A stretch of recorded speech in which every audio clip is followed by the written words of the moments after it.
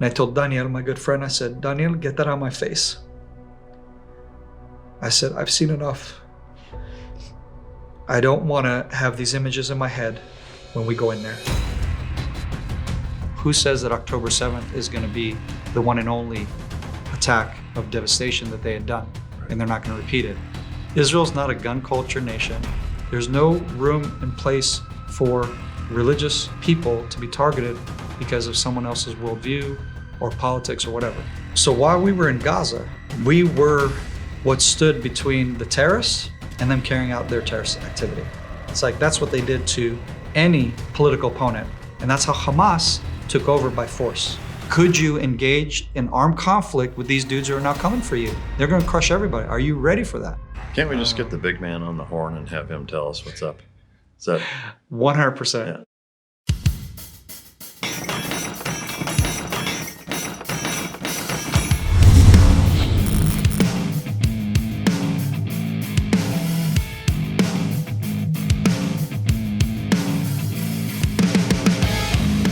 Ladies and gentlemen, as always, it's both an honor and a pleasure to welcome my next guest to the podcast.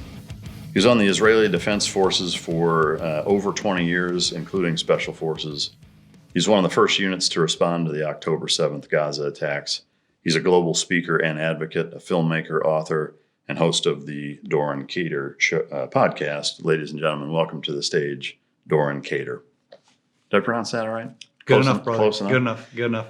Man, I'll tell you, ever since October 7th, I've wanted to get somebody on with intimate experience and knowledge of that day, and especially with your background leading up to that, I just think is invaluable. And we were talking a little bit before we got started filming about the impact that had on our country, being very similar to how it was for 9/11, in Israel. And the connection and kind of global handshake that exists between the United States and Israel is, I think, unlike any other countries that exist in terms of the kind of bond and relationship that they have. And I think it's a special one. And to be able to have somebody with your credentials and background and experience come share your story of, years leading up to that, because obviously that didn't just happen out of the blue. Like there's, of course, a ton of, there's decades of lead up to that, but it's just invaluable, and I can't thank you enough for coming to share it. Well, it's my privilege, brother. Thank you. Last full book that you've read? Okay. You just nailed me there. The last full book that I've read actually is by an SAS, former SAS operator. It's called Survivor, if I remember correctly, is the title, and that's by Mark Wales. I read both his personal story, which is The Survivor, and also his fictional book. He's got a fictional book that is similar to like Jack Carr version, with a Mad Max vibe to it, because he's an Australian SAS, yeah. And so he gives that outback gritty kind of flavor to his fictional book. Oh, that's cool. Yeah, and it's super cool book. So I recommend both. So just look up Mark Wales, and you will not be disappointed. It is a great, great book. And for me, the highlight that I also told him that I thought was really awesome, I got the privilege to interview him on my podcast. I told him, I said, most guys in his world, the world of the operator, the cool guy, the SF, the tier one, you never talk about your weaknesses. You never talk about moments where you break down, you cry, you were overwhelmed in combat and all those things. You just talk about the cool guy things, the cool guy missions, the cool guy gear, the whatever that you think people want to hear. And I told him, I said, it was really refreshing to have a guy of his caliber, which is, the dude, he's got an awesome career in the special forces of the SAS in Australia, and to just have that vulnerability that he shares in his book of those moments, those down moments, and then also talking about fighting PTS and all that.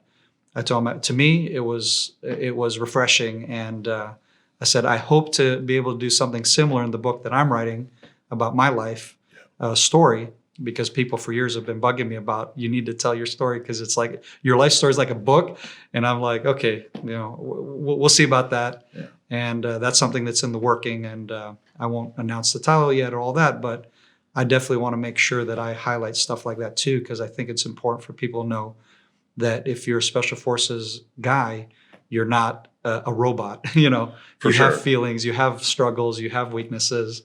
And it's important for people to know that the difference is that you overcome your fear, you've overcome your weakness, and so it's cool, yeah. Yeah, there's so much stigma attached to, especially in those types of units, of kind of coming to grips with that stuff, talking about it, even admitting that you're struggling with something is something that I think is really difficult for guys to do, both between their personalities being double A and just not really wired that way, but also I think the stigma attached to thinking that they're going to come across as weak. And I mean, to me, rightfully so. And that has been, to be realistic, that is kind of the standard response. I think in a lot of those units, we mess with each other so much. If somebody does something wrong or trips or like the littlest thing, and everybody just dog piles on them and makes fun of them. So it's like when it's something same in my serious, team. So I mean, it's international. So yes, sir. It is tough. Exactly. That's important. Any idea about when your book might come out, or still no idea? Yeah, no idea, because it's been a long year, a year and a half now, coming up on a year and a half of warfare, and so that's hampered both my our film project, which is finally cut, and we finally have the voiceover or the narrator for the film and all that. But yeah, so that got delayed, and that will be ready for Jerusalem Day this year, God willing. And then the book, I think I'm gonna push to that, because now I'm not focused so much on the filming and the post-production part. I'm able to now focus more attention into the book. Yeah. So I really hope that, let's say 6 months, God willing, we can get that thing out, because we do have at least 60% of the book written. Oh, wow. And I have a ghostwriter that's helping me to tell my story in a more interesting way, because I'm not a writer. I'm good at public speaking and telling my story that might sound like a book or a cool story, what have you. So I guess I'm a good storyteller. I'm not necessarily a good writer, just because my upbringing and having dyslexia and other learning disabilities. So it makes it very difficult for me to do anything that's written, but I can talk about the subject and make it maybe somewhat engaging to folks. Yeah. And so that's what I'm doing, is just kind of bouncing off, and she's it's a female. Her name's Megan Miller, really cool lady that lives in Colorado and is great friends of my family, my wife and my kids, and she's also the violin teacher for my daughter, my oldest daughter. So we have an intimate relationship where she really knows my family really well, and we've known her family for many years. So she's kind of the perfect pick to write this book, because her writing skills are amazing, and she knows me personally in a very good way that will hopefully give the readers a good perspective.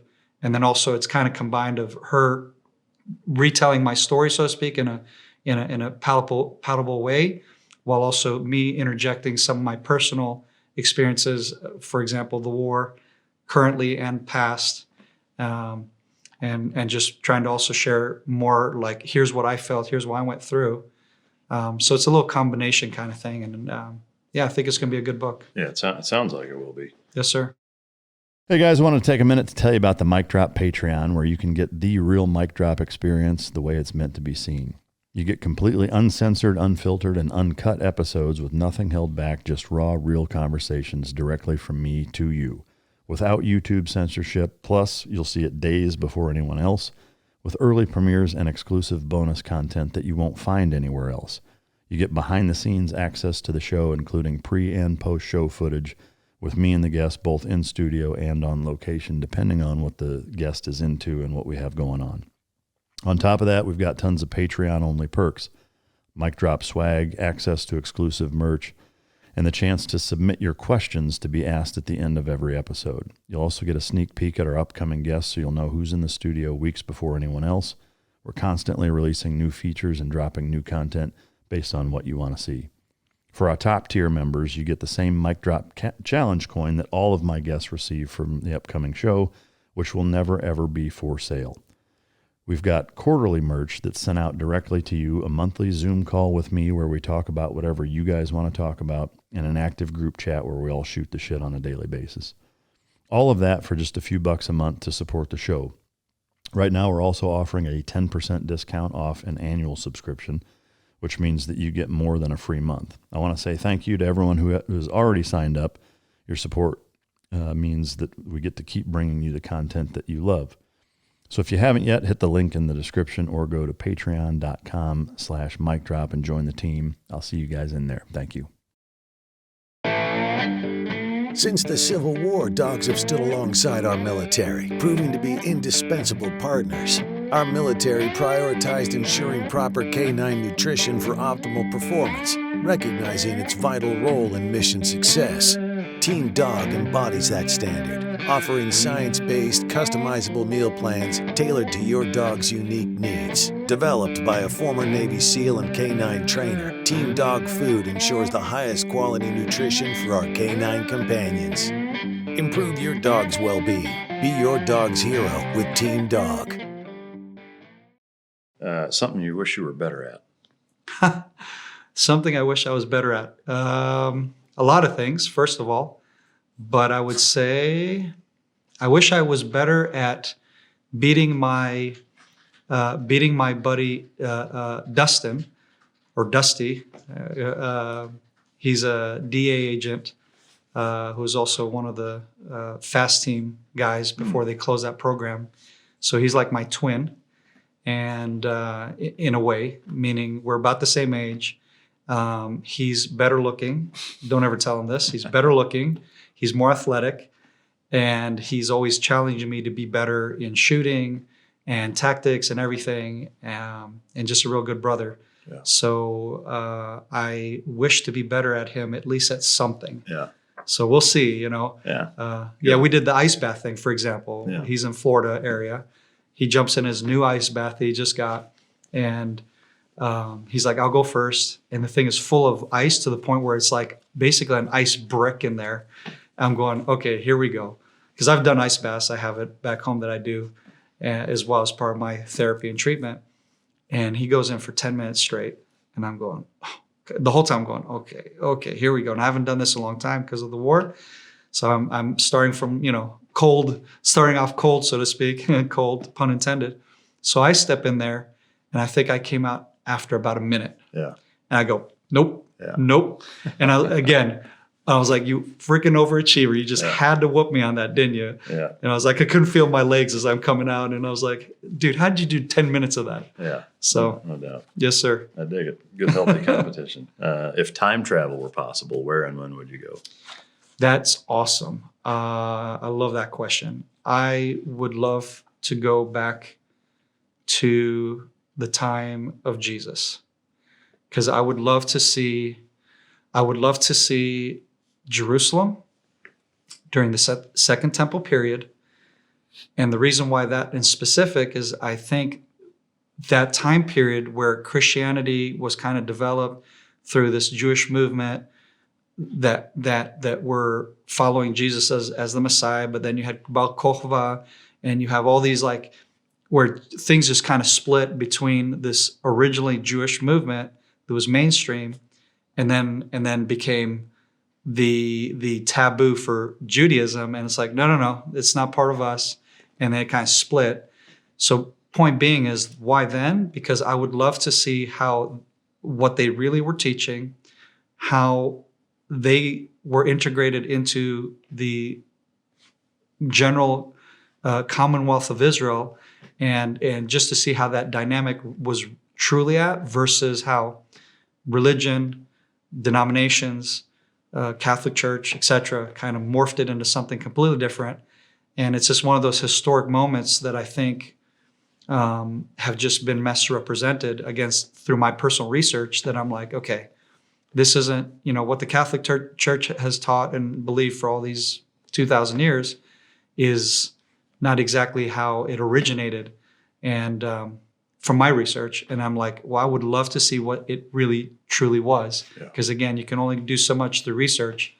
And it's a very crazy time period. You had Herod and his magnanimous temple structure they had created.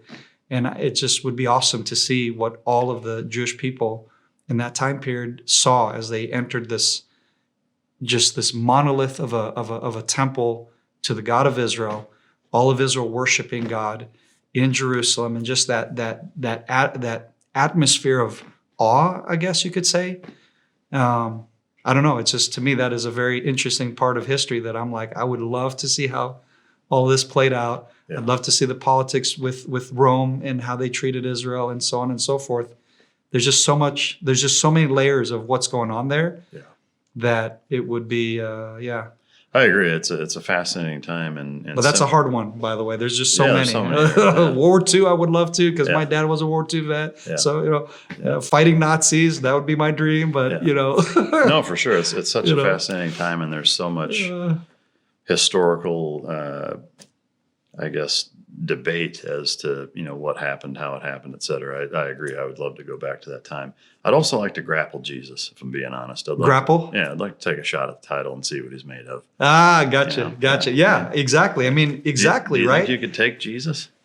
Oh, you mean physically? Yeah, I don't think so, because it says, in the Christian Bibles, they're translated into English, French, whatever. The typical translation for his occupation is a carpenter. Yeah. So I got corrected by a good pastor friend of mine. He's an Arab pastor in Nazareth. Wonderful brother. And he says, Doron, he's very, just very on fire for his faith and for Israel, and just this Christian Zionist Arab Christian. I know that most of the audience wouldn't probably believe that there's even such a thing in Israel. And he's like, Jesus was not a carpenter. He was actually, the translation is wrong. He was actually, because he did his assertion or whatever you call on it. He says he was actually a stonesmith, meaning he built houses out of stone. And I go, yeah, duh, because I grew up in Upper Galilee, which is where Jesus grew up and ministered and etc., Capernaum and all this stuff. So I've been there. Archaeologically speaking, that's what you see these basalt stone walls, which is what's still standing from the time of Jesus. And it most likely would have been wooden beams for the roof with some straw and mud, which, again, if you see the story in the New Testament where it talks about them letting a crippled man through the roof, then it makes sense when you know what things were made out of. And you're like, okay, yeah. So, I think he would have probably kicked my butt, because, this is a dude who's building things out of stone and probably was a lot more in shape than us. He walked for miles, right, to Jerusalem from Galilee. For anybody who has a little bit of context, that's a few days' journey in some very, very hard terrain, going through Samaria if you're going to take the shortcut, climbing mountains, climb, back down and back up. I did the Bible marathon, for example, in one of those, one strip of that, very small strip of that long distance, and it kicked my butt. Yeah. So just saying, I think he probably would have kicked my butt. Yeah. I think it's hard not to ascertain that just people back then were way harder than we are now, obviously. Yeah, but exactly. And to be clear, I don't want to fight Jesus. I just want to grapple him. No, I get you. Yeah, absolutely. Do you have a favorite quote? I have a few, but I would say the one that's kind of shaped me for most of my life, my adult life, and that's also part of what you'll find on my podcast, is the man in the arena. Yeah. The man in the arena for me is something that is, I've always found myself to be this controversial dude, if it be religion, if it be politics, if it be truth about what's happening in Israel. if it be a warrior versus, just being a softie and, lovey-dovey, whatever. I mean, I'm not like your mainstream, I don't know, like a Tom Cruise, you know what I'm saying? Like, oh, everybody loves that guy. He's just, there's nothing controversial about that guy, right? And so for me, that's he's kind of a been Scientology guy. That's kind of controversial, but yeah, right, exactly. Okay, so Denzel Washington, right? Yeah. I'll throw Everybody that. loves Denzel. There you go, Yeah. there you go. And I have a little personal connection there too, by the way. But so I would say for me, the man in the arena, because you just, when you realize that you're walking, my life has kind of led me to where I'm going against the flow of the rest of society in so many ways. COVID, what have you, homeschooling in Israel, like a lot of things are not your typical Israeli thing to do. And I'm like, well, unless you're the man in the arena, you can't judge me. Unless you're walking my shoes. I mean, you can, you're more than welcome to, but you're not going to put me in a box. Mm-hmm. You're not going to tell me who and what I am. And I'm not going to follow the prescribed, be marginalized into a nice cookie cutter. You can figure me out, because you all love to do that in the West. And so do we in Israel as well, because we're very Western as well. And I'm like, no, unless you're the man in the arena, on this particular subject, whatever it may be. So that's been a big quote that really has guided me. So you're basically a human salmon, is what you're saying. I'm a human salmon. Yeah. That's right. Amen. That's right. And I love salmon. Yeah. So I'll typically ask most guests about an EDC. Yep. I'm fascinated and super curious to know, when you're in Israel, what are you rocking day to day? Like if you're not in uniform, or like just hanging out. So sorry that I don't have it, that I can pull it out in front of you here, because here in the States, I can't carry what I carry in Israel. In Texas, you probably could. I can, because I am also a Texan. Yeah. I have a Texas residency. Oh, nice. Yeah.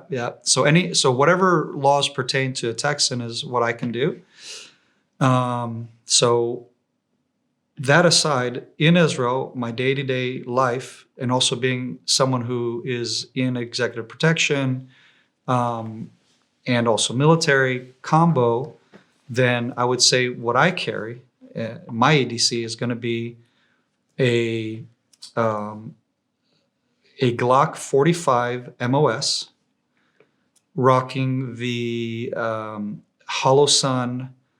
Forget the name, but the gentleman that came with me, he's the one that gifted it to me. Oh, nice. He's a SWAT brother of mine from California that is like, hey, you need this, and hey, you need that. And so he also hooked me up with the slide release that's elevated. I forget the name of that, but again, if my buddy could chime in, he'll tell you exactly the names of everything. You're welcome to if you want. I don't know if you want to. You're on the mic. I mean, if you Hollow Sun 509T with the CAGWorks extended slide release. All right. There you go. Yeah. See, and so he hooked me up, and he's like, you gotta get this and you gotta get that, and so I have that, and I'm rocking the Tier 1 holster. I believe it's called Tier 1, right? The T1 holster, which I bought in Israel, by the way, from a guy who bought it from the States, and I paid a premium on that. And then I'm also going to be and my Glock 45 MOS. The reason why I'm with that and not a Glock 19, which is what I've trained with to do security with for all these many years, and when I'm doing personal protection, you actually don't carry your own weapon, your private weapon. You have to sign off on a security company's weapon, and they're usually the Glock 19s if they're a good company, which ours is one of the top companies in the country. So we're all doing Glock 19s, but I found that even though I thought I had small hands relatively for my size, that the Glock 45 MOS just fits perfect. I can manage it right, the recoil, everything, and I can get much better grippings. So terrorists beware. I've been upgraded, and I feel very confident with that platform. Do you carry any extra mags? I always carry, yes. I also carry the extended. First of all, I carry with the extended mag, which is Zev, I think is the company. ZevTech. Yeah, it has that heavier metal, which is good for if you're going to do mag change. Then it just drops really well and comes out without you having to really manipulate and fling that sucker like they teach us. So it just works really well. So I'm usually carrying about close to 40 rounds on me on the day-to-day. But I don't carry the extra mag on me. I have a man purse that looks like a high-tech, like a high-tech nerd who which is for like a iPad. Yeah. But within there, I got the extra mag. I got my, I do have the one that I got this guy that's always with me. So a small little knife, which is like a gray area in Israel. As far as legal, yeah. Is there a difference locking fixed blade? Do they make a distinction there? You can't carry a knife, period. Really? Yeah. You have to explain why you have it. So if you're like a guy who's working on anything manual labor where it's like let's say cables, right? Your job is pulling cables and slicing, cutting, whatever. Then you can justify why you have a box cutter. Wow. So literally a box cutter.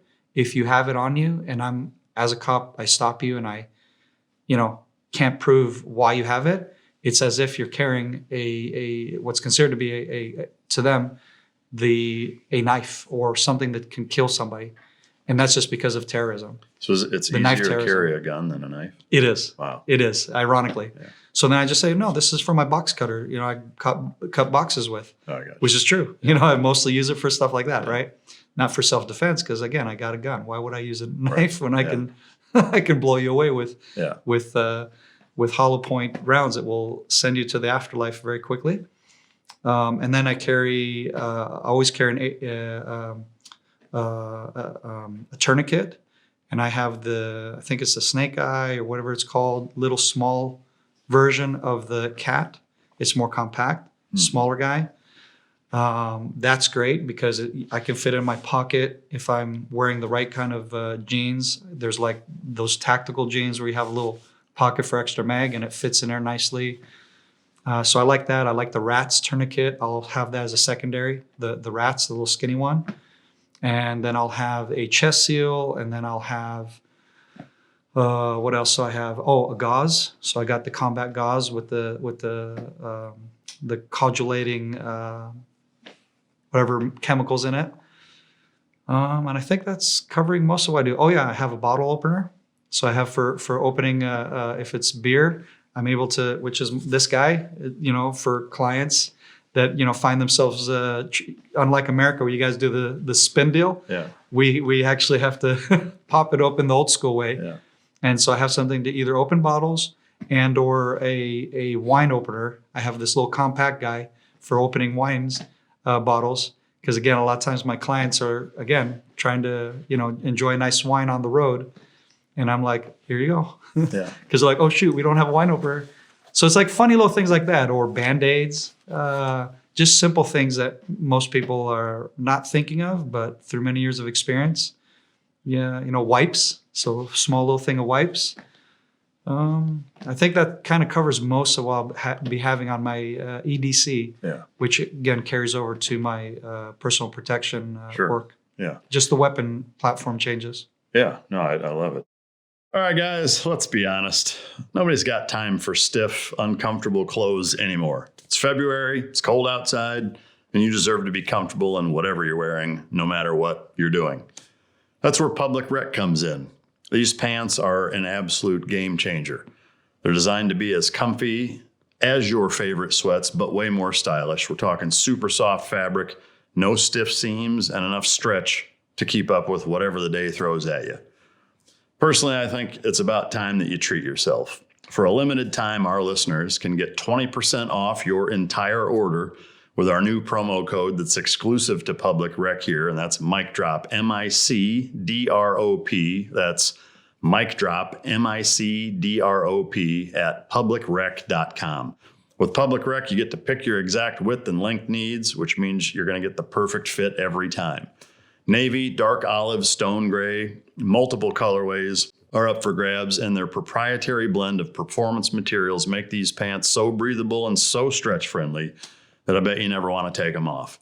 And Public Rec isn't just about pants. They have a huge selection of high quality, everyday premium styles. You can revamp your entire wardrobe with their perfect fitting polos, shorts, and hoodies. They've got so many great style options for the work, play, and everything in between that you'll start to wonder why you ever bothered to wear anything else. So this February, treat yourself right because comfort is always in season. Upgrade to Public Rec and feel the difference. For a limited time, you can get 20% off at Public Rec by using code MICDROP at checkout.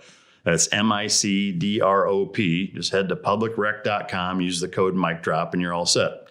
And when they ask how you found them, be sure to mention our show. Really helps us out. Find your perfect fit and never compromise on comfort again. Public Rec, where comfort rules. Guys, sleep. Everybody knows how important sleep is. It's no secret at this point. Sleep is something that as I have gotten older and, continue to work hard and push the envelope in both physical and professional performance, sleep and recovery has been a challenge.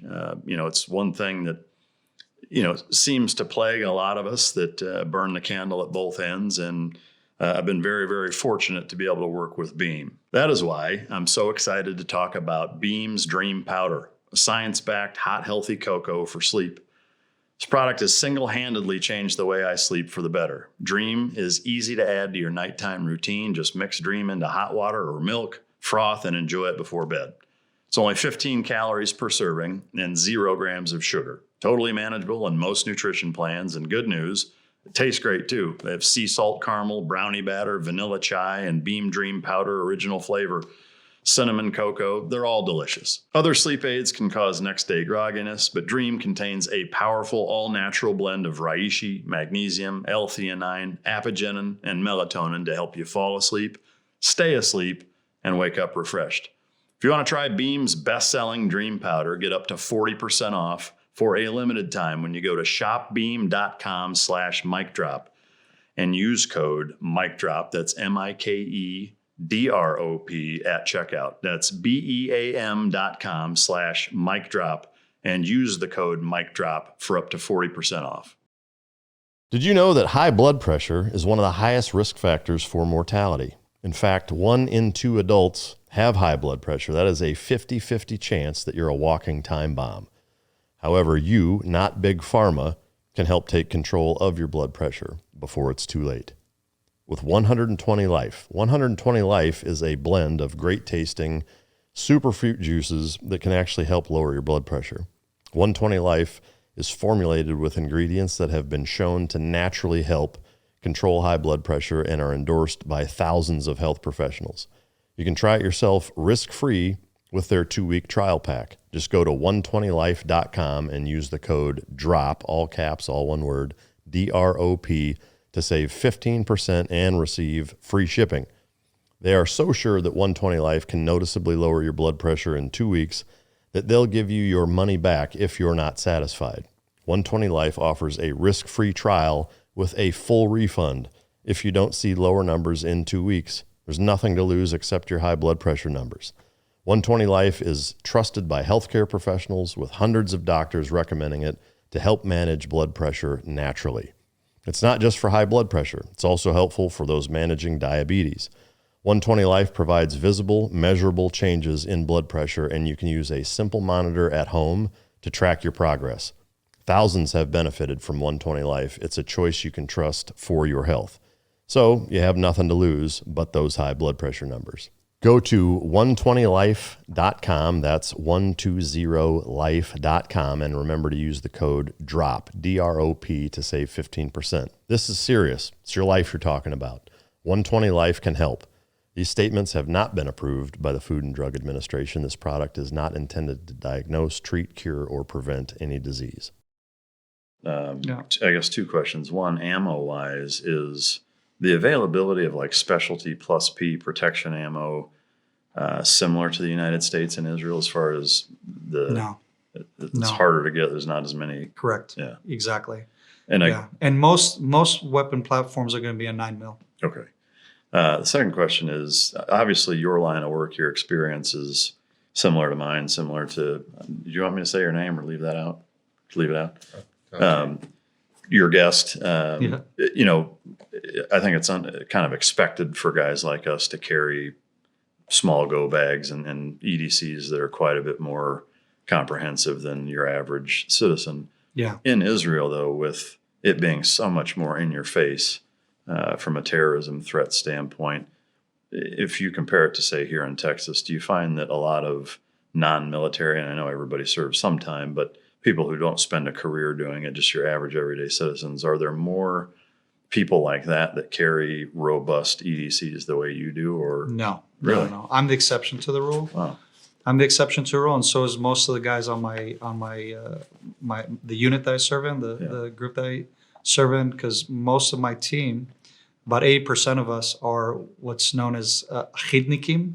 So kul sachid is the equivalent to you guys have a Secret Service. Oh, okay. So it's the equivalent to the Secret Service level of personal protection school training. And those guys are going to go either to protecting the high-end government officials that require a Secret Service detail, and or they're the ones that do the undercover security work at the airport in Ben Gurion, and or it becomes a marshal. So the guys who are the undercover guys on the planes for El Al, we all have the same pipeline of training. And so because of that, we're much more gun savvy, and a lot of us who, in my particular team, a lot of us listen to podcasts like yours and like all the big ones that talk about EDCs, that talk about what's the latest, coolest, greatest, best thing for trauma care and so on. Yeah. So we're kind of ahead of the curve for a lot of the guys in our field in many ways. And I just fall under that category because of the friends that I have and the guys I hang out with and the guys that we train with, because we train out of our military service, must train, like that you have to. We train on our own quite a bit. Sure. And so, yeah. That makes sense. Yeah. For the average citizen without your background, is it easy for them to legally carry a firearm? No. It's not. It's a pain in the butt, to put it plainly. So the regulations are very stringent to carrying weapons, contrary to what most people have as in their minds as like a stigma. The world, especially Americans, think because a lot of the weapons that you guys purchase here, like the Tavo or the Desert Eagle or what have you, those are Israeli-made weapons, or the Uzi. And you think, oh, so you have a gun culture here. I bet you they have a gun culture there because we're buying Israeli weapons. So the irony is Israel's not a gun culture nation.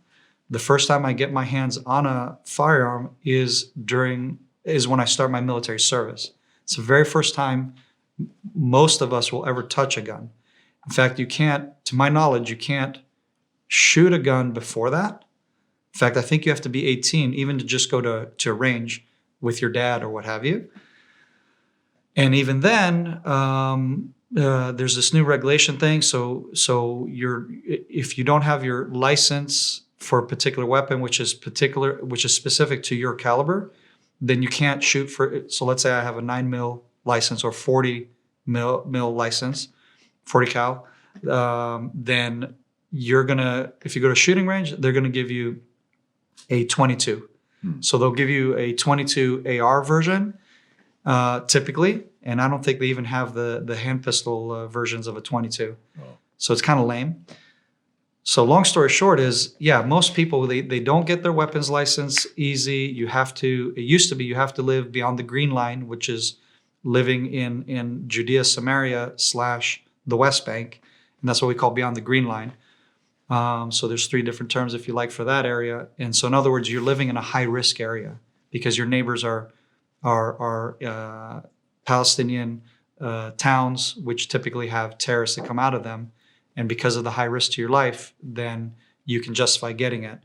The newer regulation where they relaxed it a few years ago, I think it was back in 2014, during the Gaza war in 2014, right around that time period, they started to lax the restrictions, and only in 2015 was I able to get my own personal carry, again, with a guy who works executive protection for years, has been in a combat unit, and a high ranking for my age and for my years in, high ranking NCO, yet it wasn't enough. You had to be an officer at that time. So it just changed to where NCOs who are combat background could now also get personal carry anywhere in Israel, not just in the high risk zones. And that's when I started to get armed and get my personal carry. Today, after 9/11, it's changed again. And when I went to do my refresher course for my private carry, the guy mentioned, he said, back then when they made that reformation, out of the 200,000 Israelis that were able to get armed, I think he said that year it was like maybe 12,000 or something really small. Out of 200,000 citizens who were eligible, a very small number did get weapons. And then now, after October 7, it's the first time where people where there's been a shift of, okay, maybe I should get a weapon too. And so now there's been an increase of 80% peak in females getting their weapon license, and then a ton of Israelis. But still, he said the numbers are still, for all those are eligible now in Israel, because again, they dropped the standard more. Still, it's not enough. I mean, people aren't really, it's just not a gun culture nation. Yeah. Which is funny because, Israel, like you pointed out, we live in a different reality where you're fighting for your life every day. You have terrorist attacks, stabbing attacks, etc. Yet we just, we're not a gun culture, and it's crazy. Yeah. Yeah. What are the other two names for the green, beyond the green line?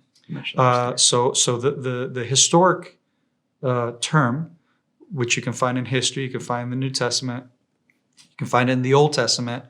It's called Judea Samaria. So Judea is the district, territory, landmass of a region of control under the time of King David. So Judea is just south of Jerusalem, and Jerusalem's kind of the heart of it. So it's just south of Jerusalem, a small portion, and then Samaria is the larger portion north of Jerusalem, landmass area that is a historic geographic area of control. And then you have the kings of Israel. When you have the king of Judah versus the king of Israel, right? There was that split between the kingdoms. The king of Judah ruled the district of Judea with Jerusalem in the heart of it and its capital. And then the kings of Israel and the other 10 tribes, they controlled Samaria, and they had their capital in Samaria. So north of Jerusalem in another location, competing with Jerusalem. So that's just a historic background, an historic name. And then from the time of the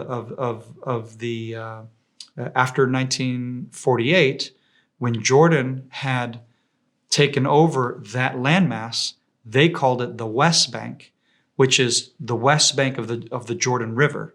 So the Jordan River split their territory from modern day Jordan on to the east, and then Judea Samaria, which was predominantly what they had conquered in the 1948 war, when all these Arab nations were attacking Israel as we declared independence, and the nation of Israel was reborn after 2,000 years of exile from these historic lands that are our ancestral homeland. And that became a political term later on after 1967. Now, this is the territory that Israel has occupied. And it's the occupied territory in the West Bank, West Bank, West Bank. And the more they push that narrative, the more they're pushing away from the historic naming, which is Samaria, Judea, Jews who originate from the tribe of Judah and lived in Judea, right?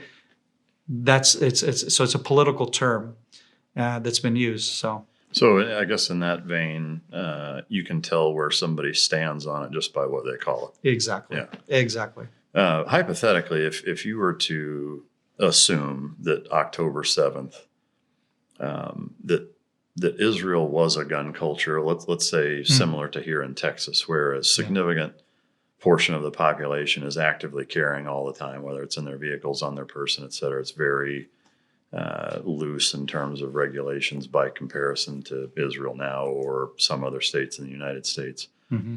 Do you think that would have had a significant change in outcome? 100%. Yeah. So 100%. I actually made that point when I was interviewed by Jack Carr just a few weeks into the war. And it was interesting because I didn't think about it personally. My mind was still in trauma mode, in overwhelm mode, in survival mode, in war mode. But when he brought that out in our conversation that we had, I was in the field and he's over, in a studio in I guess, Utah or something. And so he highlighted that. And I was like, yeah, that's bang on. That's exactly it. Because like I said, my team that I operate with in my reserve unit, we're a gun culture team. And one of the guys that used to be part of our team, he actually was in one of the towns that got hit the hardest, in a place called Sderot. And thank God, and I mean thank God, that the terrorists came into his house. Because this dude is a machine. I mean, he outshoots me and most of the guys in my team. I think he is a machine. And when those dudes came into his house with rifles, with AKs, with simply his hand pistol and a lot of training, he dropped, I think, 2 or 3 terrorists that day. And then continued to go help with the armed civilian response, first responders to these terrorists that had come into his town of Sderot, which was also where the police station was targeted by the terrorists, and they took it over. And then that whole mess that happened with that, it was just insane. Yeah. But it was people like him that literally dropped these terrorists and brought a swift end to their to what they were trying to do. Now imagine if you had this gentleman multiplied, guys like in my unit multiplied. I mean, nobody came to, thank God they didn't get to my town, but they were on their way. Their goal was to get to Jerusalem. Their big goal was to get to the Temple Mount and to cause all of the Arabs in the West Bank or Judea, Samaria, the Muslim Arabs to uprise against Israel and cause just, nationwide terrorism. That was their main goal. So had they made it through all of those layers of security, and where they did make it because they were unarmed terrorists, that's that would have been a game changer. There would have been way less people killed, way less people murdered on that day, for sure. So is that a popular gripe or discussion point amongst the Israeli population as it's been, almost a year and a half now? Has there been a push at any level for that to be changed? No. I mean, can you help me understand that? I know. Like I said, Israel's not a gun culture nation. And so unfortunately, I haven't heard the debate. I could be wrong, right? Because again, I don't watch the news, mainstream news. Only what's relevant. If there's an issue that is brought up, some political whatever, then I'll go research it and try to understand the debate. But I haven't heard anything about the debate. More so, the gripe is that the IDF and the IDF response and the Shabak and the intelligence failed us, the people. And so the concept in the mindset is still us needing to have a bolstered military response and better intelligence, instead of I need to arm myself, I need to get training, I need to be that person who is going to engage with terror when it comes and if it comes, and the concept of no one's coming, which is like, again, my guys and my group of friends, that's our mindset. No one else is coming.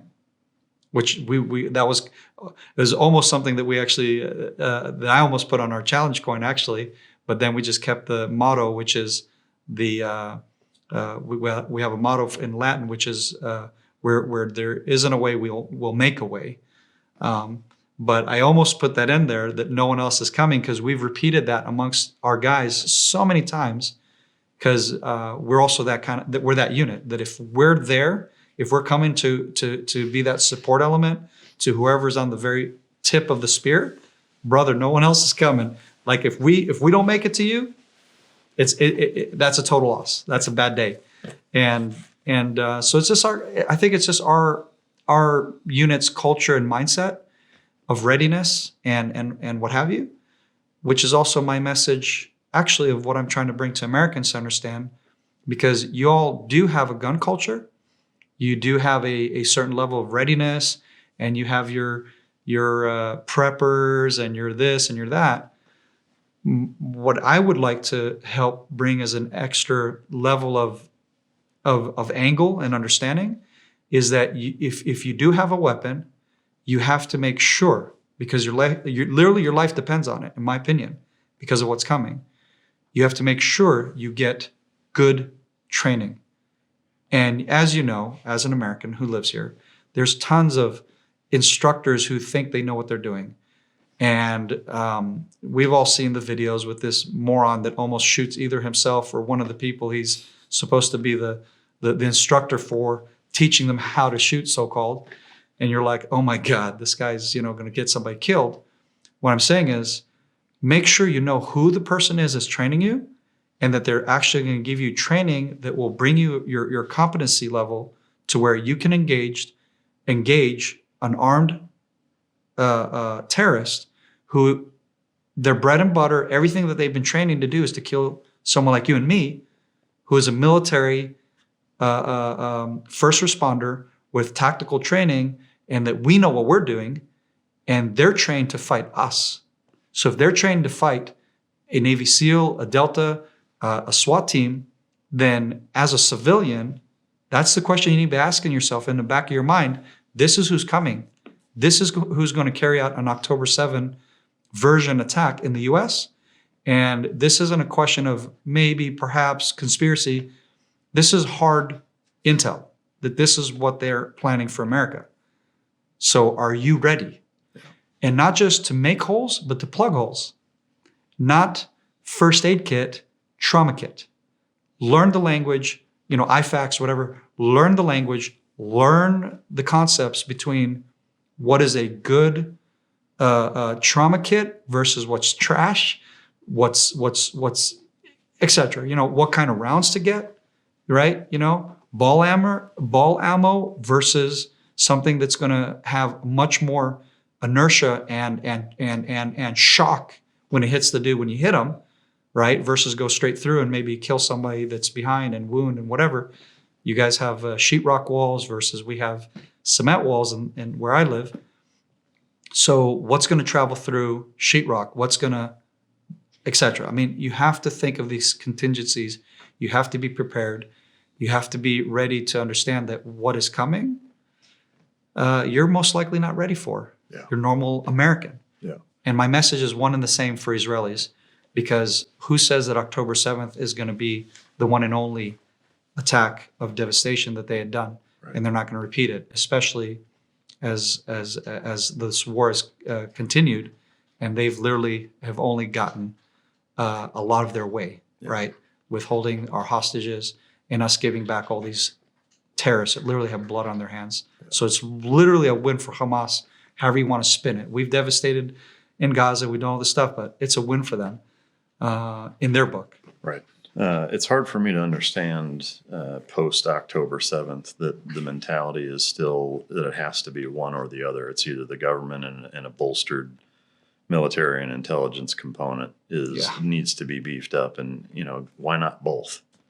Like that's one of those things where, like, if that doesn't wake a society up to saying, hey, it's not either or, like it's an onion, or it's like cold weather, like you want as many layers as possible. Let's make it as difficult as possible in every way that we can for October 7th to be repeated. It's hard for me to understand why that isn't the case, I guess. But that film Red Dawn, I think it's called? Oh yeah. Isn't that where these The Russians. the Russians and Yeah. North Koreans are attacking America and all this Yeah. horrible stuff? So Red Dawn. Like, again, my reference to that was through Jack Carr. Ironically, because he's bringing up all these movies or shows that I've like forgotten of. When I grew up in the '80s and '90s, and might have seen as a kid, right? And as an adult, I just haven't seen it. And I remember when he made a reference to that post on that, and I think I told him this. I said, that movie is insanely scary post October 7th, because that is literally what happened to us. Just like you saw those guys parachuting into the heart of America and carrying out just absolute slaughter of civilians.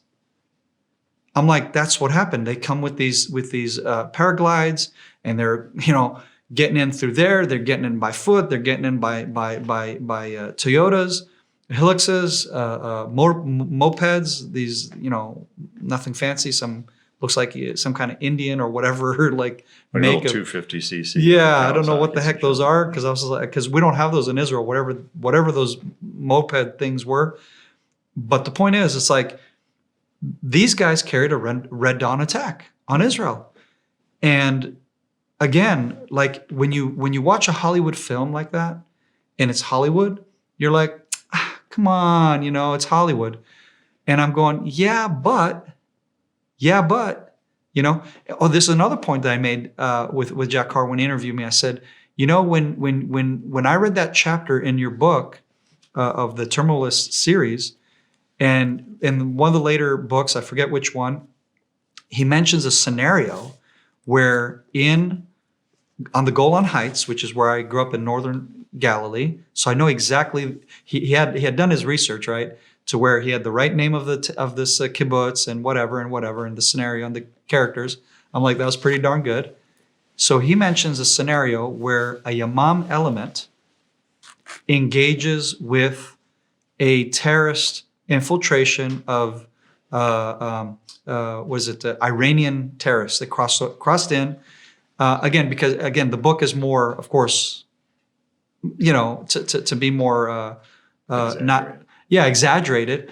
But I remember I told him, I said, when I read that portion of your book and how the Yamam guys got slaughtered, well, not slaughtered, but they got hit really hard and lost a lot of dudes. I was like, come on, man, it's Yamam. And these are people that I know personally, and I know the team really well, or the unit very well. My unit has very good relationship with those guys, so we know a lot of the operators and a lot of their things they've done, and some of what they're able to share and tell stories when we're shooting the breeze together. And literally during the war, those guys would come by and hang out with us and tell us some of the more current of what just happened. And I was like, there's no way. And then I was like, oh my God. Yamam went in there, which is basically the tier one of the tier one of the tier one in Israel. Shaldag, Matkal, Shaitet Shlosre, the equivalent to the Navy SEALs. All of our tier one elements got devastated. The highest loss of lives per day ever in the history of any one of those units, including all the other special forces units who are not. Again, I'm giving equivalents to the U.S. military. We don't call them tier one, but we call them the Sayeret is how we differentiate between those guys and the like Marine Recon or Raiders and so on, special elements. And everyone got devastated, including our Marine level grunt warriors. I mean, every element of combatants, we all got our butt handed to us, so to speak, because the terrorists, with all due respect, as much as I hate their guts, they did a very well planned attack, and we were devastated. And so I just told myself, now when I'm reading that, I'm not going, no, never. It's more like, you know what? That was under exaggerated version. Yeah. And again, anybody who's read his books knows what I'm talking about, because he does, he almost somewhat predicted the Ukraine war, for example. Right. in his book. And I'm like, again, whoever would have read that and was like, oh, come on. But then the war breaks out with Ukraine and Russia, and you're going, okay, Jack, what is this stuff what are you doing? Like, where are you getting your information, and how much of this is really fiction, and how much is it, from real stuff, and fucking Illuminati over here. Yeah. It's like a little eerie, you know what I mean? It's a little eerie, and it's like, Yeah, no, Jack's such a brilliant writer and amazing guy. And just he's a national treasure for sure. It's and it's scary, and the thing is, again, when you read this kind of stuff, or you're exposed to maybe a film that might be exaggerated. Again, I think some people in America live in a movie, as we call it in Hebrew. We have a term like, at the high besed, like you're living a movie. In other words, bro, there's reality and there's, point being is, there's a certain element of truth behind a certain plot that's being told, and it should be looked at as, all right, great, that's a crazy scenario. Let's just say hypothetically that does happen. What would I do? Would I be prepared? Would I be able to live in the mountains like they show in the film with the Red Dawn, live up there in the mountains, hunt for my food and water and whatever? Because literally the attacking element has taken over downtown, the schools, the hospitals, everything. Could you rough out and weather out that storm? Could you engage in armed conflict with these dudes who are now coming for you? They're hunting you guys in the mountains. They're not going to just let you be, because they want to make sure there's no resistance left. They're going to crush everybody. Are you ready for that? And I'm like, well, truth be told, nope. Most of us are not. We live in La La Land. We got free internet at Starbucks and enjoy our easygoing Netflix life. And it's like, bro, wake up. It's there's a very dark world out there, a dark terrorist extremists out there, and other entities, Marxists, communists, that are still alive and kicking, that want to devastate society. And are you able to stand up against those entities that want to steal everything that we hold dear? Right. I agree. I think everybody should be forward thinking and at least what ifing, how would we respond, have some kind of game plan and some level of preparation for those types of scenarios. Last lightning round question. I like to ask everybody their morning routine. I am very curious. Is there even such a thing when you're back in Israel now? What time do you get up, and what do the first 3 hours look like? Yeah, so I would say if it was the morning routine that I had before the war, it would be, because to be honest, my routine has changed a little bit partially because of just struggling with PTS and having a hard time to find focus and that kind of thing. But my pre-war routine would have been wake up, read my Bible, prayers, my morning prayers, so the tefillin and all this stuff that we do, and then it would be exercise, and in that order. So it would be my spiritual boost. First is a cup of coffee. First of all, just the caffeine boost. My bad. Coffee then. Coffee. I'm a coffee guy. I am very much a coffee guy. Coffee snob even. So sorry, America. Coffee here is okay. And so when I travel in the States, it's like, okay, where can I find some real coffee? So it has to be a good cup of coffee to give me a good boost. And then like I said, my spiritual kick, and then my physical fitness kick. And then I'd start my day, which is, emails, social media stuff, and then try to do something productive, like a research for my next interviewee for a podcast, and or find out what's going on in the world and maybe commentate on it somewhere quick, short little video, a live or what have you. And then if it's security work, it's security work. If it's guiding, I've done the tour guiding course. So if it's folks are wanting to come and see things in Israel, they hook up with me, and I show them the insider secret things that you won't get in mainstream guiding society where, again, I just have geeked out on anything that's connected to Temple Mount, City of David, Shiloh, Joshua's altar, all that kind of stuff, and then trying to stay current on that. So a lot of biblical archaeology, magazines that I prescribe to and read, and all the updated stuff of like basically those who are at the tip of the spear in that world. And so it's just a little of what I do. Yes, that's pre-October 7th or post? Pre and then a watered down version of that in post. Yeah, I got you. Because my routine, I'm still physically injured from the war. 80% of us have sustained injuries that we're still struggling with post. So it makes it very difficult to do a lot of the weight training, and then cardio, etc. Because my adrenal has been down to the point where literally, actually, I didn't know if I could make this trip because I was bedridden for a few weeks after my last deployment because I was so depleted from energy, and then just fighting sickness, fighting absolute weakness, fighting depression, fighting a ton of stuff. So just making the scheduling and answering emails and answering messages to people who wanted to arrange my speaking tour, which I had to cancel and reschedule. And with you might recall, I was kind of embarrassed to like, listen, man, I am so sorry. I have to like cancel again. If there's anybody that gets a pass on that, because I'm very much a guy of my word, and I'll turn heaven and earth if I need to make an appointment, what have you.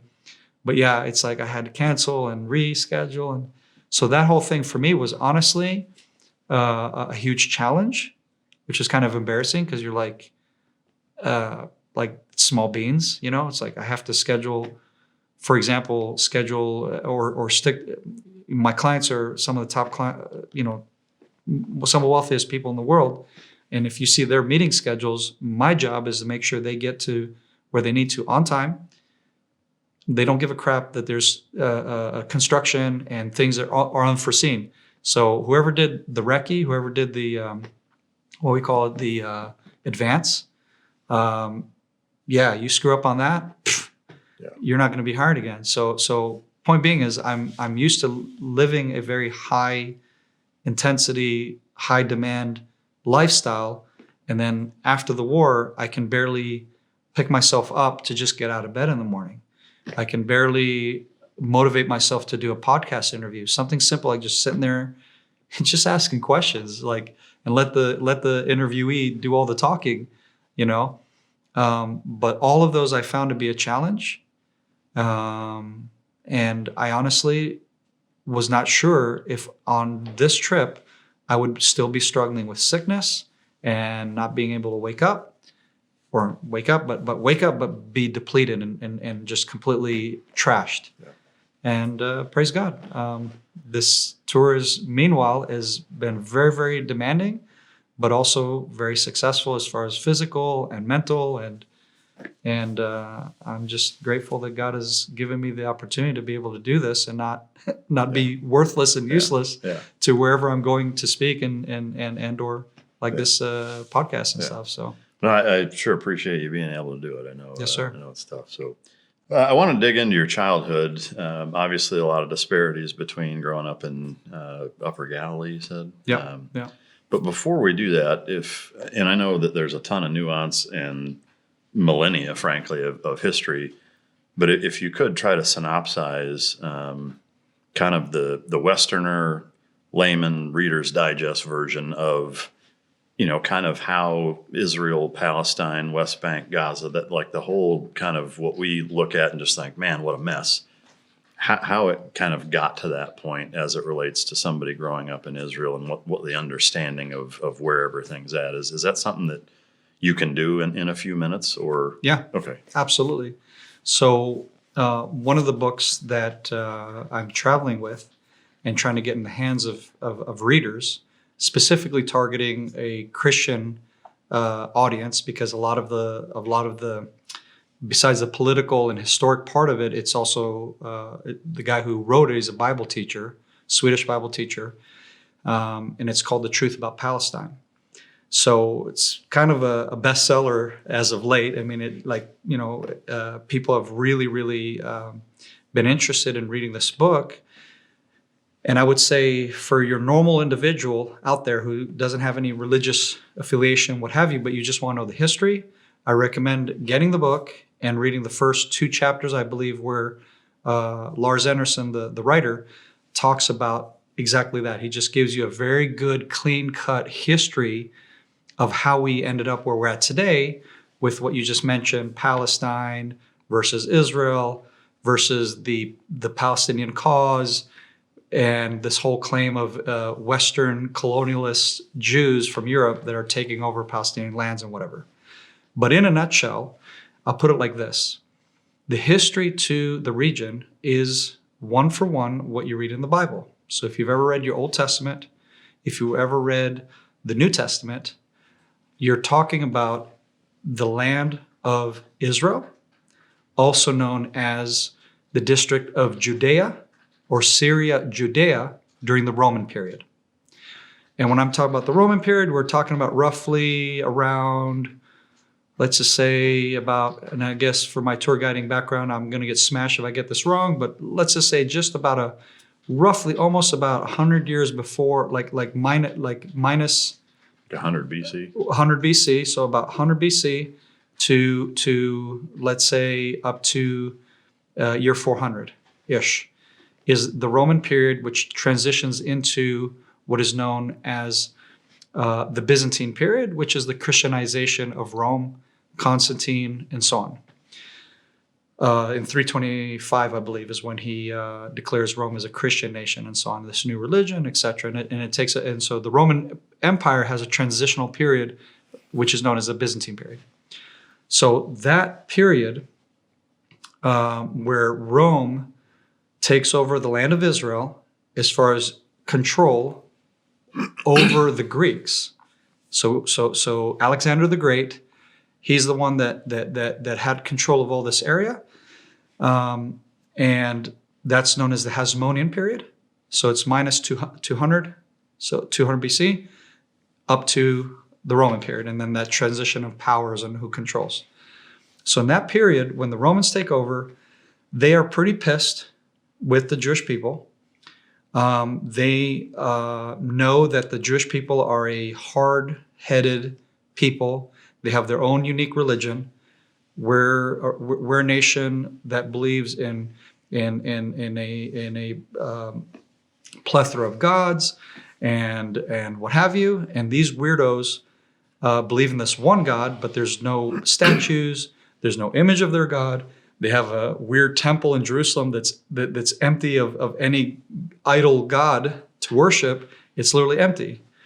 And so in other words, we fly in the face of what they know to be normal, which again they inherit from the Greek culture, the pantheon and the plethora of and that actually, according to Roman law, other than the Jew, it was forbidden to believe in one God. That was punishable by death, which is why the early Christians, who their practice was more Jewish, they were the ones that were sent to the lions and tortured and killed in horrible ways, because in the Roman mindset, you're not Jewish, so you need to stop practicing the worship of the one God of Israel, and so on and so forth. Any case, so that's what leads to those tensions and whatever in that time period. But it kind of sets the also what gives birth to what we're dealing with today in modern history. So it's a 2,000-year-old deal that kind of got set into motion with this crazy false narrative of Palestine and Palestinian people, which is all fictitious and non-historic realities. If I could interject real quick. Yeah, go ahead. 2 things. How did Christianity as an entity convert Rome from Judaism to Christianity in that amount of time when there was such resistance? And did the Persians play a role in any of that, to your knowledge? Yeah. Well, so Do I have that right? Am I asking? yeah, the Persians don't play a role in that, to my knowledge. What it is Rome. Okay, so Rome gets taken over by a Caesar who basically sees himself as God. And that's the part of the Roman Empire where they're not just the rulers, they're also basically a demigod, the Caesars. And Constantine literally saw himself as a Christ-like figure. If you follow, a good recommendation to kind of get a background on this, because we can't delve into it's kind of a long topic, but a good series on this is, I forget his name, but it's the Naked Archaeologist, this Canadian Jewish archaeologist guy. He does a special on Rome and the Christian period and all this. And he kind of points out, basically based off of the archaeology, the art, which, when you see the depiction of the Caesar and the statues he had built and so on in his honor, the Arc de Triomphe in France, for example, these massive tributes to the Roman conquest of whatever nation, one of them being the conquest of Judea or Jerusalem, where you have the depiction of the Israelites being taken captive, and you see the menorah that the Romans are taking from the temple in Jerusalem and so on. So that depiction is in one of those arch of triumphs in Rome today. Any case, so basically Constantine was trying to be a type of Christ, and he took the Jewish messianic movement, so the Chabad of back then. So like today you have the Lubavitcher Rabbi Schneerson, which is by the minority within Chabad, because that's a wrong conception that most Chabad Jews think that he's the Messiah. But a small portion within the Chabad movement have proclaimed this amazing rabbi who's, again, one of the giants of the faith and the Jewish faith in modern history that has just attributed a lot to Judaism. And so therefore, there are many Jews who go, oh, he must be the Messiah. It's possible. So similar to that movement was what the apostles of Jesus were. They were Jewish in every way. Their practice was Judaism. They didn't create what we know today as Christianity. It was actually a pagan cultured Rome that hijacked a Jewish movement and made it into what we know as Christianity today. And most of the practices of Christianity comes from 325 in Rome, from Constantine. And what he did is he got a bunch of bishops. So just to convey the idea of historically for people to understand. So out of, let's say, 100% of the bishops, Christian bishops, so-called Christian bishops, those who basically were Gentiles, who were leaders of this Jewish movement, believing that Jesus is the Messiah, and they're learning the Torah in the synagogues, the Jewish synagogues, wherever they're living in the diaspora outside of Israel. And in other words, they're part of the Jewish community. They go to the synagogues, they read Moses. There's no New Testament. This is what they know. This is what they're learning. This is what they're practicing. This is trying to, as a Gentile though, not full conversion. And so that was really their status in Rome, which again, like I said, the Romans didn't like it. They persecute a lot of these people, torture them, murder them, etc. But then Constantine comes along and says, we're going to take this movement that's been a pain in my butt, okay, in Rome's butt for years, and we're going to hijack it. And what I'm going to do is I'm going to take our pagan practices and worships, but just make it so-called Christianize this. And then we're going to and anybody can read this. The Catholic Church has this in their records. When I studied it, this is not some kind of conspiracy theory against the Catholic Church. It's history. If you read the records, the protocols, he literally says, out of all these bishops that he called in, like I said, these Gentile bishops, only 20% come to Rome to get all expenses paid, lodging, etc., by the Roman emperor, right? So it's like you being invited by Donald Trump as an Israeli or an African and to come to Washington and to Mar-a-Lago and to spend a weekend there, and we're going to discuss what the new religion is. How many people would turn that down today? Not many, probably. Not many. Well, 80% of them historically did. The 20% that came to discuss this in Rome, this newfound religion, in other words, they didn't really care about their Jewish roots of their faith. They didn't really care too much about the Judaism aspects and the Torah. And they're just like, you know what? I really don't care, too much about Jewish practice, what Moses said. Hey, we're cool with mixing the foundations of our faith with this new thing that was blended in with basically idolatry. And so they founded Christianity. And in the protocol, it says, let nothing of what we decide today have anything to do with those God-forsaken Jews. The God, I hate to say this, but those people who were basically damned by the Creator, right? And so that becomes the birth of the church, the early church, and then of course, so then you have Christmas instead of Hanukkah, let's say.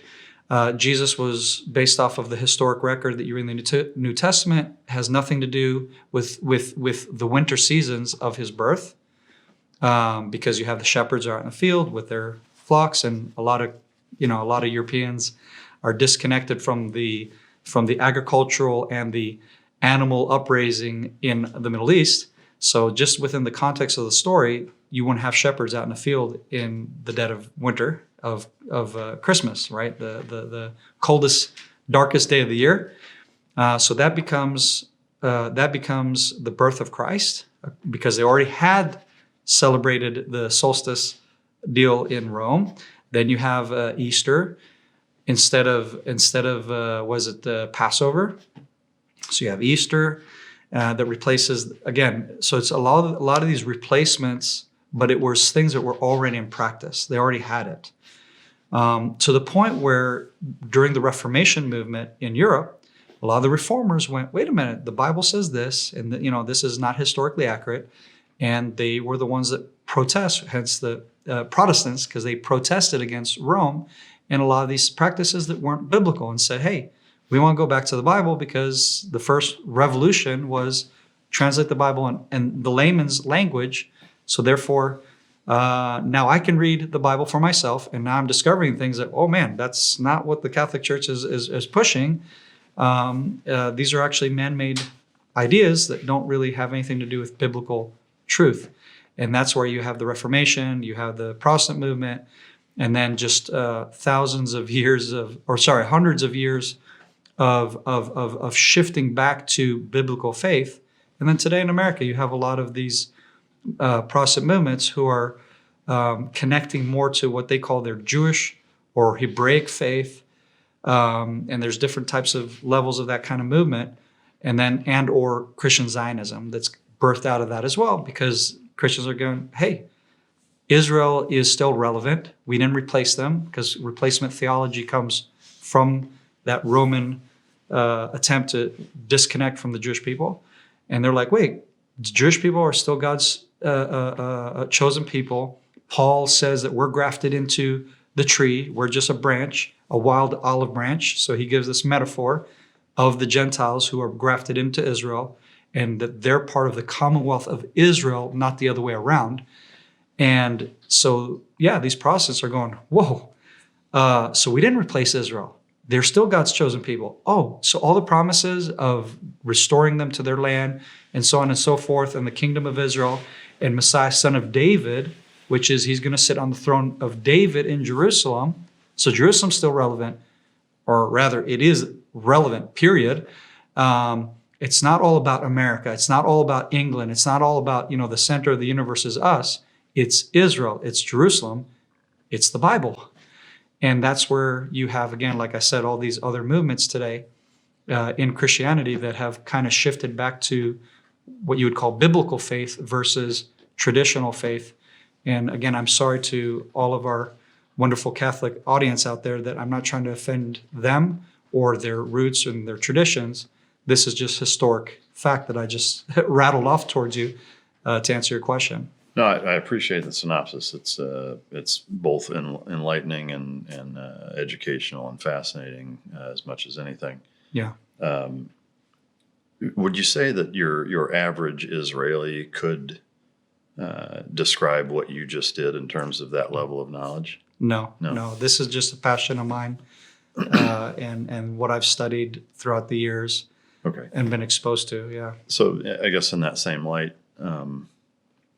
is the general consensus, if there even is one in Israel as it relates to Jesus specifically, is the understanding, or maybe belief would be a better word, that he is the Son of God, that he was crucified, that he was resurrected, kind of in line with Christianity? Like, would you say that Israeli Jews authenticate that, or they're opposed to that?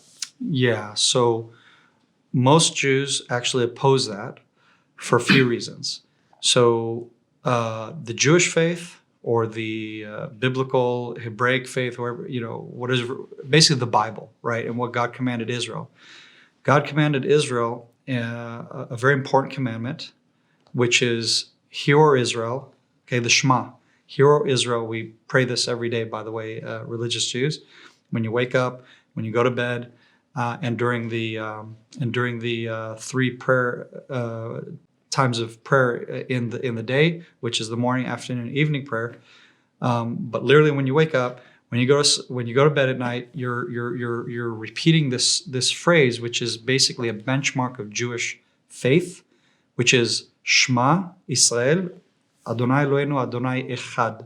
Hear, O Israel, the Lord our God, the God is one.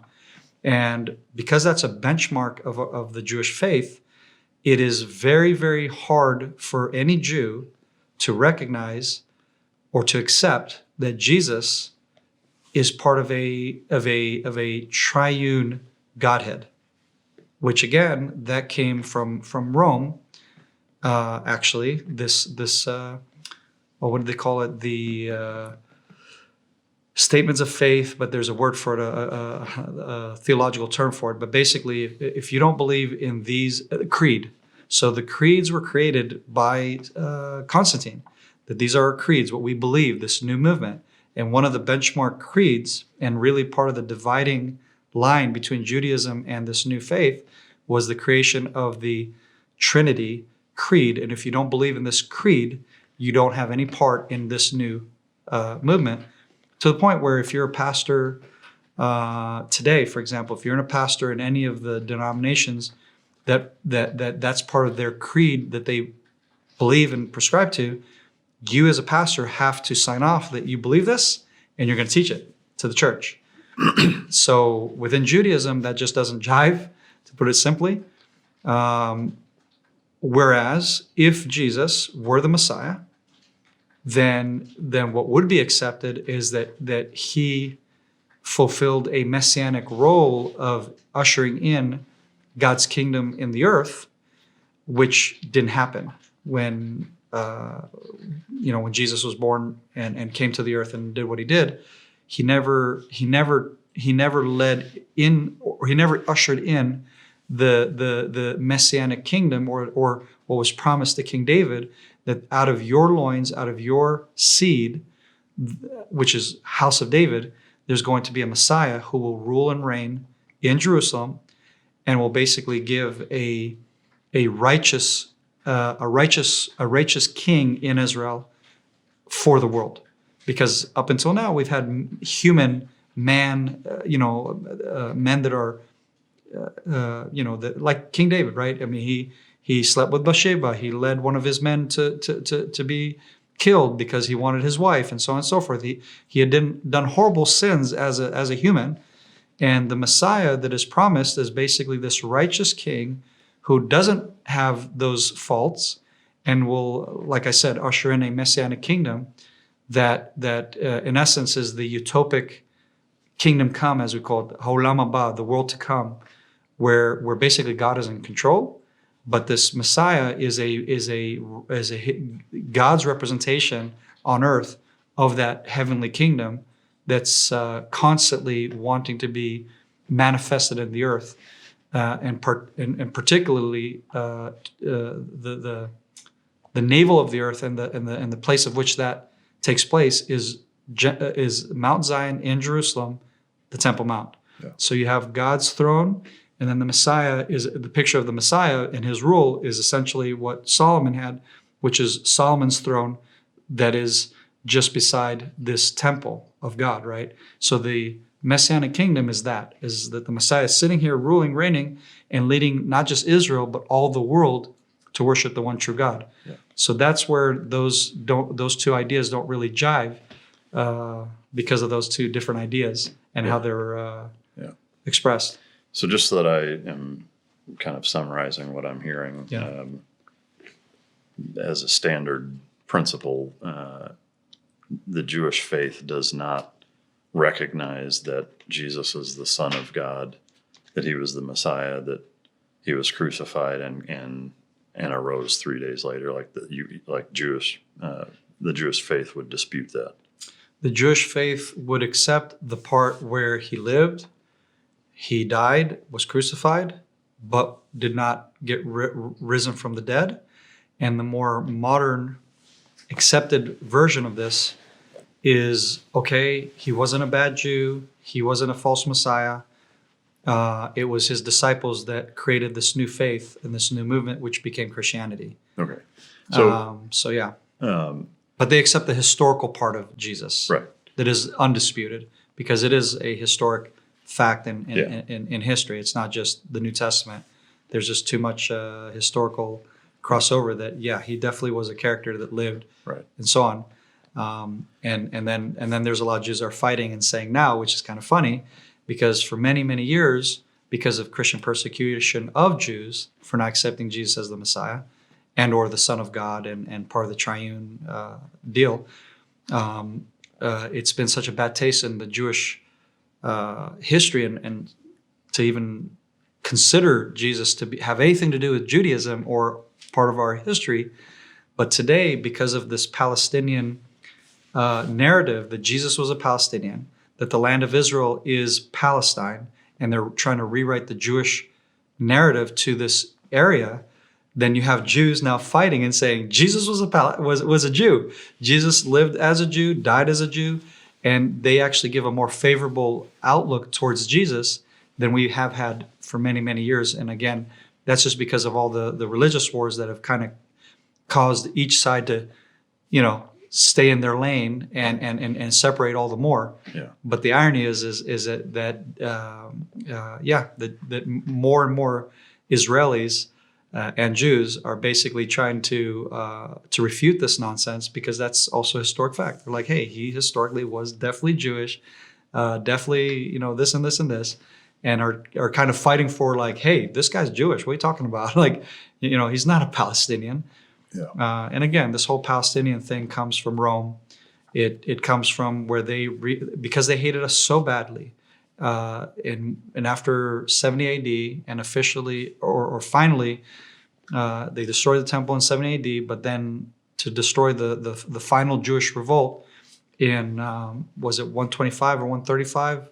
I could be wrong there, but it's about then that they did the final erasing of all Jewish resistance, all the rebels, including another false Messiah at that time period by one of the great rabbis, Rabbi Akiva, who declared Bar Kokhba as the other Messiah. Like, no, he's the Messiah. He's going to lead this revolt against Rome and win and do like what I said, establish God's kingdom in the earth, which failed.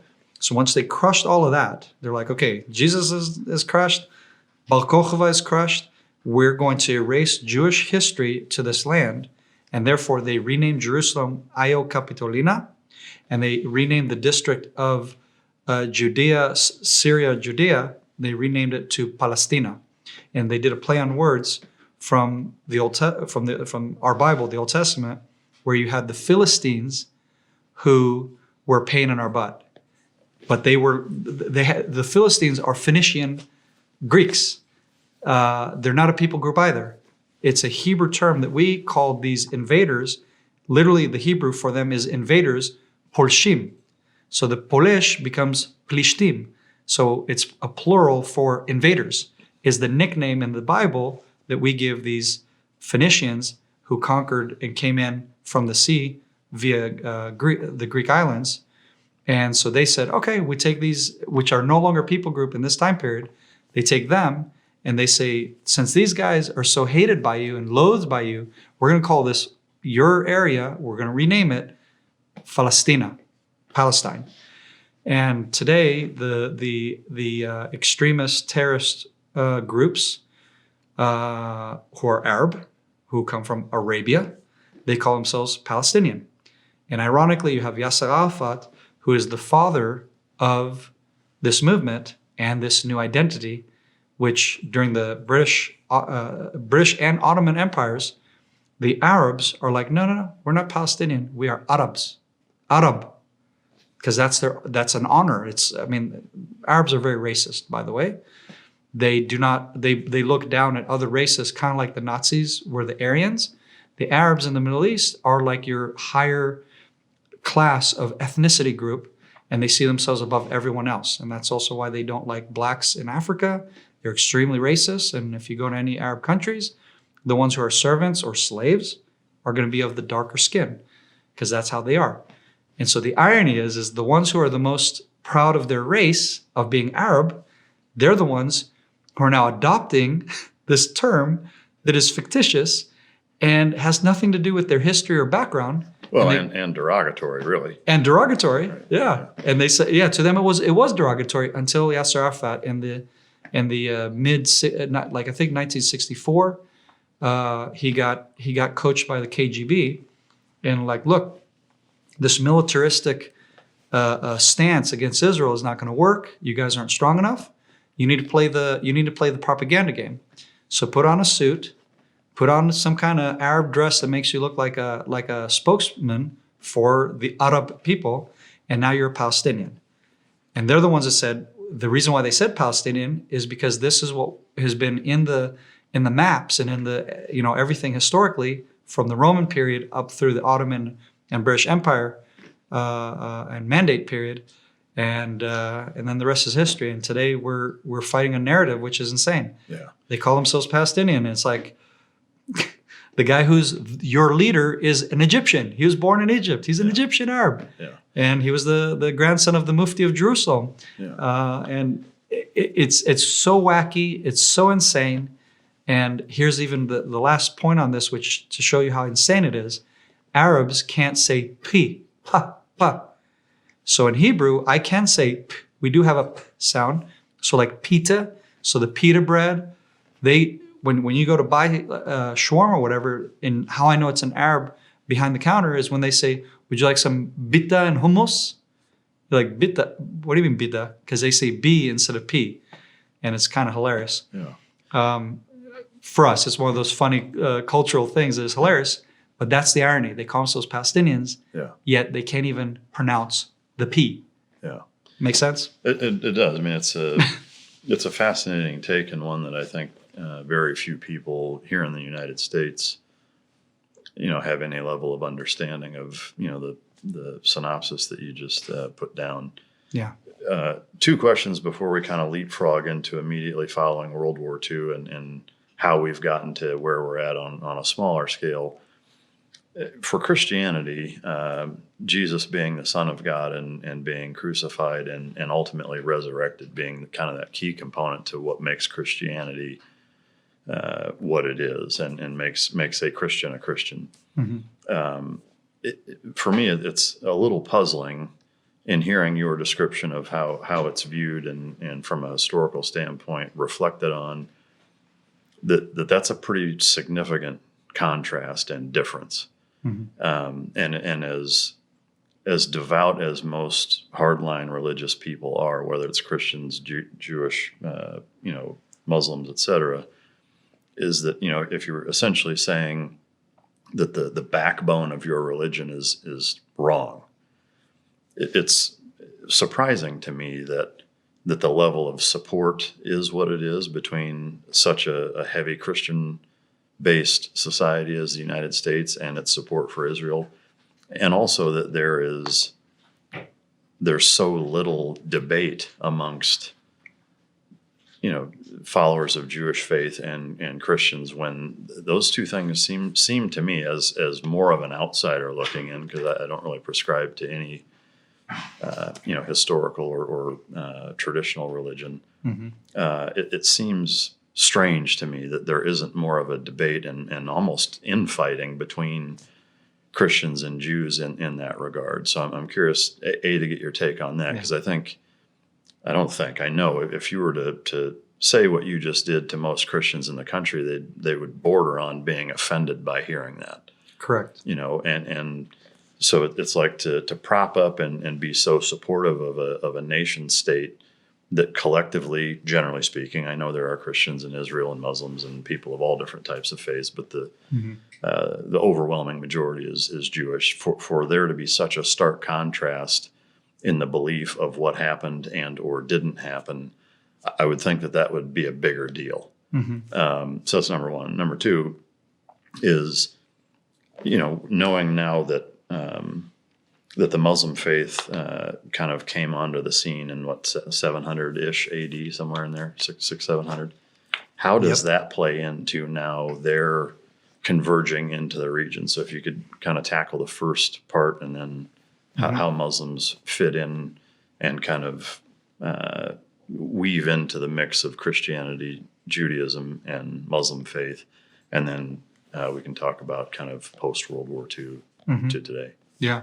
So it's really good what you just said there. You're right. You would think that the Jewish world and the Christian world wouldn't really get along. But that's, again, like I said, it's hundreds of years of reformation, of shifting within the Christian church and denominations. And then you have all these non-denominational churches today. And many of them, again, have gotten more to biblical faith and what the Bible says, and trying to line themselves up religiously and what do you call it, denominationally, and as far as what we believe with biblical faith, right? This is our, this is what we're going to go tackle more versus what is our tradition. And so a lot of these Christians throughout history who have been involved with these reformations have kind of pushed the church more and more towards a position where it's not competing with Judaism, it's not trying to be against Judaism, it's trying to find how it can align itself with the Jewish people and seeing themselves as part of the Commonwealth of Israel, and then trying to find those commonalities and how we come together. And so for me, I am speaking of it very freely, like you said, and to the point where it can be offensive, and that's not the goal. No. It's just I'm giving you historic facts in history. And the reason why, I guess, for me it's so easy to kind of discuss it is also because I'm part of a forum of Jews and Christians in Israel. And so you have people like Rabbi Yehuda Glick, who was one of the runner-ups for the President of Israel. And so he's an Orthodox Jew, rabbi, politician, they attempted to assassinate him. And actually one of the few political assassinations where the guy who carried out the assassination ends up killed by a tactical team that took him out because he went down in a gunfight when they found him, and that the person he tried to kill got saved by literally a crazy miracle where the doctors that had saved his life had just a few weeks before that ended up with an exact same patient with the same entry wounds of the bullets that hit this man, but it was a terrorist. So it was a terrorist that was shot by I don't know if it was police or what have you that were stopping him from carrying out a terrorist attack, and the attempt to save a terrorist's life, which, because that's again a controversial issue in Israel, is just let him bleed and die. I mean, he's a murderer. And so, and that's the irony, is because they attempted to save this man's life and failed. Later on, shortly after that, thereafter, Mr. Yehuda Glick comes into the operating room, and they had fixed what they had failed with the terrorist, and ended up saving his life because of lessons learned from the terrorist that was tried to save. So this is one of the people. I have Bishop Glenn Plummer, who is part of or represents the largest black denomination in America of evangelical Christians. And so he just moved to Israel with his wife, and he's the first bishop to Israel of his denomination, which is a new thing for them to have a bishop that's going to not just be represented in Israel, but his denomination's goal is to connect with rabbis, connect with faith leaders, and try to build these bridges between our faith groups. And so I'm just right in the mix of all of this through my nonprofit work, my NGO, Cry for Zion, where we petition for Jewish prayer on the Temple Mount, because I see that as a trigger point for terrorism. And my goal is to create, to create an atmosphere of free worship and prayer like we have at the Western Wall, equal to what we have at the Western Wall. You'll have Muslims come and pray at the Western Wall. You'll have Buddhists come, pray at the Western Wall. You have all faith groups that come and pray at a Jewish place of prayer. And the only reason why, by the way, why we pray at the Western Wall is because the Western Wall is that divider between us and the Temple Mount, which is why we're praying towards the Holy of Holies beyond that wall. So that wall is what's keeping us with Islamic control of the Temple Mount, to where they have the favor of having Ramadan and all their high holy days to pray up on the Temple Mount, but God forbid any Jew or Christian pray on the Temple Mount. That's the status quo. So that's why I started Cry for Zion, to combat this insanity, because it actually goes against the law of the land. So, for example, in a contrast of this, in Hebron, it's a shared Jewish-Muslim site.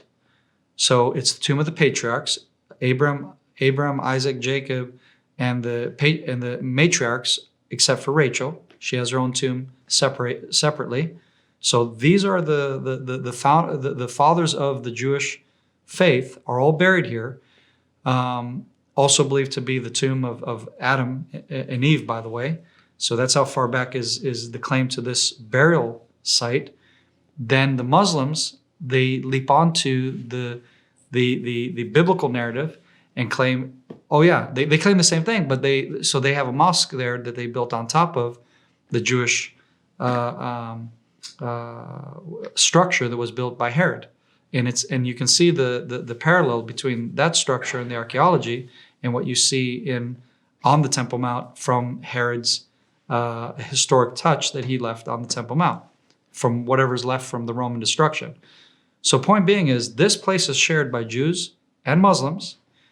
The Muslims during their high holy days come and visit there, and it's managed by the Israeli border police and security and so on, but then in custodianship.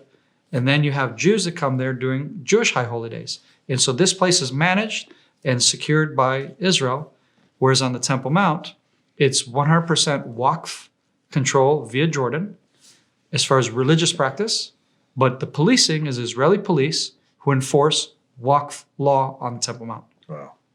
A lot of stuff going on there. Yeah. So that's why I started what I did. And then I got involved, like I said, with all these faith groups and faith leaders to help build bridges and bring us together on things we can agree on, which one of them is the Temple Mount. This is the holiest site to Judaism and Christianity, for those who know. So a big revolutionary idea, for example, for Christian world and most Christian in theology and how they read the Bible. And when they come and they visit, they'll go to what is believed to be the upper room, where the Holy Spirit was poured out on Pentecost. So they all go to this building, and it's a shared, another one of those shared sites where it's believed to be the tomb of David, Christian connection to the upper room, and the Islamic history where they built a mosque on this. So there's all three of the monotheistic religions share this one location as a holy site. And so I'm the bad guy who comes into the picture and says, let's look at history, let's look at facts, let's read Acts chapter 1 and the transition from Acts chapter 1 to Acts chapter 2, where it says, and they were all gathered at the place. Well, that's a Hebrew idiom for the Temple Mount. And most Christians who read this, because they've been disconnected from their Jewish roots, connotations, and idioms that we have and we know as common language amongst Jews, is lost in translation for your Christian believer who reads the New Testament. So he misses that small transition point from they're all gathered at this place that is known as the upper room, and now they've transitioned to go worship during the Feast of Pentecost, or Shavuot in Hebrew, on the Temple Mount. And this is where the Holy Spirit's poured out, and this whole incredible phenomenon and benchmark in Christian history. And that's why Christians stream by the millions to go to the upper room, when, hey, that's actually the Temple Mount. So the upper room is where they gathered and prayed and would have their breaking bread in fellowship, like the small group. But then when they were having the collective prayer with the rest of Israel on the High Holy Day, well, of course they're going to the Temple Mount. Where else would you go on any of the High Holy Days? To the Temple Mount. Where else was Jesus with his disciples? On the Temple Mount. And so I'm the bad guy, so to speak, who comes in and kind of puts a cog in the wheel and says, well, here's history, here's fact, here's reality, which is if you care about the Temple Mount, if you care about the place where the Holy Spirit was poured out on Pentecost, you should care about the Temple Mount as your historic shared site that we also have in common in Judaism, which is the place where the temple was, where Solomon dedicated this place as a house of prayer for all nations. So there's the commonality, but again, it's having to give a lot of context, a lot of history, and it can rub a lot of people wrong. And again, that's not my goal, is to rub people wrong. It's just to say, hey, this is a fact, this is history, and if you have that understanding and you accept the facts because it's factual, it's not my idea really, then you'll see that what we're talking about is real. And this is, of course, collaborating information that is gleaned by my Christian relations director, John Anderson, who is a Swedish Christian theologian. And this is what he's telling me and what he read and how we're reading this together, interpreting this. And I'm going, well, there it is. So I'll be the bad guy that's going to present the facts. You choose to do what you like with it. Yeah. And like I said, I'm that guy, what we say, the salmon that's going against the flow. The fly in the ointment. The fly, yeah. Well, so I guess coming back to even with the historical shift of, late, whether it's a few hundred years or whatever it is, of Christians kind of migrating over to the Old Testament or, the more historical, fact-based aspect of Christianity, there's still that one thing, though, that distinguishes Christianity from Judaism, which is Jesus. Right. So I guess I'm still curious as to how those two religions can coexist at such a level that they do. Even if you can assume and agree on, from if you're staunch Christian, staunch Jewish, yeah, is that all of the historical accuracies in the Bible you can agree on, every single one of them, except the fact that Jews don't believe that Jesus was resurrected and Christians do. Like Correct. that is the thing. Correct. That makes Christians Christians. And so right. I'm still baffled right. at how there's not more of a kind of a fiery debate. Because I mean, if it's me, it's basically, you're basically saying your religion is bullshit. I mean, yeah. I mean, really, like if you boil it down and reduce it to the most common pragmatic principle, like that, that's what the Jewish faith is essentially saying. And so I guess I think if you were to ask most Christians in the United States, do you support Israel? It's a just an overwhelming yes to any expense, at all costs. Like, to me, that's kind of strange. Mm-hmm. Do you have any? Yeah, the simple answer to that is that in this faith group, this is the accepted this is the accepted conversation we'll have on this, is that, look, here's the big difference. You believe that Jesus came and he's the Messiah, that he came and he's coming back and on his second coming and will fulfill all of what the Jewish understanding of what the Messiah should fulfill in order for us to say he's the Messiah. So here's the difference. This is where it boils down to, and we kind of talk about it in a kind of a joking way, because our whole goal is not to make the difference the main problem, or the thing that will prevent us from working together. We look at what unites us. So what unites us is we both share the Old Testament. That's a fact. And the Jewish world, the religious world, obviously doesn't read the New Testament or see that as scripture, and that's the difference.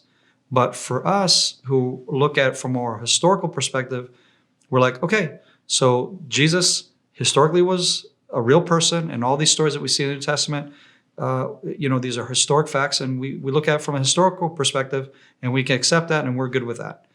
And then it really boils down to, when he comes, the Messiah, we then will ask him, is this your first coming or your second coming? Like, is this your first time here or is this your second time here? Just so we know, so we can figure out, like, were the Christians right or were the Jews right all the time and it's actually your first coming? In other words, we'll just hash out that conversation when we get to that point. But up until then, we all have a collective view, which is that a Messiah is supposed to come and is supposed to deliver Israel and the nations of the world into God's kingdom on earth, God's righteousness on earth, and the absolute decimation of evil from the earth. And therefore, we can work together on that, right? How can we work together to what's called tikkun olam? It's a Jewish concept which basically means, how can we better this world? And that's the ultimate tikkun olam, obviously, is when Messiah comes. All the crud in this earth that we're dealing with and all the evil is going to be crushed on that day. And that's what we believe. Is the acceptance or the thought process for Judaism is that at that point, everybody goes to heaven at that point? Or that's an interesting, yeah. So Judaism has a different concept of heaven than the traditional Christian view. But ultimately, the concept, I would say, that's different is that there's what's known, and you hear this in the New Testament, it talks about this. It talks about what's known as the new heaven and the new earth. So the New Testament says when Jesus comes, there'll be a new heaven, a new earth, which is going in line with more the Jewish understanding, that we're not going to get spiritually sucked up into this fairyland place somewhere out there in space, but rather what's happening is it's where heaven meets earth, and that is why it's baked into Jerusalem. So Jerusalem in Hebrew is plural, Yerushalayim. Anything with im at the end is a plural, okay? And so then the question is, why two Jerusalems, right? Wait, I thought it's only one Jerusalem. That's right. There's the earthly Jerusalem, and then there's the heavenly Jerusalem, which is a reflection of the earthly Jerusalem. And that the final culmination of everything is when heaven meets earth. The heavenly Jerusalem comes and meets the earthly Jerusalem, and they become one. And in other words, God's kingdom is coming to the earth. God's going to establish his kingdom on earth, and he's going to bring about the renewing of everything. A new heavens, a new earth, Garden of Eden restored. And according to the Jewish tradition, the Garden of Eden was, or where God made man out of the earth, or the dust of the earth, was out of the dust from the Temple Mount. So everything started here at the Temple Mount, or Mount Zion. So everything started here. This was where the original sin comes into the world. So where man breaks faith with God is this place, but it's also where God brings about the final redemption between man and God, and that everything basically gets aligned and dealt with, including the separating between those who have done evil and they're basically gonna, it's, and this is where it gets a little dicey, where there's different debate of that process. But the bottom line is, those who have done wrong, they're not going to enter the kingdom of God. Or in other words, those who oppose God, those who did not want to accept his kingdom, his rule, he's going to deal with them. And essentially, whoever is going to be in the kingdom of God and we're going to live in eternity in a Garden of Eden state, what was meant to be, where man and God are one and have fellowship with God. There isn't this separation like we have now. That's the Olam Haba. That's the world to come. And so that's more the Jewish faith, where Christianity, again, is more influenced by the Greek idea of the gods are somewhere else, the gods are over there, and we're over here. And that got baked into the what was originally a Jewish mindset of what I just told you, to the Christian mindset, and then essentially also a Christian theology of what's known as the rapture, and that the Christians are all going to get raptured out of here when the wrath of God is poured out on the earth, and he's just going to deal with and that plays out differently too in their theology and that classic Christian theology of us Christians who believe in Jesus are going to be up in heaven with Jesus and get raptured out while God pours out his wrath, and he deals with Israel separately somehow, the people of Israel. And again, I'm not going to get into nitty gritty. It's like, get into the weeds of theology, but point being is it's a very, very different worldview from the Jewish one. Yeah. But the fact is, if you look at the New Testament, there is actually a lot more Jewish worldview if you know how to read between the lines and or interpret Hebrew thought, Hebrew language that's been written in a foreign language to a foreign audience, non-Jews, to try to get them to understand Jewish concepts. And that's all baked in the New Testament. But really, you're going to have somebody to kind of interpret what you're reading, like I pointed out, Hamakom in Acts chapter 2, where it says they're all gathered at the place during the hour of prayer, which would have been the morning sacrifice, the wave offerings in Jerusalem during the feast of Shavuot, or also known as Pentecost. Yeah. Any case, so all of that is just it's all there, but so if I could, I've got you need a guide, a spiritual guide, which is really what I do. Is in my non-security world job, that's what I try to do, is really connect Christians to their biblical faith, to the biblical sites, and I'm less going to be the guy who's going to give you the whole traditional Christian spin. Again, because I tell folks, like, when they ask me these questions, a lot of these Christian groups that will come with me on discovering the land, I'll ask them, do you want the Christian traditional answer to your question, or would you like me to give you what I know from my research? Because there are two different things, and I don't want to offend you. What's the most common wish? The most common wish, because usually people who connect with me are more Protestant and already open to what's the biblically true location of whatever, that's usually what they want to hear. Yeah. So I've got ironically, that's fascinating. Yeah. I've got half a dozen or so questions that, in the sake of trying to maintain some sense of brevity, if it's possible to answer them in just kind of a simple yes or no. Sure. So the Jewish faith recognizes the New Testament as legitimate, yes or no? It's historically true, but everything that's taught in there, what have you, not necessarily legitimate. So more of a National Enquirer of religion. In terms of, Christians would call it rapture, we'll call it the first or second coming, depending on whether or not you're Christian or Jewish. Mm-hmm. Do Jews believe that Christians are part of the cool kids club when heaven and earth converge? I would say it's one of those things that we don't think about. Yeah. But for those who do think about it, and the folks that I'm in, like I said, this faith group of Jews and Christians, they're going to look at it as that it's a house of prayer for all nations, and that the Christians definitely have a place in that house of prayer for all nations, or in the Olam Haba.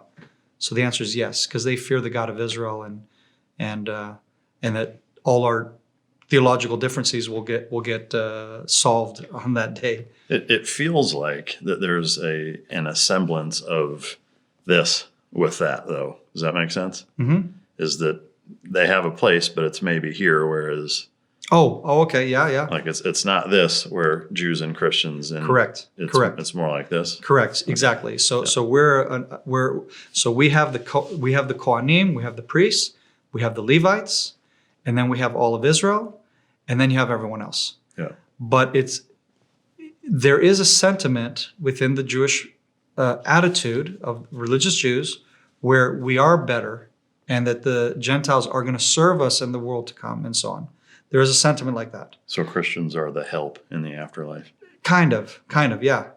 Do most Christians understand that, do you think? I don't think so. Yeah. But I know there are plenty that do who do the research. But I personally don't believe that. I think I look at more of, it's a matter of responsibility. So the priests are their responsibility is to lead all of Israel into worshiping God. And so therefore their laws and extra rules and regulations that they have to keep out of the 613 regulations for the Israelites, for all of Israel, it's a responsibility. It's not your higher status than me. It's not a matter of status. It's not a matter of you're better. It's a matter of you have more responsibility. And so officer versus enlisted. Exactly. And it's not better, right? But again, I think the more layman view of that, when they read that, is to go, oh, so they're a lesser than us mentality. And that's mostly baked out of 2,000 years of persecution, of being having religious fights. And it's hard for us to see ourselves as part of really the creation of God, that we're all created in the image of God. We all descend from Adam with all due respect, and that the ultimate goal of God is to bring into that eternal kingdom is those who love him, who want to worship God, who want to be a part of his eternal kingdom, and want to do away with sin out of our lives. And so he's not going to ask you if you're circumcised or not, do you eat kosher or not, per se, which is a radical idea for a lot of religious Jews, because we put a lot of our security in our keeping of the commandments per se, and that makes us feel like because I'm doing this, then I feel secure in my position.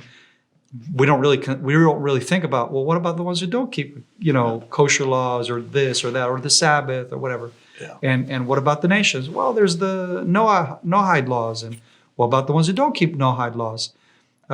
So we don't really bother ourselves with those ideas. We're too busy looking into our own community and our own problems and our own responsibilities. And then I think a lot of us just have a very short answer to that, just like a lot of Christians have a short answer towards what about the Jew who doesn't believe in Jesus as the Messiah? Does he get to be part of God's kingdom and the world to come? I think most Christians will say no. Yeah. So I guess we both have that kind of that drawback, so to speak. Yeah. In our view of that. So I guess in that same vein, then, do you find that?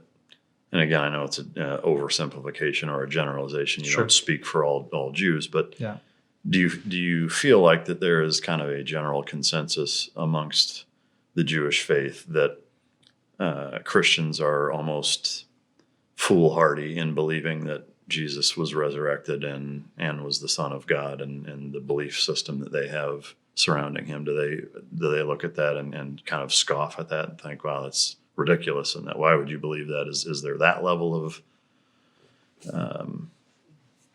authenticity towards it that way? Mm-hmm. I would say after the Zionist movement, and basically after 200 years of Christians supporting Jews, and for Jews having more interaction with those Christians, that and having that sentiment of contrary to 2,000 years of persecution, we're more open to, because we're starting to pay attention to, wait a minute, these guys aren't our enemy. They don't hate us. And then the common enemy that we actually have are the radical jihadists. that's common enemy to Jews, Christians, and Muslims. And so then so point being is we're starting to wake up, I think, to that reality and starting to question. Because like, well, why do you love me? You know, is it because you want to convert me? And so there's lots of Christian organizations who have made it their mission, and their mission statement is, we're here to serve the Jew. We're here to serve you and to help you in whatever you need. We're not here to convert you. And in other words, we're seeing that you're here to truly be our friend and to have no strings attached, because there's more of an awakening to that, and more because of, again, more of an action of that happening from Christian groups like Kufi, like Bridges for Peace, like my good friends from Hayovel, all these Christian organizations and groups that are voicing a different attitude of what we've received for so very long. So now there's more of an openness. There's more of all right, we got to actually rethink a lot of these things that we thought we had squared away, like you just said, in a very simplistic kind of, you're there, I'm here. Now it's like, well, so how does God really view these Christian people? You know, are they found anywhere in our Torah? Yeah. And a good example is it's, you know, in the Haftarah that we read in addition to the weekly Torah portion, one of the Haftarahs is that God is going to send those who are going to work your field, and that they're going to it's talking about the Notzrim. It literally uses the term Notzrim, which is the modern Hebrew word in Hebrew for Christians, and that they were going to be vine dressers and work in your field. But it also says that they were going to join you and say, hey, let's go up to Zion to worship the God, our King. And wait a minute. So, you know what I'm saying? Now we're starting to ask ourselves, wait. Yeah. This is rocking my theology here, right? I thought it was us and you.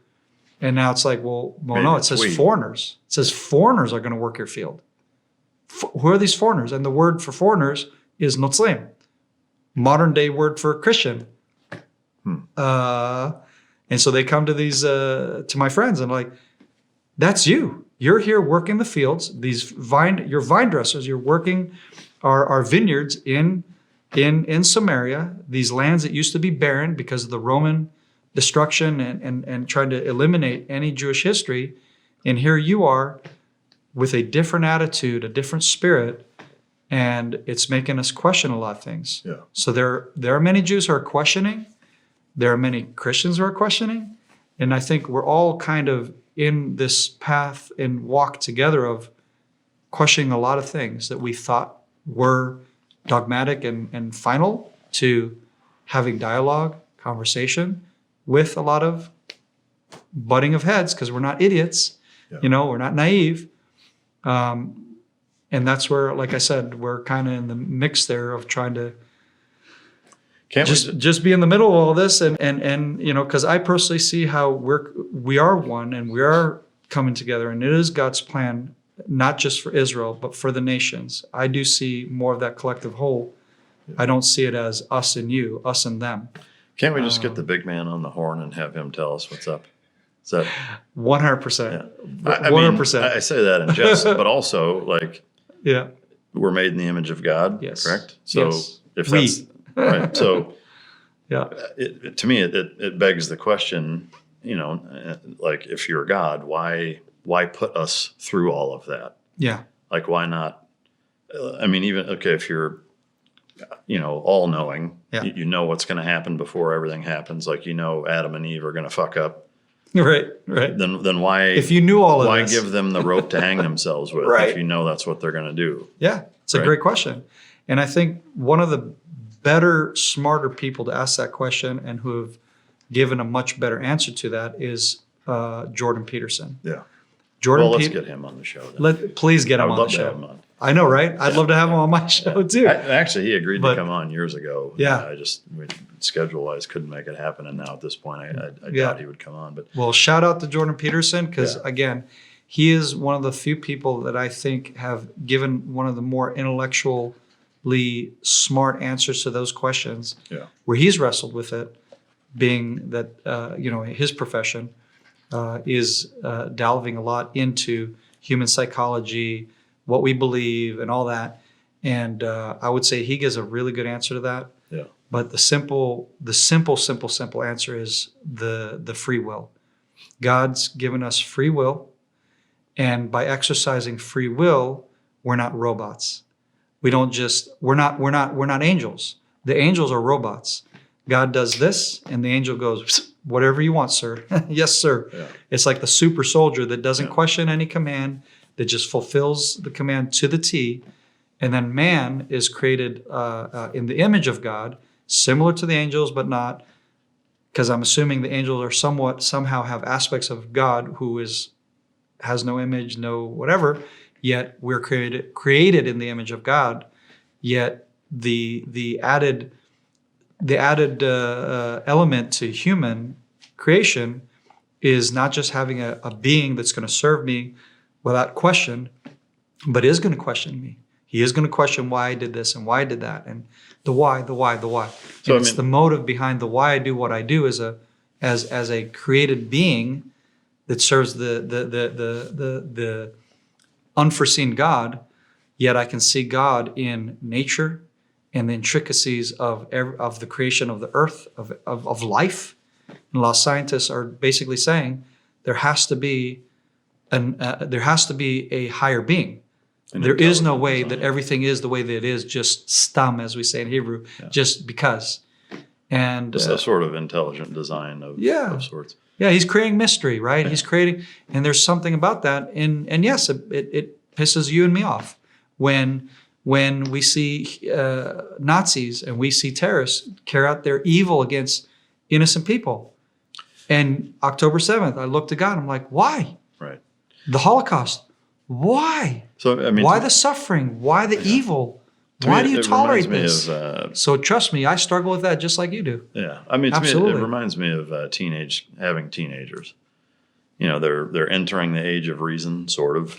Some more than others. As we say, their minds aren't fully developed. That's for sure. But you know, it's kind of like, hey, okay, you're in your late teens, you're still in high school, whatever. Like, okay, I'm not going to give you a curfew. I'm not going to say you can't do this, can't do that. Right.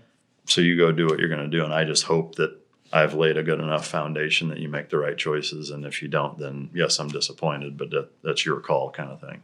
100%. To over summarize or generalize. No, you're right. That's a great point. Simplify. All right, so we could spend 5 hours talking just about this. I'd love for you to get linked up with Kyle Thompson. I don't know if you know who that is, with the Undaunted podcast. No. I'll link you guys up. I think it would be a great show for you to be on his show. And Sean Ryan, frankly, I think you'd be a great fit on there too. I'll recommend you to both of those. But if there's a way to quickly weave in how the Muslim faith enters into the picture after both Judaism and Christianity kind of have their footprint and roots laid, how they enter in, and then how that leads to where we're at today. Yeah. Is there a way to do that quickly? Yeah, there is. And again, I'm going to give very big swaths of, generalizations, like we're saying, for lack of time. We're just not going to sit here all day giving you a whole full history lesson. But the simple answer to that is this: you have Muhammad, who is in Mecca, and he is trying to take over this a region that is basically idolatry, like India of today, where they're worshiping everything, thousands of different gods. You have Judaism in there, or Jews who worship Judaism. You have Christians in this time period who are all living together, more or less like we're all neighbors. We're all the same. But again, idolatry and this and that and all these different things in Mecca, Medina, but mainly Mecca is the kind of the main heart of where all this expression is. And so Muhammad goes, I really want to take over all this. And ironically, and this is kind of crazy, the reason why he kind of goes jihad and goes crazy and kind of creates his own deal is through the attempts of the Catholic Church to convert him. So so what is it? The uncle of his wife Fatima, who is a wealthy woman who basically owns Muhammad. He's one of her merchants, and then marries her. So he marries the queen, and now he gets status. So he gets status, and simultaneously he has her uncle that is trying to raise him up and help convert him and make him a mouthpiece for Christianity, or really the Catholic Church in Arabia, to be the one who kind of is this charismatic guy who's going to take over and spread Christianity in this nomadic Bedouin culture Arab world that they have a hard time hacking as being European and whatnot, right? And they're more intellectual, they can read and write. These guys are just a bunch of nomads. And so they thought he would be a perfect candidate for that. So the uncle grooms Muhammad. Muhammad's learning a bunch of this Christian theology, faith, whatever. He already knows a lot of the Jewish faith because of his, campfire conversations with his fellow merchants, which was the common Netflix of the day, where or the news of the day was around the campfire. And so, being a merchant like he was, you're mixing all these culture, conversations, ideas, what have you. And he essentially has this demonic encounter with some demon, which again, I'm really going to piss off a lot of Muslims, but this is history. My interpretation is it's a demon, but they say it's an angel that speaks to him in an angel. I believe he has a demonic encounter instead, rather. And basically, this kind of revolutionizes him with this newfound idea of Islam is going to, it wasn't Islam, but this new idea that's going to surpass and take over all the other ideas. And all he really did was kind of converge the mainstream ideas and made them into a new religion, and literally hijacked the Jewish, Christian, and other religious elements of what was there, hijacked them all, and create his own new religion, claiming that God, which not the God of the Jews or the Christians, although we believe in the same God of the Jews and Christians, and we believe in their Bible, we believe in Moses, we believe in Jesus, blah, blah, blah. But we're rewriting this narrative and creating our own deal. And he kind of had to, because the people were already familiarized with those ideas. But what he added to what was the new additions is I can have multiple wives, polygamy, because he fancied the ladies. He added he can have young girls because he fancied young girls. So he made it okay, or he didn't make it okay, but Islam, because that's the thing too, he didn't create Islam. His followers created Islam. His followers, the successors, were the ones that wrote the Quran. But what they really did is they just took his lifestyle and his way of life and made it law, made it, this is the new rule. And really all they're doing is basically legitimizing his practices and what he did. It's okay to go to war with your enemy if you can win, which is what he tried to do originally, because he got funded by his wife who has all this money. He got himself a bunch of mercenaries to take over Mecca, failed first time around, licked his wounds. He did what is known as hudna, the concept of hudna, where you can have peace for the sake of regrouping, re-strengthening yourself, and go back. And when you see that your enemy is weak, now you go to war and you conquer him. So this whole concept of hudna, this whole concept of taqiyya, lying to your enemy, deceiving your enemy, everything that, in other words, everything in order to surpass and take over and beat the other is what's incorporated into Islam. Which again, most Muslims don't necessarily believe this or live this, thank God, because they're not really well versed in the Quran or the Hadiths or the actual history of all this stuff. They're just normal human beings who want to put a roof over their head, food on the table, and just live a normal life. Either if it's in an Islamic society, far away from here or in the United States. Would you But say the, that? But the extremists feed off of those extremist ideas that Muhammad did, and make that into that's what ISIS is. ISIS is the putting into action everything that Muhammad did, and just on crack, I guess you could say. So two kind of quick questions. Yeah. Do you get the perception that the Jewish faith kind of views Christianity and Islam in a similar light that way, where both religions weren't like Christianity isn't Jesus, it's his followers. It's basically, kind of a carbon copy playbook. It's just Muhammad and Jesus were two disparately different guys that these religions are based off of, which is why there's such a disparity in the following. Is that a fair assessment? Yes. The exception, though, is one of the great rabbis in the Islamic period. He deemed, I believe it was the Rambam, he was a physician for the head Islamic ruler at the time. And I think and this is my spin, a lot of Jews aren't going to like this either. Because again, I'm going to step on a lot of toes here. But I believe because he was in the Islamic world, he was very careful with what he said. He was very diplomatic. And so he deemed a mosque as a house of prayer that as a Jew, theoretically speaking, you can pray there because there are no idols.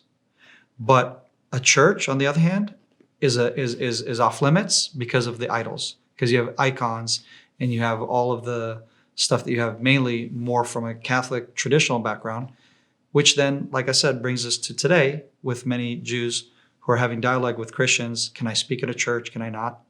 These are issues that we have to dilemmize over. And it's like, well, does it have any icons? It has any thing that we deem to be idolatry?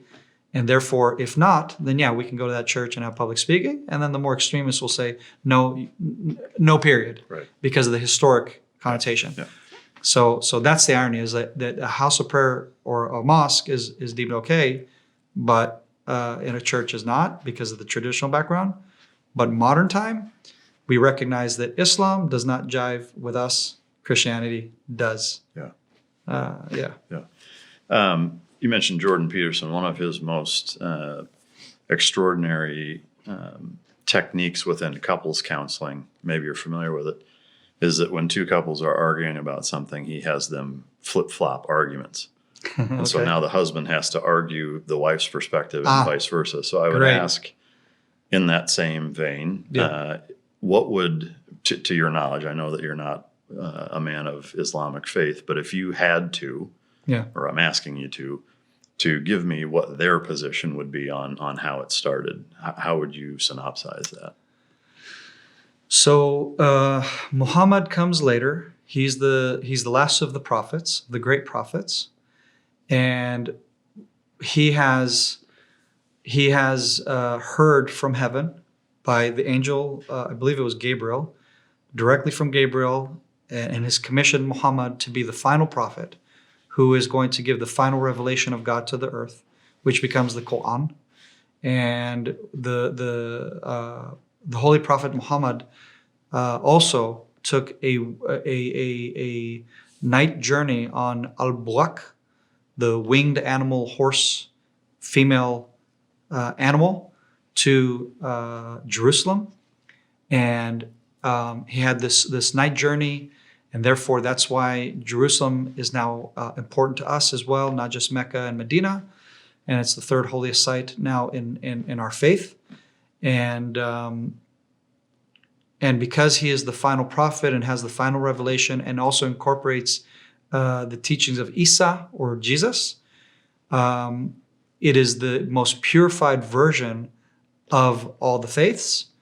And it really is the original thought that God originally had for man, but he was just working it through the Jewish people and the Christian people. But then we have the final refined version of the truth of what God wanted for man to serve and believe in. So and therefore because we're the final reformed stage of the faith in the one true God. Therefore, Islam is the supreme faith and true religion. So it's essentially Islam is the Blinkist Cliff Notes of the world's religion. Wrapped up. All right, so now I hope I did a good job at representing that. Sorry for all the Muslim friends of mine that if I might have. Well, no, I mean again, like take that with a grain of salt, and that you're not a man of Islamic faith. But I do think, irrespective of all of the different intricacies of world religion and a couple thousand years of history, is that I think it's really important, that like what better way to understand somebody who you disagree with or don't understand than to try to put yourself in their shoes and even argue on behalf of somebody you don't understand. And again, that's not mine, that's Jordan Peterson's, but it's brilliant. And I agree with that opinion. I mean, you could do parents with children could do that. I mean, spouses. I mean, there's so many different applications I think you could use that with. But correct. So now, how does that version, both kind of the Jewish perspective of how Islam exists and then the Muslim perspective, how does that weave into getting into where there's all this, infighting and just chaos as it relates to that region? Is it as simple as they feel like, okay, we're the final version of world religion and therefore the superior one, and this land belongs to us, we're the chosen, so now we're going to take it? Is it that simple, or is it's literally that simple, and we're going to bring in the caliphate, or revive the what was the golden age of Islam during the takeover of Jerusalem, the taking over of Europe, the getting blocked and stopped in Spain, which is also why a lot of the jihadist extremists have targeted Europe. You think, why Europe? Why Spain? Why terrorist attacks in Spain? Well, that's where they were pushed back by the Christian pushback from which was what later became the Crusades, and then the pushback of pushing Islam back into the Middle East where they belong, and so on. So that's all historic. That's all part of that struggle. There I would say for the normal nominal Muslim, that's what they're going to believe. That's part of their faith. For some of the Muslims that I have relationship with that are supportive of Israel, supportive of the Christian world, and so on, they believe in a Reformation version of Islam, and that basically we need to reform our worldview. And we can't prescribe to a worldview that says, I'm the only religion, I'm the only truth. That's not cool. Definitely not jihadist practice of the exercising of my faith, which is the going, murdering, and killing other people simply because they're not Muslim, and or because I find them to be a threat to my religious perspective and so on. And so a lot of those people are, in my opinion, need to be put on a platform. Their voices need to be heard. They're the ones who are on social media platforms fighting for Israel's right to defend itself against this Islamist extremists. And that's also the type of people that we can have in our faith group discussions. Like I said, with these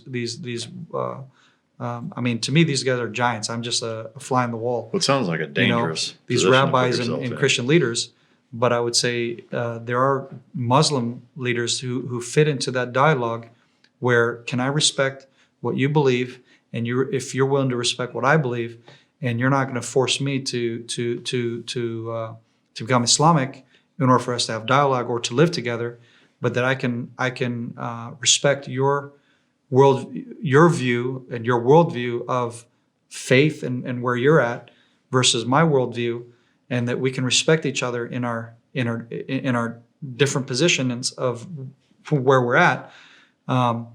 And there's a place for that, and that's something that I'm more than open and more than happy to dialogue on and to give more of a platform for, because other people are going to call out the extremists, just like I'm going to be the one who's going to call out any religious Jewish extremists who have persecuted Christians, who are spitting on Christians in the Old City.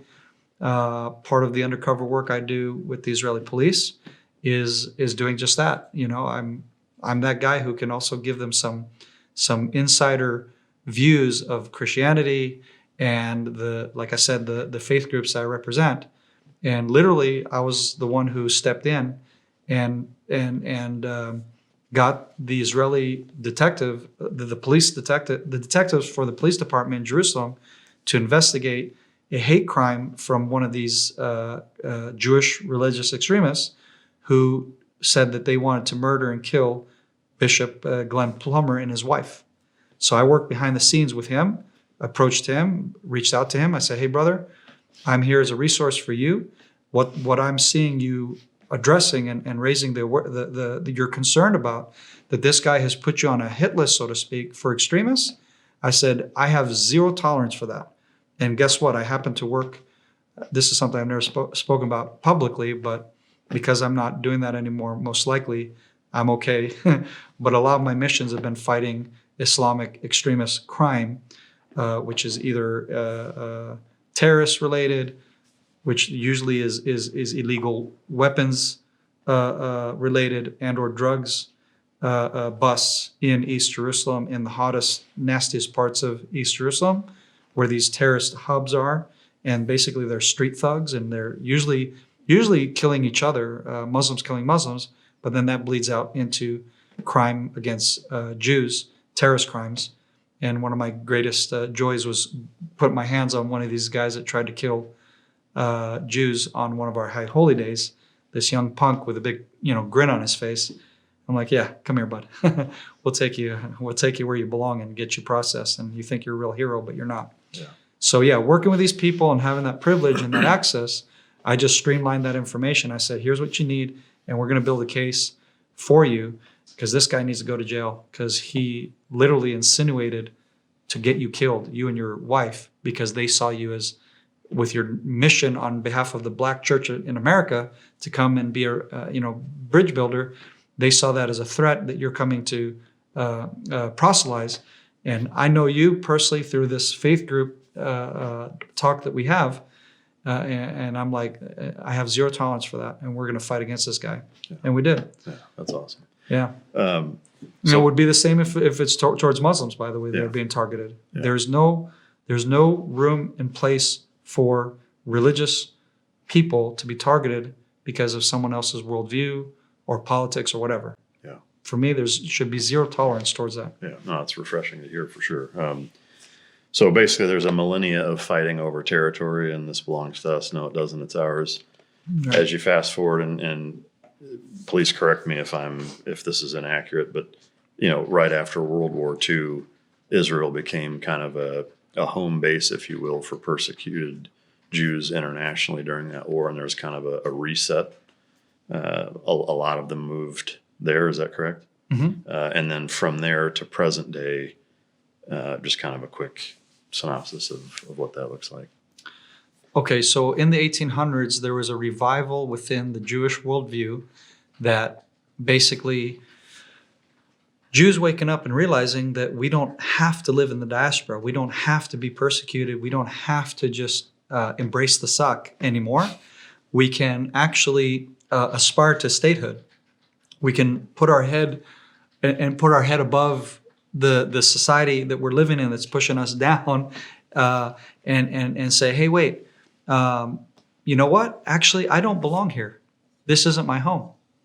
My home is Eretz Israel, the land of Israel. And you read the prophets that prophesy that one day, because of our sin, God is going to spew us out of the land and all this stuff. But one day He will restore us back to our land. And so rabbis are reading this and going, "Whoa!" And so it was like a revolution within the Jewish world view. Do you know what kicked that off? Because it's not like Instagram. It was a few existed. things. Yeah, it was a few things. So basically, it was a spiritual awakening within Judaism, combined with Christian Zionist movement paralleling it. So, for example, Theodor Herzl, he's a Viennese Jew who is as unreligious as can be. He's more German cultured, more Europeanized cultured than he is connected to his Jewish upbringing and or his Jewish roots and so on. He doesn't know very little Bible, very little religious practices of any kind. His mother was a huge influence on his life and really pushed him to become more integrated into the European culture than it was to be Jewish and Jewish identity. And then the big shift for him was, and what put him on the scene, he's a reporter who's reporting for a Vienna newspaper, and he went to go cover the what's it called, the Dreyfus incident. So it's I think a lieutenant or what have you, an officer of the French army who had anti-Semitic allegations against him, that he essentially was a traitor to France. And there's this famous picture that you see of them taking a sword and breaking it and basically humiliating him and reprimanding him for being a traitor of the state. So he covered that trial in complete total shock and awe. For the first time, like the coin dropped, and it dawned on him, wait a minute, we Jews don't have a fighting chance in Europe. Look at how this man, as a Jew, fought as a patriot for his country, which was France. He was an integral part of society, and no matter how prominent he was, no matter how much he contributed to the French society, here's how they treated him, simply because he was Jewish. And then later, of course, that got uncovered, and he got reinstituted and all this stuff, but the damage was done, right? The damage was done. The anti-Semitic attacks that followed, etc., was just, you couldn't stop it. So Theodor Herzl had this aha moment of, we don't belong here. So what did he do? He looked at Uganda as an option. Africa, Uganda. Like, okay, we need to create a Jewish state was the concept, but it can't be in Europe. Why not Uganda?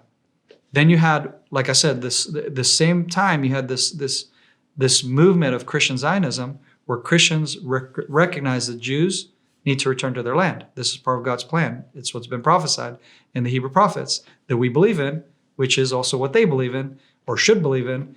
And we're going to give them that nudge. So you got William Hechler, who is a priest, who highlighted a Bible with all the prophecies that said you're going to return to your land, blah, blah, blah, and he hands it to Theodor Herzl. He says, bro, forget Uganda, it's Israel. More than that, I'll up one you. I will help fight for your cause, because I think he was a German priest. And what he did is he arranged a meeting between Theodor Herzl, who became the recognized face for the Zionist movement in Europe and the first Zionist council and gathering in Europe, where they convened and they discussed the future of the Jewish people and all this stuff. He became the poster boy or the face for this movement, even though he wasn't religious and he didn't have any religious aspirations to what the Bible was saying. But this priest says, no, you need to change gears and focus on your right. In fact, your only right to return to any land is based on the Bible and your historic heritage in the land of Israel. Okay, this is your ancestral homeland. It can't be anywhere else because it doesn't fit. And so he set up a meeting between Theodor Herzl and the Kaiser of Germany, the King of Germany at the time. That meeting ended up becoming not so publicized, or it got publicized, and that's what put him on the scene as the Zionist leader of the Jewish people. But the Kaiser, just again, because the sentiment towards Jews was still, so nothing came of it. But simply because it was publicized that he was going to meet this Kaiser of Germany in Israel, I believe it was in Israel, because Theodor Herzl was visiting Israel at the same time. Because it created a hubbub in the news, it kind of created a stir enough to where now it's on the table. Okay, it's on the table for the world powers to discuss: should the Jews be restored to their land, yes or no? And so this is in the 1800s. It then later comes to fruition years later, after Theodor Herzl's death, actually, but he actually even prophesied. And so that's why some even say he's a prophet, because he basically prophesied and said, it might not be today, it might not be, whatever, but in 50 years, it's going to be reality. There will be a Jewish state. And literally 50 years after he says this, the state of Israel is reborn, but he's no longer with us. He died just shortly before that. So you can get to see the fruit of his work, but he literally led the catalyst towards the founding of the state of Israel. And then that's also combined with America, where you had William Blackstone, who petitioned the U.S. government in his time. He wrote a petition as a Christian pastor and says, the same thing as Heckler in Germany. They have right to their homeland. We need to promote that. We need to support that on a diplomatic level, etc. And of course, all this comes to a head after England takes over the land of what's known at that time as Palestine, and the British Mandate of Palestine, which included all of modern-day Jordan and all of today's Israel, and that was under the British Mandate. And in fact, all of that was being petitioned by both the U.S. government and the Balfour Declaration that was made by a politician in England. Again, we're talking tens of years later. This is now in 1917. You have that petition coinciding with the petition to the U.S. government by Blackstone, and all coming to a head of, hey, now we're in control here. So what are we going to do? Well, they originally agreed that all of the British Mandate of Palestine, modern-day Jordan, and Israel was to be the Jewish homeland. And this is officiated after World War I in San Remo, Italy, and it's known as the San Remo Convention, where they convened the world powers at the time who won, the victors of World War I, and they convened in 1920, and they declared that all of this landmass was to be the Jewish homeland. 1922, they officiated it. It's final. So this is international law, not what happens later in the UN vote. That does not give us the right for statehood in the land of Israel. It's the decision that was made in 1920 and officiated in 1922, the San Remo Convention. That is international law in our right to the land of Israel, the Jewish people's right, which is never brought up, by the way, on debates with international leaders about the Palestinians or the Jews or this or that. So where did the conflict come after that? If that's the kind of the international, everybody agrees on it. Everybody agreed on, yeah. So, and that includes the entire landmass of Jordan? Jordan, originally. So yes. how did it go from there to where it is now? Well, then you had the Arabs who fought against that. Now you had the Arab representation, by the way, in San Remo. So you had Arabs that came and they declared their right to this region. The Jews came and brought their historic why and this and that, the Christians, etc. It wasn't like they just ignored everybody that were living here, but they agreed and came to the conclusion that it was the Jewish people who had a right to do this. And here's the catch, though. They said, but if you're able to do this, so it's conditional. The Jewish people actually met the conditions and exceeded it. They thought, because I think a lot of them thought for sure, there's no way these Jewish people, these nobodies, these losers, okay, of our world that they live in, these, we persecute them. They're like, overlook. Who cares? They're going to create a state.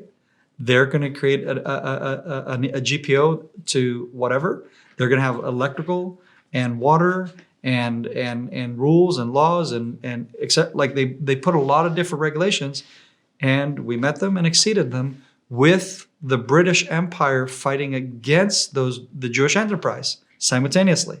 By the way, we needed to have a certain population growth. Then you had the White Paper Bill that England had instituted and actually prohibited a certain number of Jewish immigrants every year into the land of Palestine under the British Mandate. So that was kind of the irony. On the one hand, they agreed, they signed it, but then there was a push and shove to try to prevent us from achieving those goals. They would arrest Jews who had weapons, that were trying to defend themselves against Arab. The Arabs did not agree the Jews could have a right to this land and were trying to attack them. So Jews would actually get arrested for having weapons and would be hung according to British law. Arabs, they could do whatever the heck they want, basically, and get away with it. And that became the reality, is the Arabs were arming themselves to the teeth. Jews were getting treated as criminals if they even tried to equal that threat to themselves. And it all came to a head in the War of 1948, and the which is known as the Independence War, which was after the UN vote to partition the land of what was known as the land of Palestine at the time.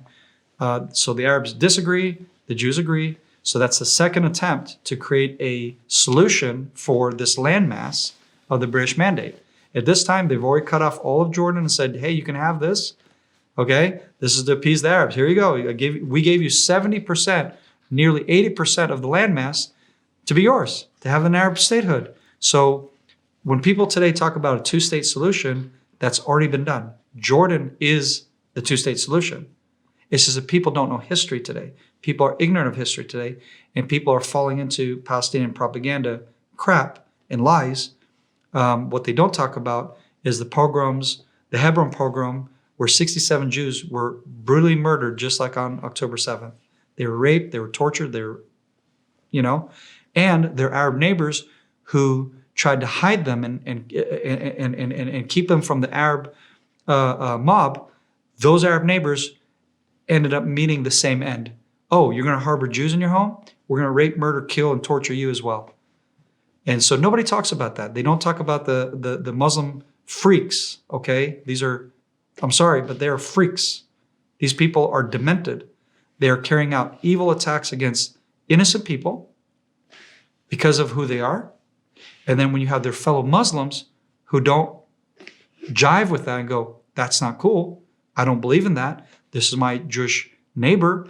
We have gotten along up till now. We have had friendly relationship. Why on earth would I do this to them? They then become targeted as well, right?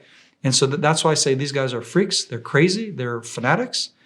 And it's always been this way. It's always been that you have the extremists, and it's always been led by the Mufti of Jerusalem, who is a fanatic and created the SS, the Muslim SS units within Nazi Germany, and sat down with Hitler and discussed the final solution for Jews, and so on. So these extremists, who, by the way, this is the Mufti of Jerusalem is also the relative of none other Yasser Arafat. And so Yasser Arafat is the father of this new propaganda and this new idea that is birthed in the mid-60s. And again, all of that is found in more detail and giving you the actual historic facts and quotes and so on in Lars Anderson's book, The Truth About Palestine. This is just on the tip of the iceberg, what I'm telling you, but this is essentially the backdrop to today. The conflict between the Muslims and the Jews for the land, it goes way back to the 1800s, where the Jewish minorities, they were returning to the land and trying to come back, and the Zionists, the return to Zion, the return to the land of Israel. You had the Yemeni Jews who came from Yemen, and they were dirt poor, lived in caves, basically, in the city of David area, in what today is known as Silwan, or the Arab renaming of a Jewish area, which is Shiloah, the Shiloah pool. They just rename everything, and sometimes they literally just rob the Hebrew name and Arabicize it, make it Arabic, yeah. An Arab word for literally off of our names. And so these guys were living in caves. Some of them, they had built a nice little modest synagogue within the old city of Jerusalem, which the beginning of Jerusalem is in the city of David, which today is modernly known also as Silwan, or the Muslim village of Silwan.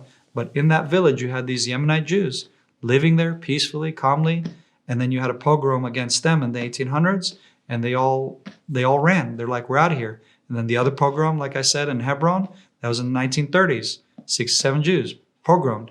And it happened time and time again by these Muslim extremists who incited the masses.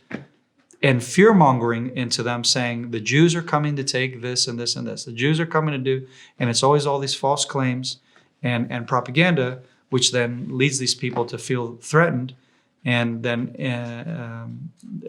actuate their fear into violence. Whereas the Jewish people are like, hey, we want to live side by side with our Muslim neighbors, our Christian Arab neighbors, our Druze neighbors, our Bedouin neighbors, our Circassian neighbors, our Black Hebrew neighbors. The list goes on. We have tons of minorities. You'll never hear about them because, again, what takes over the narrative on the news, and people like Candace Owens, they're going to come out and say, oh, Jerusalem is an apartheid city. I saw it with my own eyes. Yeah, paid by your private tour and your VIP reception into Israel that we lovingly and in a very friendship relationship, originally Jewish NGOs paid for your nice hotels, your nice experience to visit the land, see the land of Israel, take you with a tour guide to show you the old city of Jerusalem, and then you walk away and say it's an apartheid? Well, I did the tour guide course, and I can tell you that when we get to Jerusalem, that's actually the highlight of showing our audience that we're touring. This is the city that really shows you that there's true coexistence in the land of Israel. Look, you have the Muslim quarter, the Jewish quarter, the Christian quarter, the Armenian quarter, and we all live together and in unison in the city, and we don't slaughter each other. But there is the occasional violence that spills out, usually by Muslims. Sorry, that's a fact. Who carry out a terrorist attack. But then we go back to normal and we recognize not all the Muslims in the Muslim quarter are bad guys. And not all the Jews in the Jewish quarter are all bad guys. And we're trying to create a coexistence and recognize that we're all neighbors here and we all have a right to this region and we're going to live peacefully here as much as we can. But again, there's those tensions. So instead, she walks out and tells the whole world, oh, Jerusalem, the city of apartheid. And I'm like, you mean where women, Muslim women, the hijab and everything, clearly religious Muslim women who are shopping in our, I don't know what's an equivalent in America, but like your main shopping street, like let's say Harrods in New York. So our Harrods is the shopping strip just outside the old city from the Jaffa Gate, which is known as Mamila Mall. And the name Mamila, ironically, in the apartheid city, is an Arab word. Mamil'ah, from heaven, from above, something like that, roughly translated. It's in other words an Arab name that we call one of the most prime shopping malls, strip malls in the whole country. Yeah. Yeah. All right. So ignorance. In the 1920s, United States, Britain, portion off, or I guess present day, all of Israel and Jordan. What year was Jordan carved out for the Arabs? Do you remember? Yes, it was carved out in, I believe it was 1947. Okay. I believe. And then 48 roughly. Is when the War of 1948. Where, and the UN partition plan, yeah. Okay. And then in 67, was the 7-Day War? Or the 6-Day War. 6-Day War. And 67 was the 6-Day War, yes, sir. And what's the synopsis? That was just a continuation of the fight over... Yeah, of the partition plan, exactly. Okay. So 1948, what happens is we declare independence. We agree to the partition plan of what's left of the land of Israel on the West Bank of the Jordan River, like I was mentioning earlier. So you have Jordan, they have what they have, and then you have what's left of the land of Israel, the landmass of the British Mandated Palestine. So then there's another partition plan. In other words, the international community is making another suggestion because they're trying to come to a peaceful resolution between the Arab and Jewish conflict while the British are still here, ruling there. And so there's a partition plan, there's a suggestion, the Arabs say nay, the Jews say yes, and then we go to war. And so you had, I think it was 5 different Arab nations. So you had Iraq, you had Egypt, you had Jordan, you had Syria, we had, I'm trying to remember what other nation, all coming to try to destroy the Jewish people, kill us. So that was the War of Independence, and we barely made it because most of us did not know how to fight. We had not served in any military units per se. Many of us were still trying to recover from from the Holocaust and just get to health again and whatnot. And here they're coming to slaughter us. So it was really a miracle that we didn't get destroyed on that during that war. But the results was that Jordan had occupied what is known as the West Bank, or Judea Samaria, which is the only biblical heritage and ancestral right the Jews have to the land of Israel. It's where 80% of our Bible was written in physically or talking about. And Jerusalem is at the very heart of that. So they occupied all of this for 19 years, from 1948 to 1967. In 1967, during the Six-Day War, a miraculous, again, another miracle war, less devastating than the 48 war, because in this war, we regained all of Jerusalem, all of the Sinai Peninsula from the Egyptians, parts of the Golan Heights, and in essence, we expanded our borders by double, basically. And we were able to do it in 6 days. And that's why it's known as the Six-Day War. And so it was, again, a miraculous war. My nephew is a West Point grad, and he's told me, and many have told me, have gone to West Point. They basically study the history of wars. They study Napoleon. They study the War II, Nazi Germany. They'll study all these different wars, Sun Tzu, and the art of war, what have you. The only wars they don't study is the Six-Day War, and a few other. I think it's also maybe the Yom Kippur or what have you. There are certain modern Israel wars they don't study because you can't derive a strategic plan and lessons learned from these wars because it doesn't make sense. Yeah. Wow. And that's one of them is the Six-Day War. They're like, there's nothing to be gleaned from this. Yeah. It's impossible. It's impossible, but yet these guys won, and we don't know why. Like we can't give a tactical, strategic lessons learned from this. And I just am throwing that out there for folks to understand, like, Israel really is a miracle nation. And again, I know most people might have a hard time with the whole religious thing. I'm not trying to push that. What I'm saying is you can't ignore the fact that the miraculous has happened for Israel, throughout all history, including the post-October 7th. This whole year and a half of warfighting, we have had 7 fronts. 7. We've had ballistic missiles fired into Israel on the daily, not every day, but for many times for months now, from Yemen. Iran, the largest ballistic missile attack in history in one day, was fired towards Israel. And that's just the one volley, not all of the volleys. The one volley is the largest ballistic missile attack against one nation, and not one Jew was killed.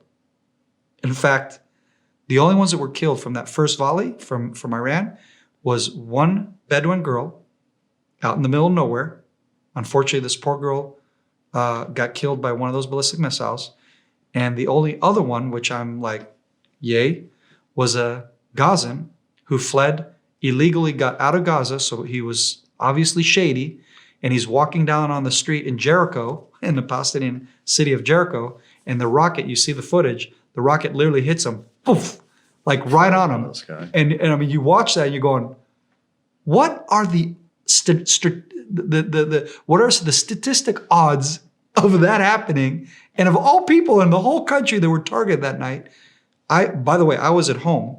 I was on leave during that time. So my family's in the bomb shelter, and I'm literally just in awe. And I'm out there filming it because I'm looking and watching Star Wars over my head is the best way I could explain it. Yeah. It was insane. Yeah. I've lived through miracles. Yeah. Modernly today, it's hard to say it because we read all this stuff like the Six-Day War, and we go, oh, that's crazy, that's miraculous. Oh my goodness, how did that happen? How did this happen? But literally, we've lived through this, and I just have to say, man, it's blowing my mind. I can't wrap my mind around what I've experienced, what I've watched, what I've seen with these 2 eyes. Yeah. And I'm able to tell you because not all of us made it through all this hard time. Yeah. But again, it's multi-front. And somehow we were able to make it through this year and a half of all these threats from within, from without. and 20 plus years of the war on terror, you have your deck of cards that you've been trying to eliminate. And in 1 year, we took out the deck of cards of the Hamas terrorists, the Hezbollah terrorists, the beeper attack, the deep infiltration into Syria that was just recently talked about, but I knew the guys that were part of that, of the Shaldag unit, of this missile silo facility. Point being is, like, this is some miraculous stuff happening, and I honestly don't know how we're carrying it out, because I can tell you for a fact, Israel's not better than the United States. We don't have better equipment. We don't have better warfighters. You are a professional army. You have some of the best warfighters in the world, hands down, period. And yet, this is the results from what we've been going through. So I can't attribute it to us. Yeah. I can't say we're this amazing. What I'm simply saying is, y'all, take a look at what God's doing in Israel. It's wow. Yeah. You're officially part of Texas. You just threw out a y'all. You better believe it. You better believe it. Rubbing off on you. So from 67 until present day, basically, it's been factions of Islamists that are continually trying to fight the 67 war, basically take it back. They're trying to get back to what they've lost. You're right. Okay. They've lost their pride was hurt. You're right. That's a great point. Sorry. Thank you. This is what happened to Egypt. So I think it was Mubarak. So King Mubarak of Egypt, or the ruler of Egypt, was very adamant about, we're going to destroy Israel. He made a big talk. And then he got crushed. And then ever since then, the Islamic Brotherhood, who is birthed out of, guess where? Egypt, who has birthed all of the terrorism that we're fighting today, what you had to fight in Afghanistan, Iraq, what we have had to fight in our backyard, this is all from the Islamic Brotherhood that has birthed Hamas, Islamic Jihad, ISIS, Daesh, Al-Qaeda, etc. It all is birthed originally in Egypt. In fact, one of the flags that I took out of Gaza, because there's many of them, we had the green flag with the Islamic writing in white, and so you have the Islamic Brotherhood symbol on the one end, and then when you look on the other side of the flag, you have Hamas and their jargon. And so, in other words, they work hand in hand, and yeah. So really, it's a revival of going back to, we're not good enough. We need to become more devout. We need to become more faithful to Islam and to Allah. We need to become more radical, and only then will Allah, on round 22, 100, however long it's going to take, that they're going to keep trying again and again. Yeah. Only then is he going to give us this final victory against the Jew and big Satan America, which is symbolized through as a Christian nation. Yeah. So in their minds, we take out the Jewish people and prove that Allah and Islam is the one and only faith by destroying the Jew and then the Christian. So they call it, first we destroy the Saturday people, then we're coming for the Sunday people. And essentially then we're going to create the caliphate. And this is that's their ultimate goal. That's all they care about. That's all they live, breathe, smell, drink, whatever. And that is exactly why you and I have had to go toe-to-toe with these. Again, I call them freaks. I call them Islamic extremist zombies. Whatever you want to call them, it doesn't matter. Bottom line is, this is their worldview. This is their bread and butter. That's all they think about. You and I think about, are the Patriots going to win the Super Bowl this year, right? Not this year. You know what I'm saying? Are the Bulls going to, win their sixth cup here, during the Michael Jordan years, etc. I mean, that's all I care about as a kid. Yeah, growing up. Yeah. That was what I cared about. Yeah. I played basketball and I tried to emulate a lot of those guys, Scottie Pippen and Magic and Larry Bird and the whole. That is what I care about. Yeah. I don't care about, spreading Christianity or Judaism to the world and having this caliphate version of our religion. Could care less. I cared about sports. I cared about maybe security and military just because I thought it was cool. but not because it was, in order to exercise some kind of militarized threat towards the other. Right. Could care less about what you do, what you think. I'm staying in my lane, but they forced us to get out of our lane and go, okay, well, you're going to threaten everything I love and care about. Well, then I'm coming to stop you, and I'm going to prevent you from doing that. Yeah. All right. So again, fascinating synopsis on kind of the historical aspect of, the entire situation for the last couple millennia, starting back before the birth of Christ to all the way up to present day. I'm curious, I'd love to hear now, growing up in Israel, kind of your background, and then ultimately what led you to, getting involved in IDF and special operations and kind of go through all the different things that you've done in your storied career. Mm-hmm. So I would say there's the short version, there's the long version. I'll give you the short version, and then my wife is going to laugh when she sees this. Yeah, because it's still 2 hours long. Because it's still 2 hours long. But the shortest version really is, because it's kind of long, lots of different dynamics. But bottom line is, so my father, he grew up in Washington, D.C. His father was a barber who also sparred with the heavyweights of the 1920s. Wow. That's like his fun to do after work kind of activity. Yeah. Back when men were men, right? Toxic masculinity at its best. Yeah.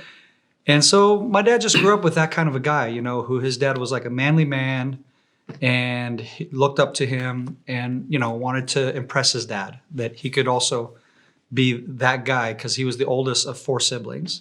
So 2 brothers, 2 sisters, and my father is the oldest of them all. And he was also, throughout all those years, he was the one that always kind of looked out for his siblings. And, he grew up in the Depression. So it was that kind of upbringing that he had that made him who he was. And one day he comes back home as a young boy. He comes back home to his dad and says, "Hey, Dad," or his dad says, "Hey, what's going on, Jack?" My dad's name was Jack. And he says, "Oh, nothing, I'm fine." And he says, "Why are you all scruffed up?" "Oh, no, just a fight that I had here in the neighborhood, but it's okay, I won." And he goes, "Yeah, but who'd you fight?" And he says, "Oh, it's the rabbi's kid, no big deal." And his dad stops him in his tracks and says, "Jack, you listen very carefully. These are God's chosen people. You don't raise a finger on them. Understood?" And my dad's like, "Okay, Dad," So apparently his dad was impressed, not impressed. Apparently that planted a seed when the Second World War broke out. My father's 15 years old. All of his buddies are going to war. The kids that he grew up with in his neighborhood, they're writing him postcards. "Jack, we're having so much fun here in the Navy," and blah, blah, blah, which they weren't.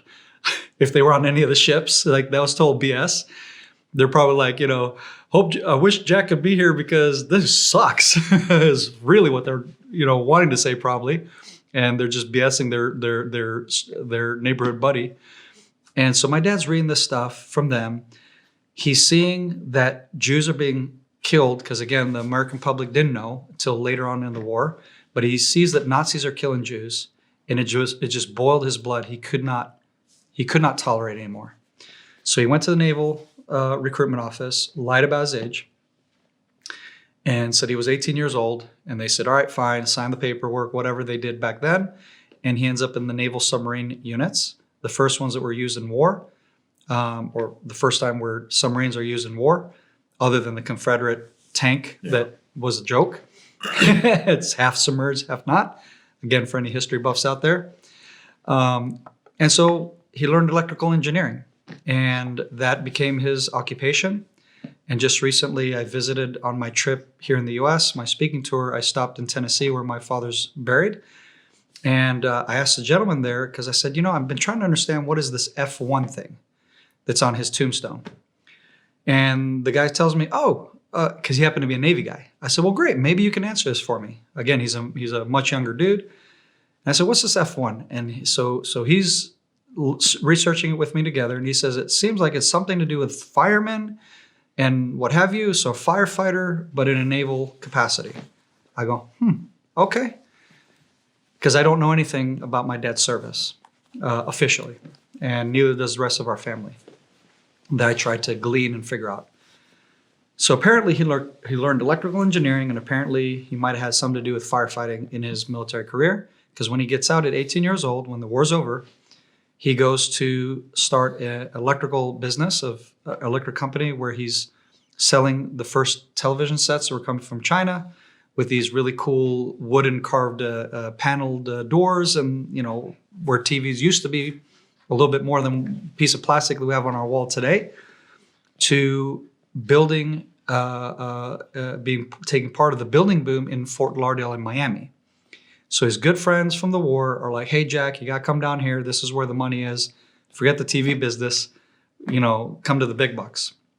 So they hook him up, and he becomes one of the top contractors building a Fort Lauderdale, Miami during the building boom of the 60s, the 70s. And so till today, Pier 66 is still standing. Some of the government buildings are still standing that he had been a part of. And one of his friends, again from the war, says, hey, Jack. And they're just pulling him all these different directions. You know how it is for anyone who knows that generation. They're just kind of like that. Very colorful characters, very go-getter. And we're also very, very helpful to each other, because I could tell from many years ago when I met some of these guys, you could just tell like their bond between them was different than like we have today. They didn't have apparently WhatsApp and Instagram friends, but they actually had real friends that took care of each other and hooked each other up. So one of these guys says, hey, Jack, we know that you're a Christian Zionist and you really love Israel, and that's part of why you served. Israel just had a war, a 6-day war.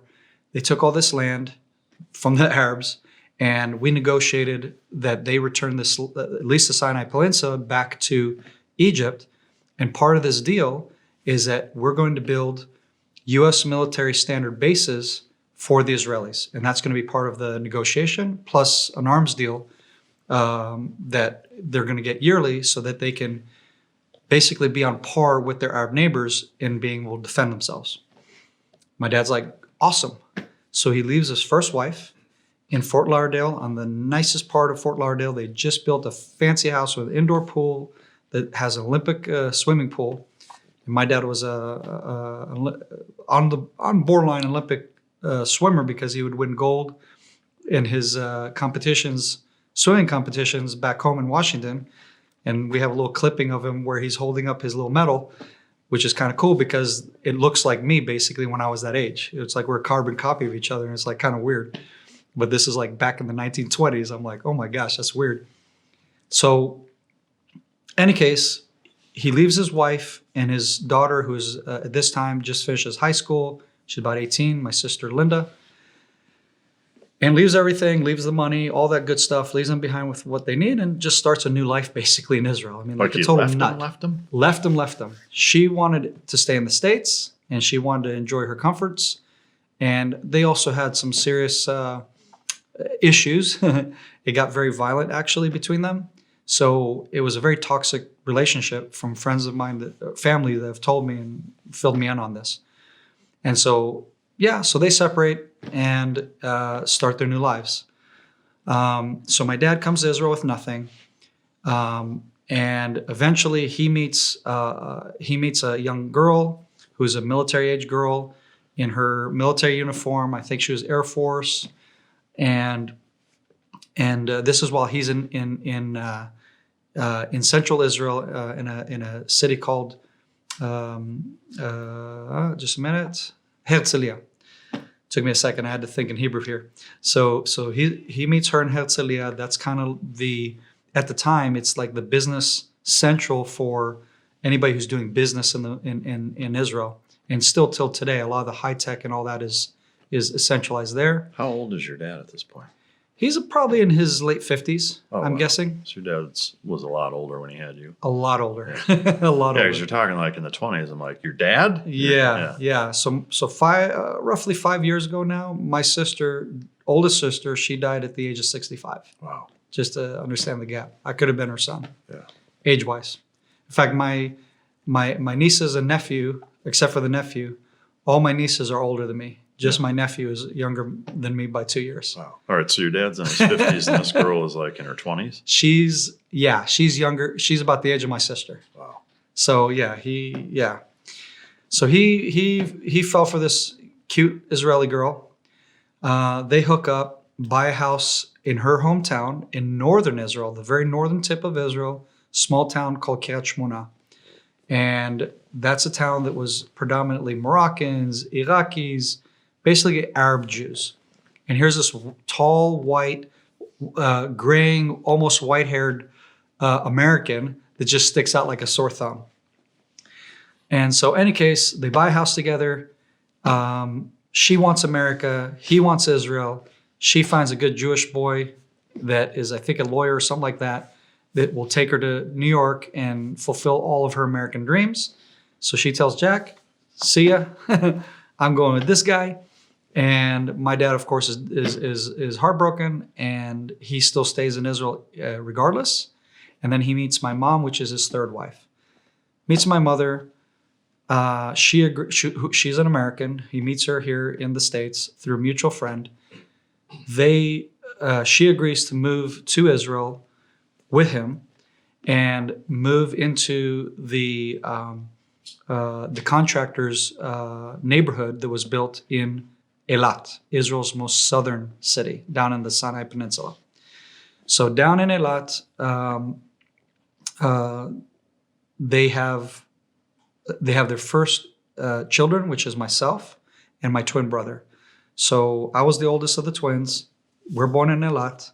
And then my mom has our brother, my younger brother, born in northern Israel, because we then, at the age of about 1, let's say, we moved to our home that he bought with his second wife, Hava, up in Kiryat Shmona.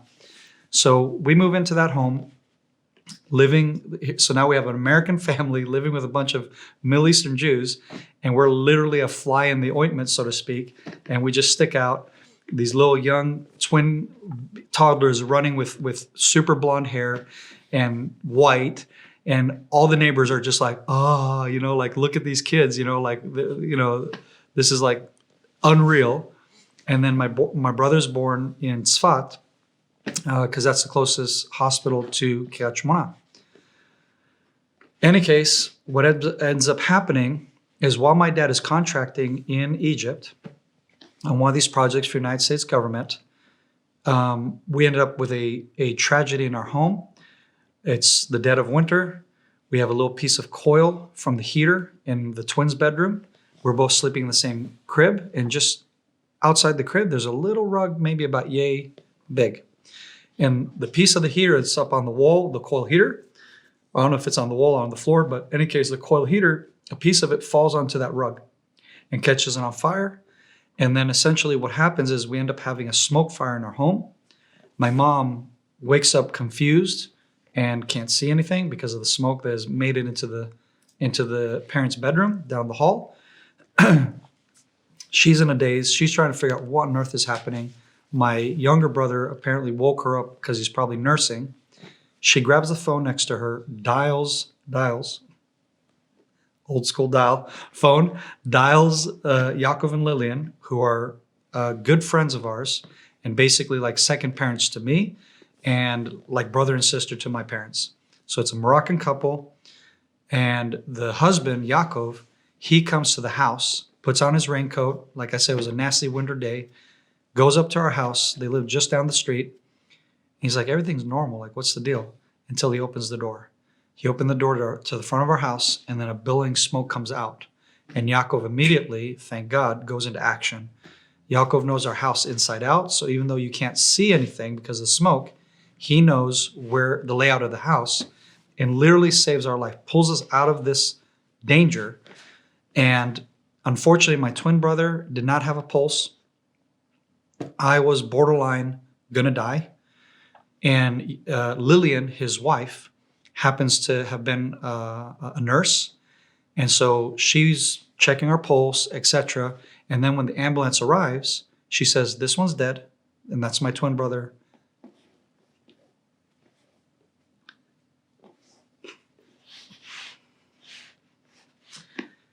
My twin brother, Jonathan, So he had no pulse. And she says, but this one has a pulse. So she's urgently urging them, take me to the hospital ASAP, which they do. Problem is, where we live at this point in northern Israel, Upper Galilee, bordering Lebanon, there are no major hospitals to help save my life except for Haifa. Haifa is hours away. This is in the this is in 1983, so early 80s. We didn't have the infrastructure we have today. We don't have the vehicles that we have today. And long story short, I don't know how, if it was air evac or they drove me, but basically I ended up in the Rambam Hospital in Haifa, and there's only one machine to pump out the poison out of my system that so happens to be available. They hooked me up to the machine, little 2-year-old boy, and then my father, who's, like I said, he's down in Egypt. He tries to get to me or to my family and deal with this trauma that just happened. And what happens is his pilot that was supposed to be able to get him out ASAP, that very night happened to get drunk, fall overboard into the water and drown and die. So now he needs to find a replacement pilot to get up to northern Israel from Egypt to his son, who is possibly dying. He gets to me to the hospital. The doctor says, boy, twin number 2 didn't make it. The one who's on the machine right now, he's either going to be a vegetable or he's going to die. That's the assessment the doctor tells my dad. My dad, of course, is like, you got to be kidding me.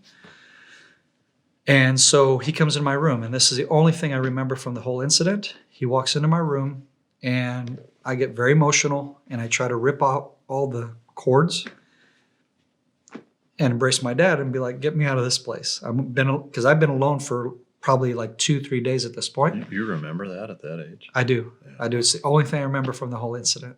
I don't remember the funeral. I remember playing another little blurb. I remember playing with my twin, and we were playing in the mud because we had a little plastic pool in our yard, and we just rolled around in mud and got ourselves nasty. You know, the way parents like, oh, how sweet. Look how full of mud you are. Yeah, those are the only 2 blurps I remember from my twin brother. So one playing, and the one was just literally just breaking out in tears as my dad walked in, because that's the first time any of my family had come to me. And I was literally alone there for days. My mom and my younger brother, they were sent to the closest hospital because they didn't have any serious injuries. So they just kind of, checked, whatever. All right, you're fine, release. But I'm sent to this hospital miles away and by myself. And my mom had checked out at this point. My dad comes to the house. She's sitting there in a blacked out house, like all the walls are black. And she's just sitting in the middle of the house, she's out of it. And so my mom, unfortunately, had basically mentally lost it and was in and out of mental institutions from there on end. My dad did meet my mom at a mental institution originally through a mutual friend. And she was getting better. They fell in love. But unfortunately, this tragedy just knocked her on her butt, basically, mentally. My father, of course, not of course, but he ended up becoming an alcoholic because he couldn't sleep at night. Just the whole trauma of that whole thing just destroyed him. And so my father was a World War II vet who probably also had a bunch of PTS issues from what he'd seen in the war, who served in the Pacific against the Japanese. And anybody who knows any history about World War II, for the Navy, that was brutal, exactly. And every time I'd ask him about the war and the scars he had on his arms, he'd always make up some crazy story. And I'd just be like, oh, come on, Dad, quit telling. Like, I know you're that's not serious. Like, tell me seriously what happened. What did why do you have these scars? Why did this? Why that? So in any case, I grew up basically from that point on with my dad slowly steeping into alcohol more and more until he got hurt on a project in New York City that he had worked on in order to make up ends meet, because the contract in Israel had come to an end. So we came to the States for about 2 years, and then he got hurt in New York City on one of the big projects he was working on. and ended up in disability in retirement. So we moved back to Israel, and at this time, about 8 years old, and everything just went downhill for about 5 years of just hell on earth. So me being the oldest son, and then my younger brother, who's 2 years younger than me, he was a spoiled little brat. He got away with everything. I would get the living hell beat out of me from my father, no matter what I did. If I was the fault of the argument or not the fault of the argument, I got beat. My brother, nothing. My mom got beat horribly when my dad would go on his angry rages that he would have while under the influence of alcohol. Now, mind you, my father is one of the most amazing people you would ever meet at the time, had a heart of gold, would give you the shirt off his back, but, and again, came to Israel to serve the people of Israel and really, was just an incredible guy. He had one of the first cars in the town where we grew up, and he would take the kids and pile them onto the Mercedes that he had, this white Mercedes, and drive them up to Mount Hermon so they could see snow for the first time in their life. That was my dad. And they would tell me that when they became grown men, and they're like, your dad was amazing, and here's what he did for us. And these guys could be old enough to be my parents, And so, any case, the alcohol, under the influence of alcohol, he became extremely violent and literally beat me almost to death multiple times. I mean, I went unconscious. My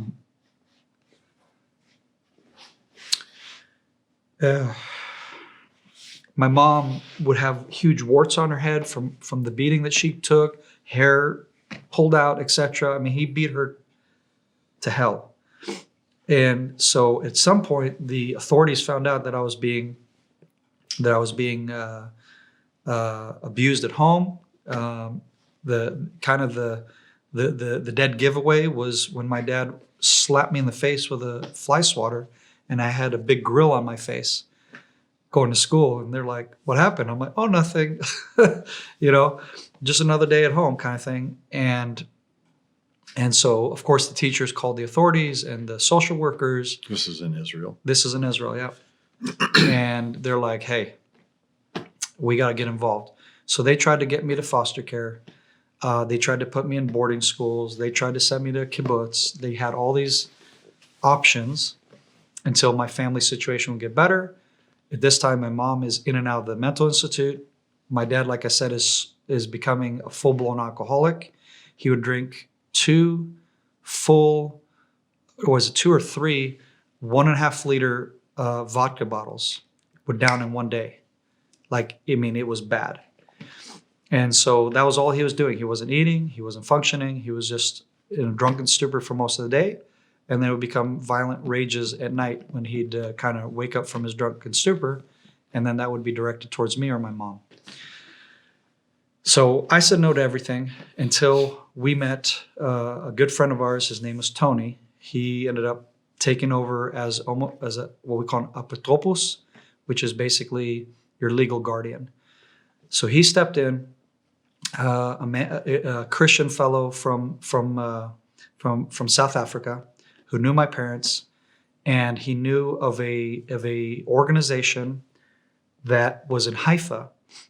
Again, it's a few kilometers away from where I grew up. It's the big city, and I grew up in a small town, country boy, but Middle Eastern country, not Texas or Arkansas country, but and so he says to me and my brother, "You want to go on a trip to Haifa with me?" And we're like, "To see the big city?" Like, heck yeah, that would be cool.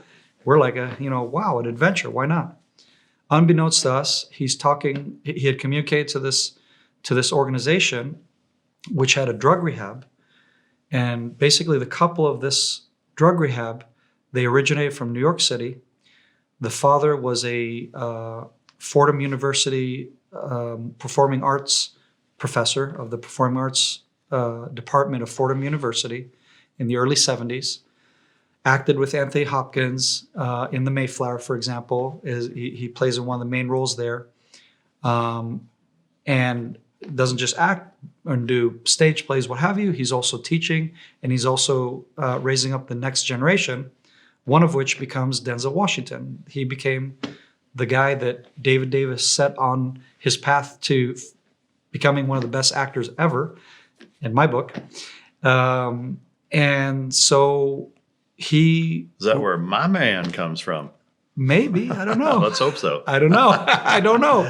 Honestly, I don't know. I think, honestly, Denzel, a lot of his stuff is to his credit. It's just that David Davis just set him on the right trajectory, and he took it over from there with all due respect to Denzel. Again, I don't know him personally. I just know that this is, I know where he came from, basically. We've never met personally. But the funny thing is, when he visited Israel back in 2009, 8, this is when it became kind of an issue in Israel, because he came on a surprise visit for 3 days without making, the whole media PR, hey, I'm coming to Israel thing. And of course, the paparazzi catches on to it, and everybody's like, hey, what are you doing here? What are you doing here? He says, as a Christian, I'm just coming here with my family to see the Holy Land and all the wonderful sights, and to see my good friend David Davis. So one of the Jay Leno's of Israel, his name's Guy Penis. That's right. He calls David Davis, who is at this time my foster dad, and says, we heard your name, David Davis. You're a celebrity here in Israel, and we can't believe this. How do we not know this? And you know Denzel Washington personally. This is amazing. Tell us your story. So David Davis, who is a very, very serious kind of dude, very manly man, who also was before he became an actor and professor, he was a Marine, and like the old school Marine where he hit a gnat. And the sergeant says, "What'd you do?" Because they're standing attention. And he's like, "Oh God, no." And he's like, "The gnat was biting me, sir." And he goes, "Really? Okay, well, bury it then." And made him dig a 6 foot, like what you would bury a human in. Yeah. Buries the gnat, closes it up, and then says, "Private Davis, was that a male or female gnat?" "I don't know, sir." "Well, let's find out." So point being is, he was not a guy who was about messing around. Yeah. And here this dude calls him up and says, "My name's Guy Penis." And then he goes, wait. But I'm the Jay Leno of Israel, and this is not, basically, it's not bullshit. And David Davis is like, and he said, and then he just answers and says, "Listen, you want to talk to the person who really matters? You talk to Denzel Washington. Like, he's the celebrity. I've left that behind years ago. Today I do drug and alcohol rehabilitation here in Haifa. That's a past life. Move on. There's no story." So Guy Penis didn't get him on the show, but instead the local Haifa news came to the Davises and said, "Can we write this story? Because this is unbelievable. We have like basically a celebrity in Haifa that knows Denzel Washington." And so in the end, they got the story, and he explains how they ended up in Israel and all this. Of course, they put a picture of Denzel, and then they put a picture of the Davises. I don't remember if it was with myself and my brother as their foster kids, but all that became a news item in the local newspaper. Any case, we moved to be with the Davises, but it wasn't like instant. Like I said, Tony convinced us to go on this tour of Haifa, and we're going to go to the beach and swim and whatever. But from here to there, he brings us to this place called House of Victory, which is the drug and alcohol rehab, which is a branch, unofficially branch of Teen Challenge. So David Wilkerson of Times Square Church in New York was David Davis's mentor. And he's the one that mentored David Davis, who wanted to start this drug rehab. And so that's kind of the genesis of where they got this idea of, hey, well, we want to do that in Israel because there's drug and alcohol problem in Israel, which we're shocked about. So they're like, hey, we are not taking kids in here. This isn't some kind of place for children, teenagers, whatever. And neither one of you have a drug or alcohol problem. So they don't belong here. So when we drive up to this House of Victory with Tony, he takes us up to the courtyard. Sitting there is David outside at a table. Beside him is this big dude Marine. I think he was Puerto Rican or something, Spanish dude. He had the crew, the Marine crew cut thing, and to tattoos, what have you. And so I see this big sucker guy standing there next to David, and David's got Ray-Ban glasses on, and it's outside. It's sunny day, and we're like, "What is this, like a joke? Like, why is this dude sitting outside and having like a bodyguard stand next to him, like he's trying to be intimidating?" And so we get there and like, "Hi, this David Davis. Hi, this is this." And he's like, "Well, listen, boys, this is the deal. This is a drug rehab. We don't fool around here. You see this guy? He's a former Marine. You don't wake up in the morning, he'll pour cold water on you. And you have to go to school. You have to do your homework. You have to do chores. These are drug addicts. They do chores. They do the dishes. They do the cooking. You're going to do the same. You're going to clean toilets. You're going to clean it." And we're like, okay, sure. And he's just like, "I'm trying to freak these kids out, and they're not freaking out." So everything he kept rattling off, we looked at each other like, "Yeah, we could do that. Yeah, no problem." So then we realized that we're being roped into this deal. And for some reason I can't explain till today, I was like, "Hey, why not?" You know, I could have gone to the boarding school. And at the time, I'm 13 years old, by the way, at this time. I'm 13, my brother's 11. I'm into girls at this point. I'm thinking, well, boarding school sounds pretty nice, you know, freedom, go hook up with young ladies at my age and all that. You know, the whole hormones are raging. That's much more appeasing than hanging out with a bunch of drug addicts and alcoholics, Arabs, Russians, what have you. I'm like, what's the pull there? In fact, one of the guys who was a drug addict was a Fatah hawk, meaning he's part of the Fatah terrorist group trying to kill Jews, who was terrified to even come to the drug rehab because he thought Jews were trying to kill him. And that's essentially what we ended up being surrounded by in my formidable years. And we just spent a small blurb there where they give us a separate sleeping quarters and whatever. And then we ended up the foster children of the Davises, and then basically lived out our teenagehood until I got married in 2000 and went to Bible school. I went to Bible school in Pensacola, Florida. I wanted to study Christian theology. This was part of my upbringing of my family, even though I grew up with a Jewish upbringing, influence, went to the synagogue and had Sabbath and had the whole traditional Jewish lifestyle, while my parents are Christian. And so, hey, let's study my roots. So I postponed my military service. I'm 19 years old, so I got married very young. I was 19. My Swedish wife, same age. She's just a month older. We get married, 2000, go to Bible school, postpone my military service, move back to Israel after 9/11. All this time, it's the second Intifada. My younger brother's serving. He's serving in the Nahal special unit of the Nahal. It's called the Palchan, which is the explosives ordnance guys, the ones who blow up doors or different things with explosives. And so he's in that unit. He's telling me about what's going on there. I'm seeing these terrorist attacks, bombings, the Dolphinarium, the Dolphinarium bombing of basically a nightclub in Tel Aviv, where a bunch of these kids are just slaughtered in a terrorist attack, where the guy clocks himself off. Point being is everything's coming to a boil. I'm dying to go back to Israel. I'm dying to go back and start my military service. But at the same time, I want to be in Florida. I want to be next to my dad, who is in a assisted living condition because of his alcoholism and whatnot. My mom had just passed away in 1999, just before we got married, literally months before, from Legionnaires. She was much younger than my dad. And so I'm like, I just want to be with my dad during his last years and try to help if I can. So long story short, his family's like, hey, we got this squared away. We don't need your assistance. You're good. And so I go to the dean of the school. It was my last semester, post 9/11.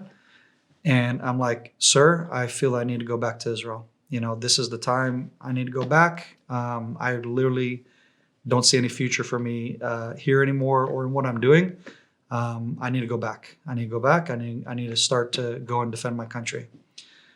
And he's like, yeah, check, got it. So I know not a lot of guys who went to Special Forces or to the Marines or to the Armed Forces. They went there because post 9/11 because they wanted to defend their country. In my mind, being both an Israeli patriot and American patriot, my home was Israel. If you're going to ask me where do I feel more at home, and what am I going to fight for, what am I willing to die for, it's going to be Israel over America, although at the same time it's both, which is kind of, So I'm like, yeah, I got to do the IDF. So I go back home, start my military service. I get recruited in March 2003 into Givati. It's the Southern Command. And that's essentially where I start my military service, where I get my first, my first taste of Hamas, my first taste of what terrorism looks like at that time. Around 2004 is when after our basic training and our advanced training, we then go to what we call going up to the unit. And essentially, you just go to where the brigade is operating, and we were the Gaza unit. So all of the close quarter combat tactics, everything that was like the most advanced at the time, we honed because of real life living it, fighting in close quarter combat in Gaza. We trained and taught those tactics to most of the military, Israel, but also to a lot of the Marines that would come and learn from us. And I believe we also had some of the other spec ops, but that was the Special Forces guys who passed on that knowledge that they learned from us, and they passed it on to your guys that went to Afghanistan and Iraq. What was that first taste of of Hamas like? What happened?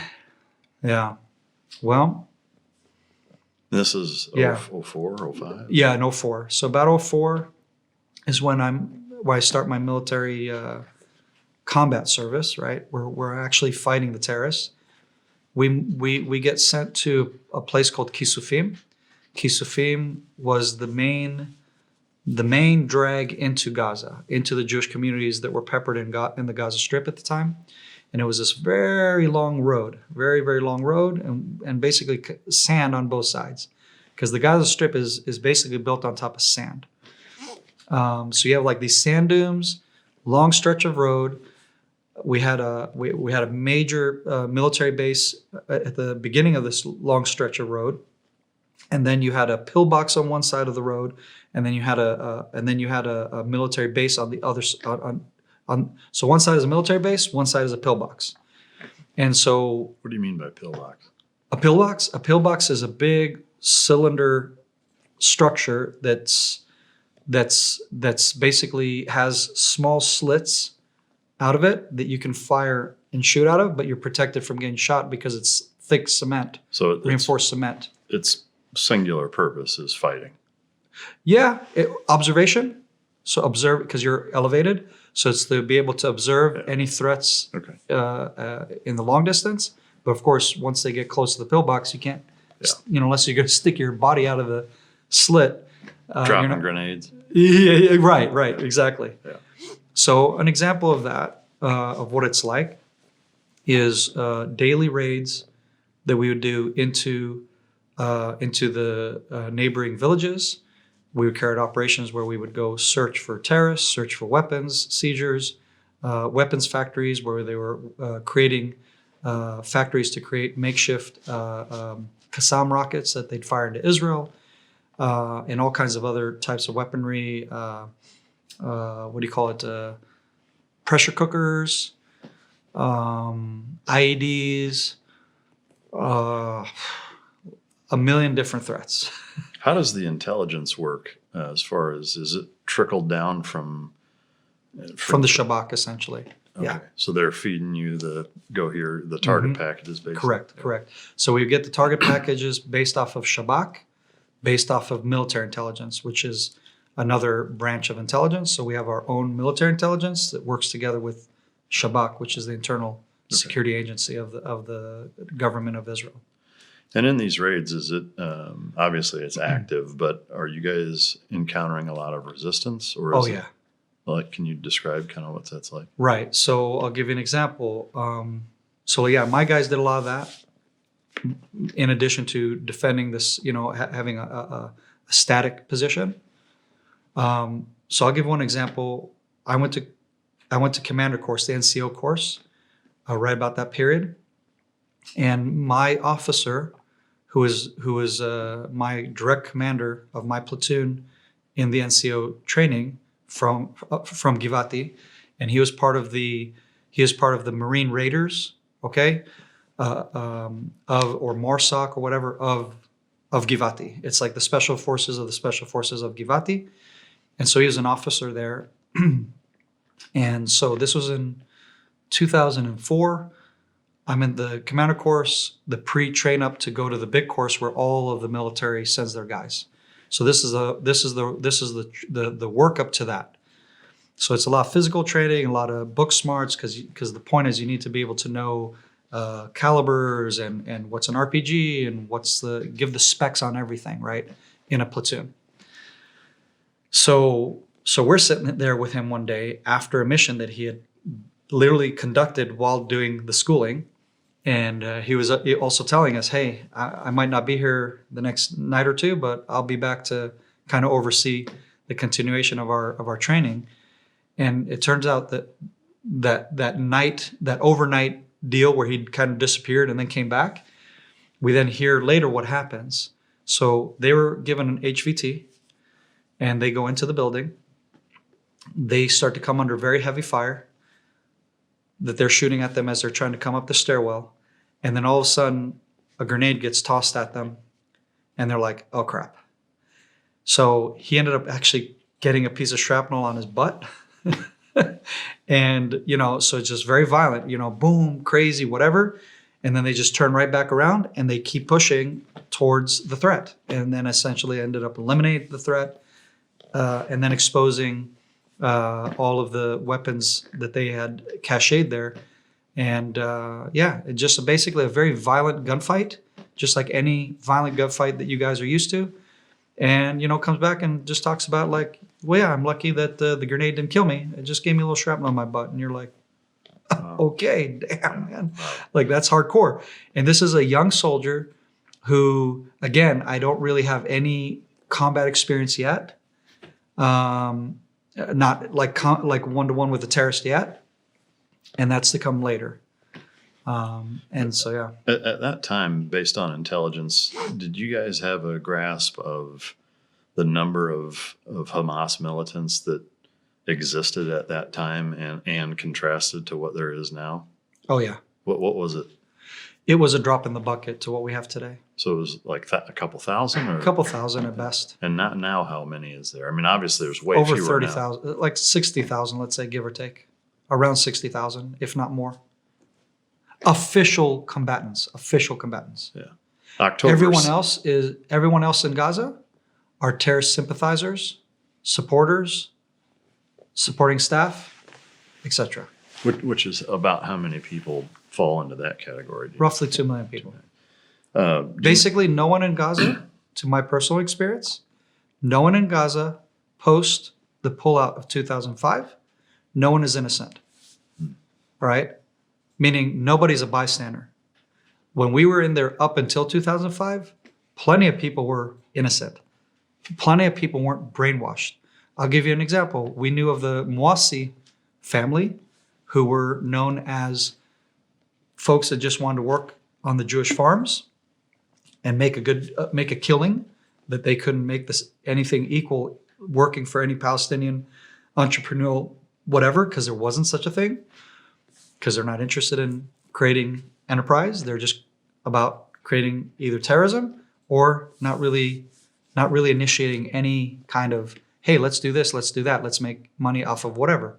Very small percentage of that community is actually going to think entrepreneurial and anything other than terrorism. Yeah.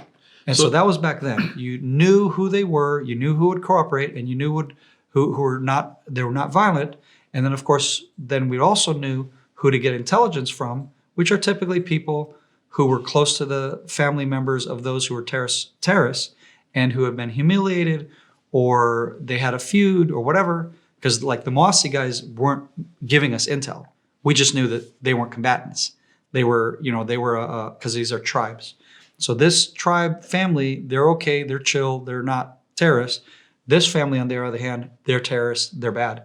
So we would look for someone for leverage. We would look for someone through intel, really intricate ways of doing it. But basically, you find an angle, you find a leverage point, you find someone who basically got pissed off enough, humiliated enough, because it's all about honor and pride, and be like, hey man, you give us intel, whatever, we'll pay you, and we'll whatever, give you the incentives, and you give us the intel, and we'll take care of your dude that you're which is typically a family member that you don't like, and we'll take care of business. Yeah.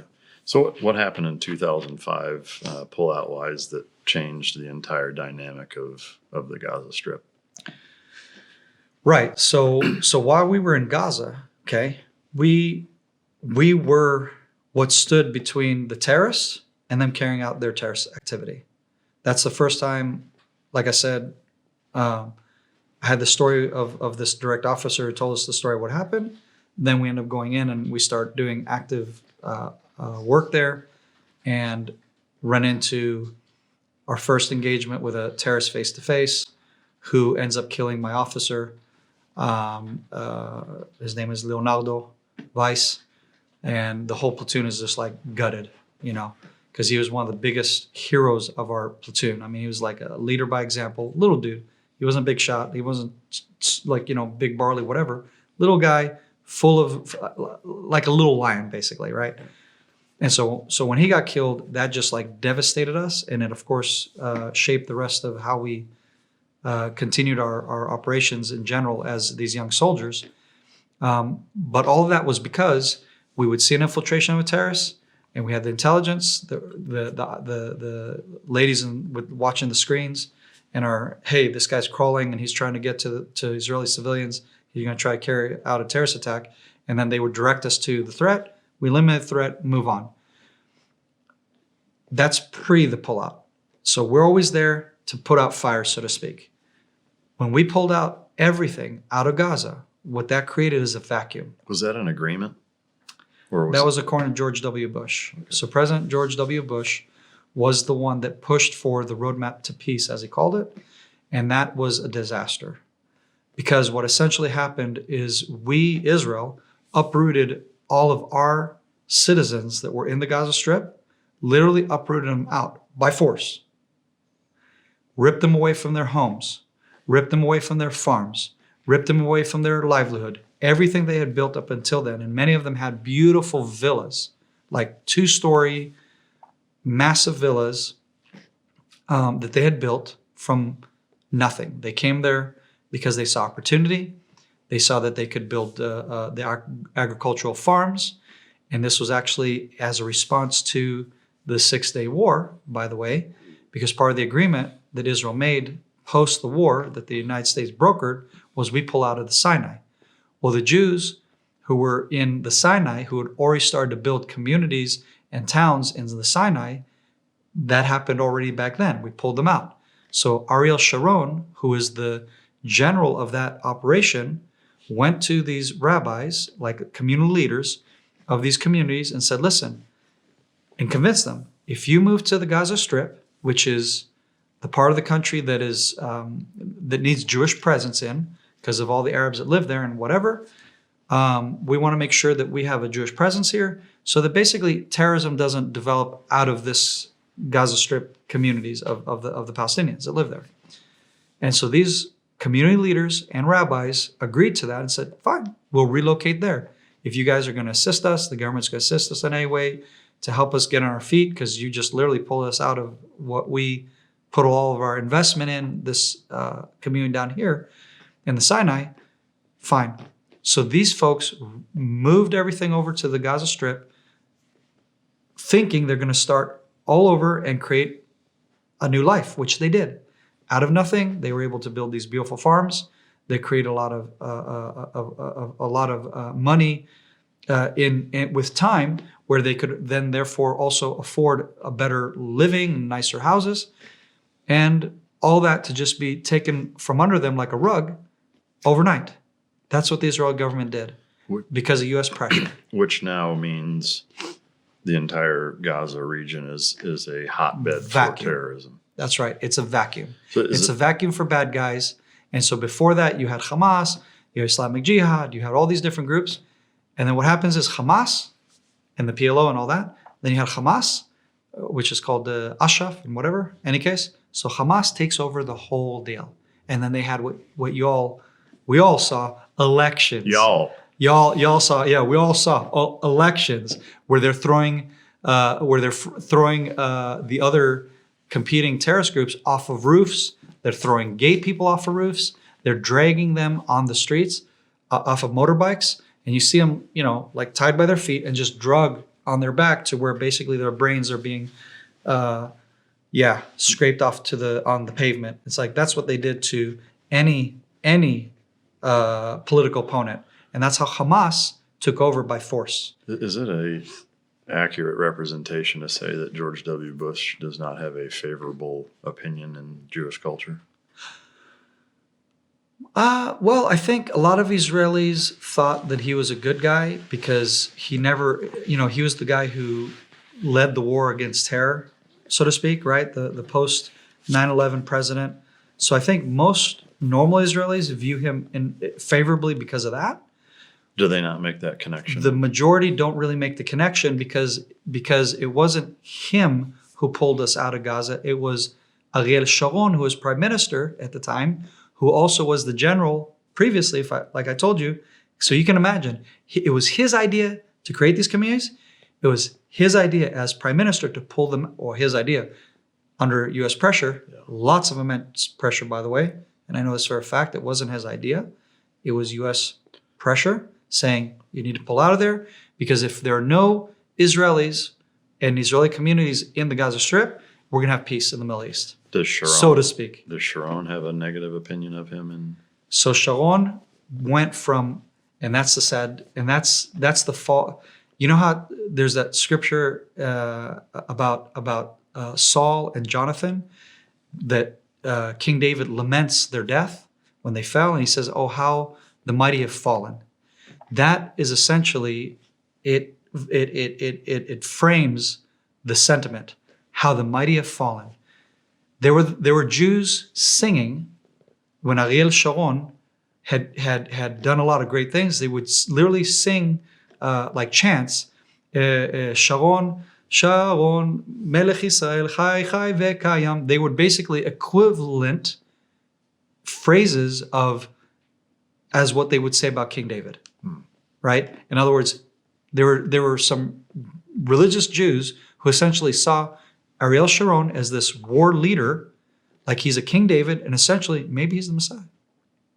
Maybe he's going to lead us into the messianic future for Israel. Until this happens. Yeah. Then it switches overnight, and basically most of your conservative Jews and or religious Jews were just gutted and could not believe that he would do this. And many, of course, hated him for it. And to the point where there were also some Kabbalistic rabbis literally proclaiming curses over him. Oh, wow. I mean, it just got very extreme, which sadly, right after this move, he ended up falling sick, went to a coma, and I think he ended up dying like 9 years later. And it's like, you know what I mean? It's like he just fell off the radar. Yeah. So can you imagine this giant who helped liberate the Sinai, right? He was the general who led the campaign that led the forces to take over Cairo. When the prime minister said, "Don't go," he goes, "What? I can't." He played the radio game. And basically, I didn't hear that. I didn't hear that order not to go into Egypt, because so that's the kind of guy he was. He was also the founder of Special Forces, which the first Special Forces was the 101st Paratrooper unit, and these were guys that would go behind enemy lines, sometimes barefoot like the enemy, like the Fedayeen, to fight against the war of attrition between these Jordanian terrorists that would come in and attack these Jewish communities that were vulnerable and do these horrible terrorist crimes. They would go right back into their communities and just slaughter the guys that did it and be like, don't mess with us. Wow. So he led that legendary unit, created the legendary unit, but then, like I said, and then liberated or took over the Sinai with his cheeky, like, I didn't hear what you said thing, and then becomes prime minister, and then leads the country into what we all thought would be a golden era of leadership, which in much of that I served under his leadership during that time, during my military service. Much of that was very positive. We were destroying terrorism, destroying all these, what's that dude in the wheelchair at the time? I forget his name, but that nasty, nasty terrorist. We eliminated him in Gaza. We eliminated all these high up guys, and then it came all to a screeching halt when he just turned the tables and was like, "All right, we're pulling out." Yeah. And gutted, and so he just got forgotten because he fell in a coma, and we forgot about him basically until his funeral, and then you had all these diplomats coming from all over the world, and but up until then, literally gone. All right, so the big pullout in 2005, it explodes into this hotbed of Hamas-driven terrorist activity. Rockets flying into Israel on the daily, etc. Yeah. And so now your career path in response to that, how does that look? Well, so my career path went from Givati. I went to commander course, NCO course. I then start my first posting as an NCO in the 1st Home Front Command Search and Rescue Units, which I was pretty pissed about because I'm a combat warfighter, married. I've been married for 3 years when I started my military service. So I'm already at like 4 years into my marriage. And a volunteer. So unlike most Israeli soldiers who had to serve, I am literally a volunteer. So I'm like a U.S. Soldier. I'm volunteering to be here. I don't get any benefits like you do in America. And basically not expecting to, I'm not doing this for any gain. I'm sacrificing to be here, and you're putting me in a non-combative position. I was like livid. And I'm like, and what is this Home Front Command Search and Rescue anyways? It's the first platoon where they did this for the enlisted soldiers. Because up until then, the search and rescue units of the Home Front Command were reservists. So these were guys who served in all kinds of parts of the military and then ended up being trained specially on search and rescue, which is essentially if a building collapses like cement on top of somebody, you have special equipment and engineering stuff that you can get them out and rescue them out of rubble, out of whatever, which was used many times in Haiti. I know that the search and rescue teams were sent to Haiti. They were sent to other earthquake places. The first mission we ever had was actually in Egypt, active mission. So there was a terror attack at a hotel in Egypt, I think in 2004. And my soldiers were sent over there to go help with the search and rescue process from this hotel. It's an Egyptian hotel that got targeted by car bombing, and the whole side of it got. And and so they found, for example, a little baby that looked like a burnt dog, is the way they told me. And it was a baby. Yeah. That was killed in that attack, and they were because they're young kids, and they were just decimated by that. Yeah. That whole experience, so I ended up there, Home Front Command, and then I went to the Jewish conversion course, which was offered to me in my military service. What does that consist of? That consists of, so this was a new project in 2004. It's called Kurs Nativ, the Nativ course, or The Way, directly translated in English. And essentially, what happened is the military got offered or the military, someone within the military, basically someone that this lady, I don't know how exactly her position was. She was a military person, but because she was always in civilian clothing, the lady who was the head of this program, that she started this thing. But what she did is essentially she petitioned the rabbinate of Israel, the religious Orthodox who's in charge of any conversion processes. She said, listen, these soldiers have a social problem, okay? When they get out of their military service, they've laid their lives down for the country, and some of these kids, the dad is Jewish, but the mom's not, and therefore halachically they're not Jewish, and then therefore they can't get married to another fellow Jew because of their status in society. And so, because according to Jewish religious law, they're not allowed to marry a non-Jew, halachlik Jew, even though, again, the dad is, and they grew up in Israel, and they grew up Jewish. They can't officiate a wedding between this person and a fully Jewish person. So again, that creates a social imbalance and problem in society. And so normally what they would do is they do a civil marriage in Cyprus. They come back with their paperwork that they're wedded civilly, and then they'd have the wedding celebration in Israel, and so on. So this lady, and I guess a few others, petitioned the rabbinate together with the IDF and said, is it okay that would you agree to create a program where these soldiers, part of their military service, they get to do a 6-month fast-track conversion course to become Jewish? The rabbinate said, okay. The military said, okay, because the military has to fund this, because 6 months out of your 3-year, if you're a guy, 3-year military mandatory service.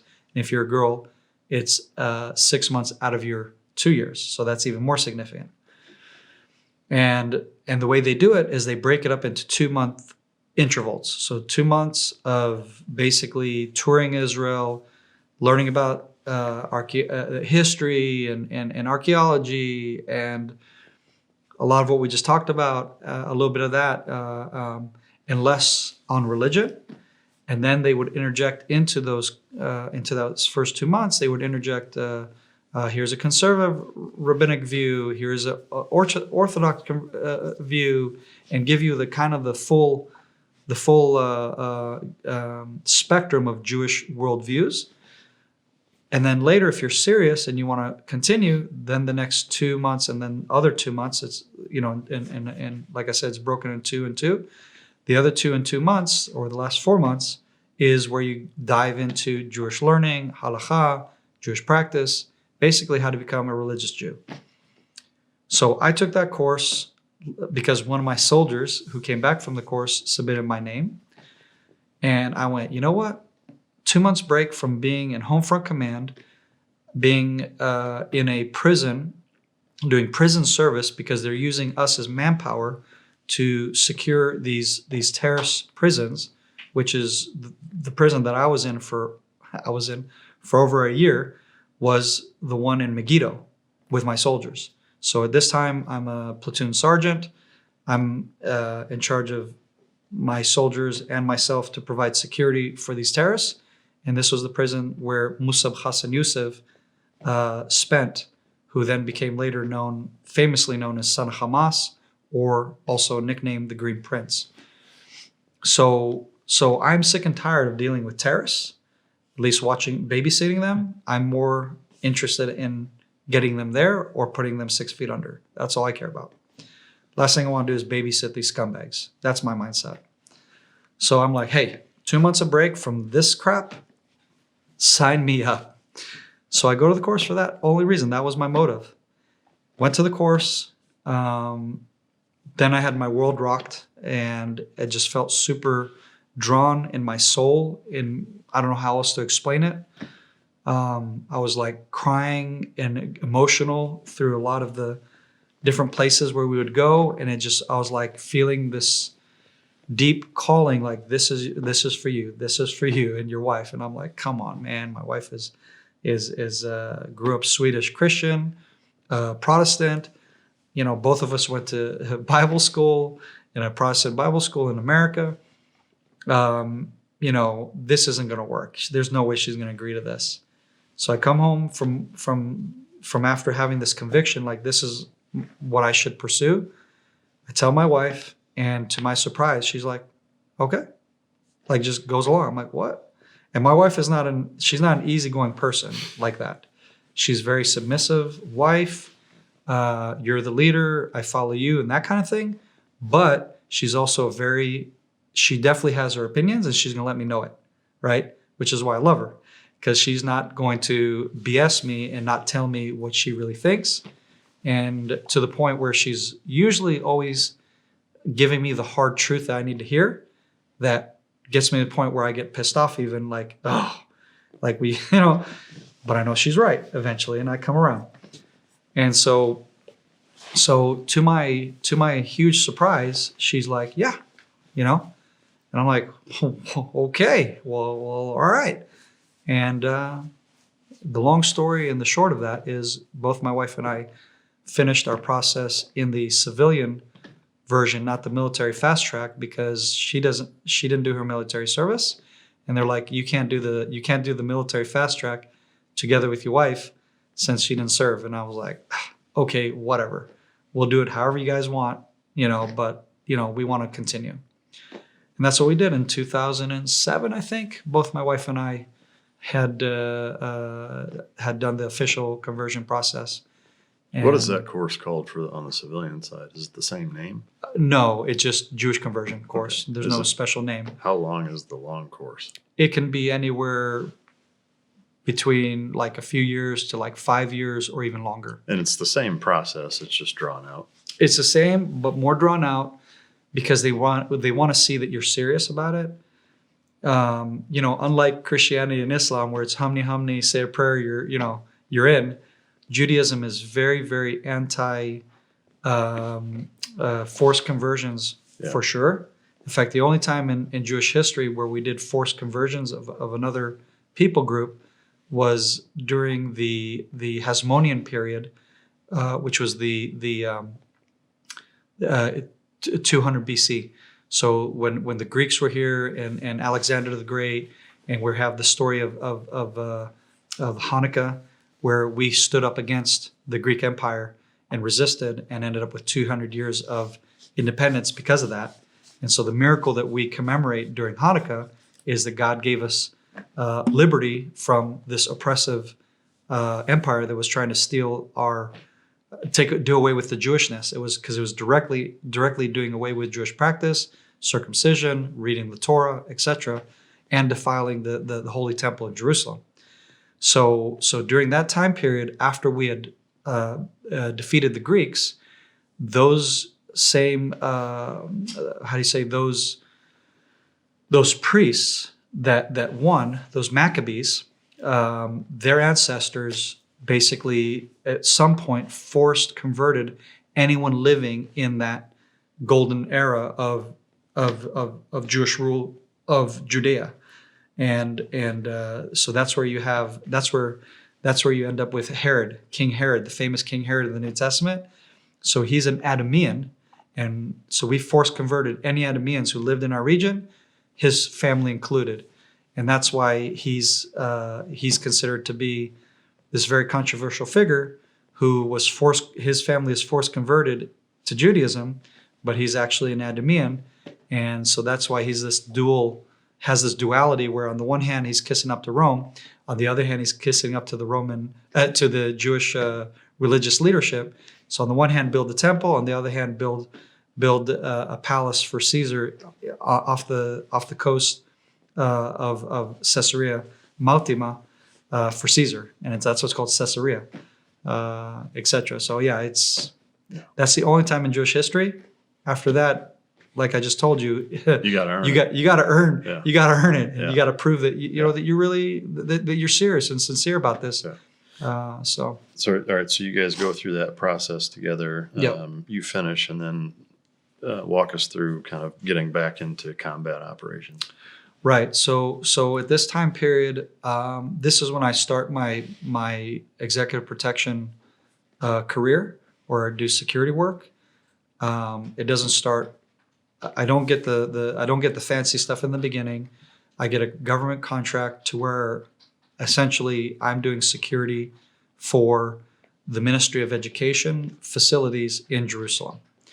And I also had a choice. This is a whole pipeline. You get a letter from the government, from the Prime Minister's office that says, because of your combat career and experience, you can start the pipeline to maybe be Secret Service essentially at the top for our government, and or air marshals, and or security at the airport undercover is the pipeline. And I'm like, heck yeah, let's do it. Actually, no, what happens is my good friend, Evgeny, who's my best friend from the original platoon I served in, who becomes one of our legendary snipers in Gaza and schwacks a bunch of bad guys. Little dude, a little guy who originally came from what's that place called in Russia, Siberia. So his family was from Siberia. This little dude just, packed with a punch of energy, little guy. And every time he would want to wrestle with me, I'm like, screw that, because he would always find a way to get the big giant on his back or on my face. And I'm like, I don't want to wrestle with you, man. And so Evgeny, he was the one that started doing that. And I just ignored the letter. I didn't give a crap, to be honest. I didn't give a crap. I was just like, I don't know, maybe. We'll see, Not sure. I'm kind of focused on this conversion process thing right now. Not really thinking about security. And so he pitches to me and says, hey, Doron, this is going to be this is meant, like you're meant for this, like security. This is like you're catered, like this is perfect for you. And I'm like, I don't know, man, and whatever. And so he's like, listen, let me submit your name and get you an interview, and you can do what I'm doing because it's super cool. He hypes it up, and I'm like, all right, fine, I'll go to the interview. So that's how I started. I went to this interview, did the pipeline, whatever, didn't get the cool guy stuff, because I think at the time it had to do with me not being Jewish. So it was also why I didn't get the pipeline of special forces in my military service, which of course pissed me off, because I wanted to be either an Israeli Navy SEAL, or I wanted to mainly be, when I figured out what I wanted just before my recruitment, I really, really wanted to be a Shaldag guy, which is the Air Force Special Forces. And so I got trained by a former Shaldag officer who just kicked my butt and beat the living crap out of me up in the Golan Heights on those boulders of basalt boulders, and made me crawl through freezing creeks and in the dead of winter, and basically just made me hardcore for the regular combat military. And so here I go again, getting rejected for the sexy stuff, and I'm just like, you gotta be kidding me, So, like I said, I started with getting accepted to do the security. Again, it's government, but it's low key. You're just protecting facilities. And then I become the head of security for what we call the shift manager. So I'm in charge of all of the security guards for all of the facilities in Jerusalem for the Ministry of Education. And just to give people some scope, yes, it's low end, but it's the second largest government body as far as numbers and facilities in all of the country. So in other words, you're responsible for a lot. Even though it's Ministry of Education, it's not the Foreign Ministry, it's not the Ministry of Defense or any of the cool guy stuff, or the Prime Minister's office, but it's a huge responsibility. And then I start getting called up from the manpower company that I worked for, that was being hired and sending manpower to fill in these contracts. They start sending me requests for doing executive protection for example, the Jewish Democrats of America, who I then run into this really cool group of Jewish high-ups from, oh, that's right, the one guy was from Dallas, if I'm not mistaken, Dallas or Houston, big shot lawyer.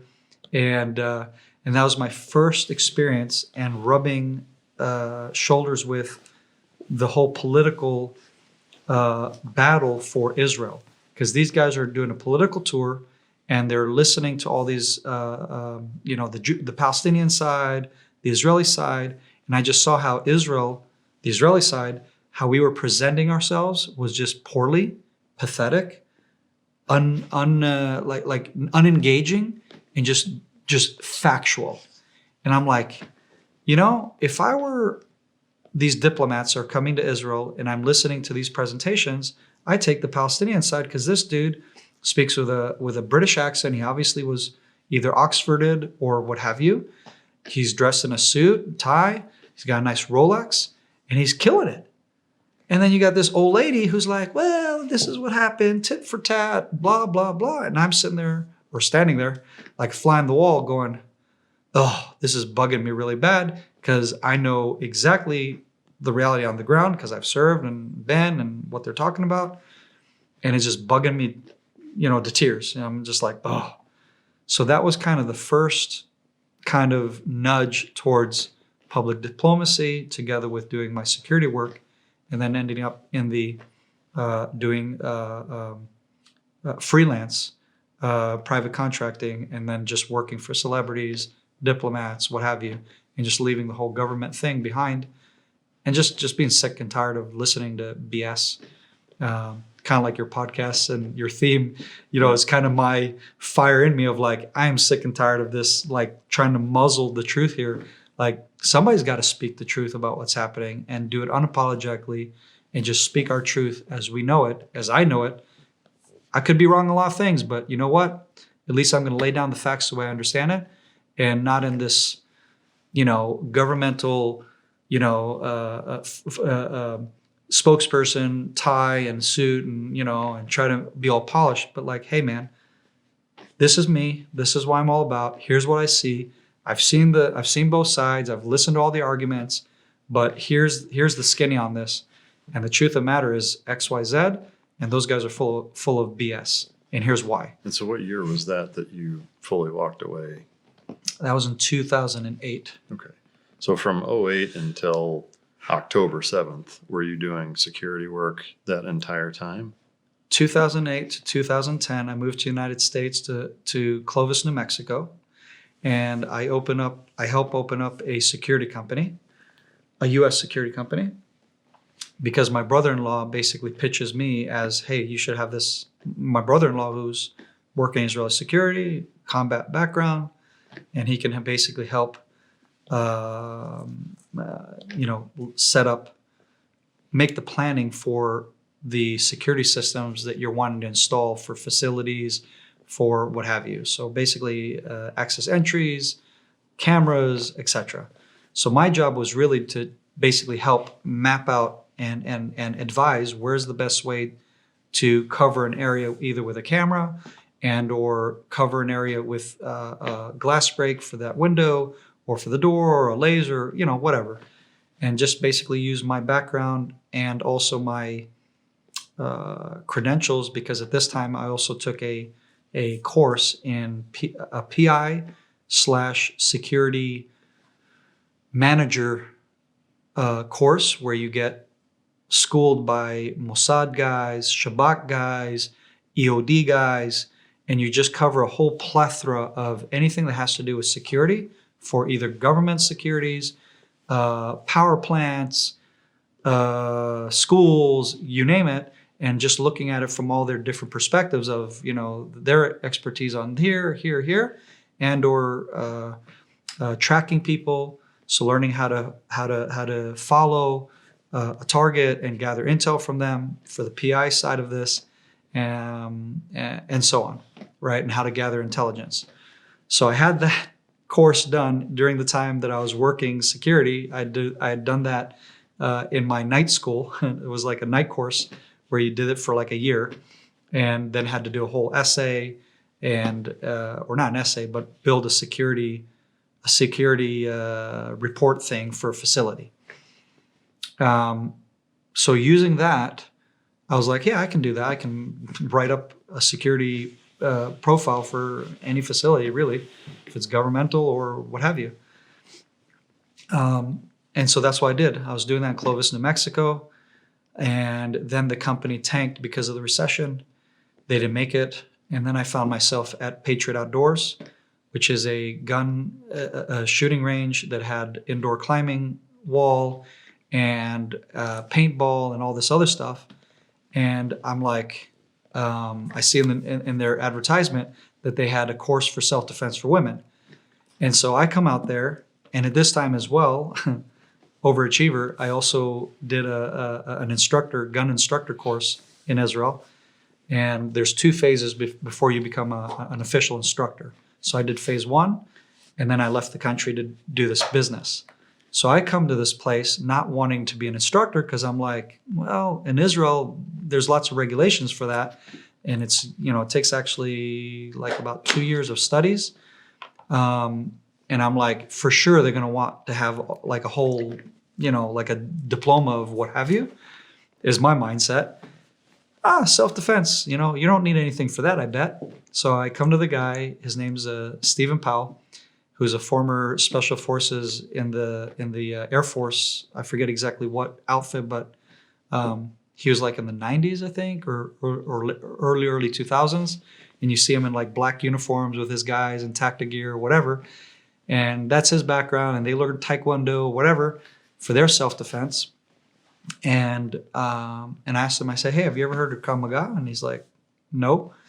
And I go, well, first of all, I like your business. I think this place is great and all what you're offering here. Right now I'm jobless and I'm in a podunk town in Clovis, New Mexico, where there's nothing. The security on base for Cannon Air Force Base basically brushed me off because I can't provide them any military records, which I said is classified. I can't give you that. The IDF doesn't just freely give that information to anybody who's non-Israeli. And so I can't do the security there, which I thought would work. I don't make it to the local SWAT because I failed the entry course because I don't know the difference between the metric and the you guys call standard.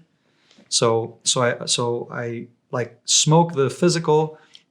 Everything worked out good with the test, the written, except for the math of, hey, if a car skids, brakes here and it skids like, I don't know, 10 feet, how many yards is that, for example? And I was like guessing because I was like, I have no clue. I know metric.